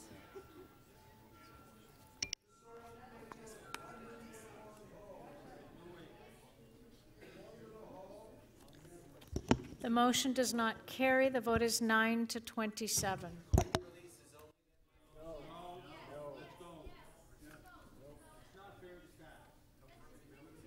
Okay, hold on. There's, yeah, just a sec, please. Councillor Shiner and Councillor McMahon move that we do quick releases only. Okay, recorded vote. On quick releases.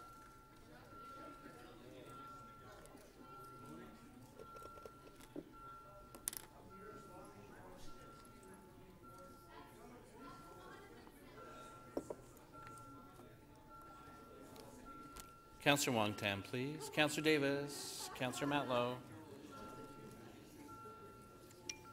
Councillor Cressy, please. Councillor Davis.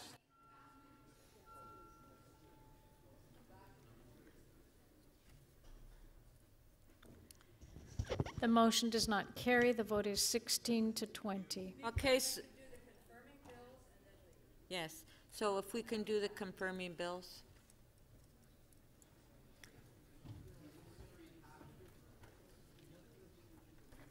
Councillor Ford, you have a motion to introduce the confirming bill? Yes, I do, Madam Speaker, that leave be granted to introduce to a bill to confirm to the point of the introduction of this motion the proceedings of City Council meeting 44 on July 23rd, 24th, 25th, and 26th, 2018.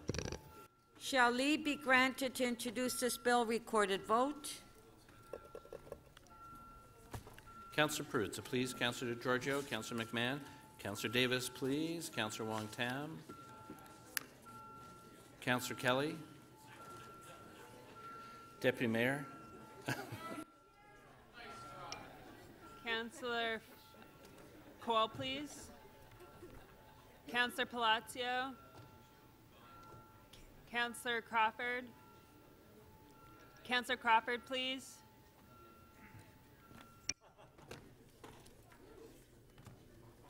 The motion to introduce the confirming bill carries 35 to 1. Shall this bill be passed and declared as a bylaw? Recorded vote.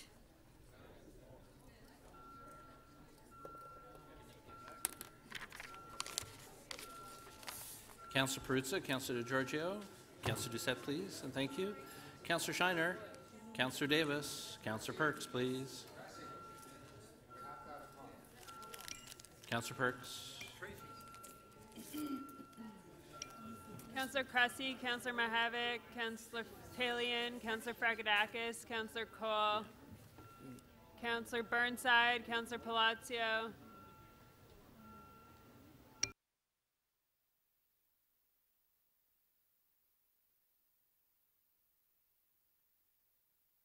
The motion to enact the confirming bill carries unanimously, 36 in favor. Okay, we're recessed to tomorrow at 9:30.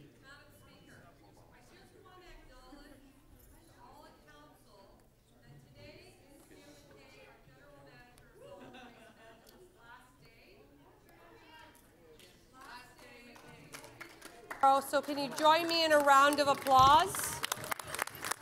I know, 2.5 years. They haven't said.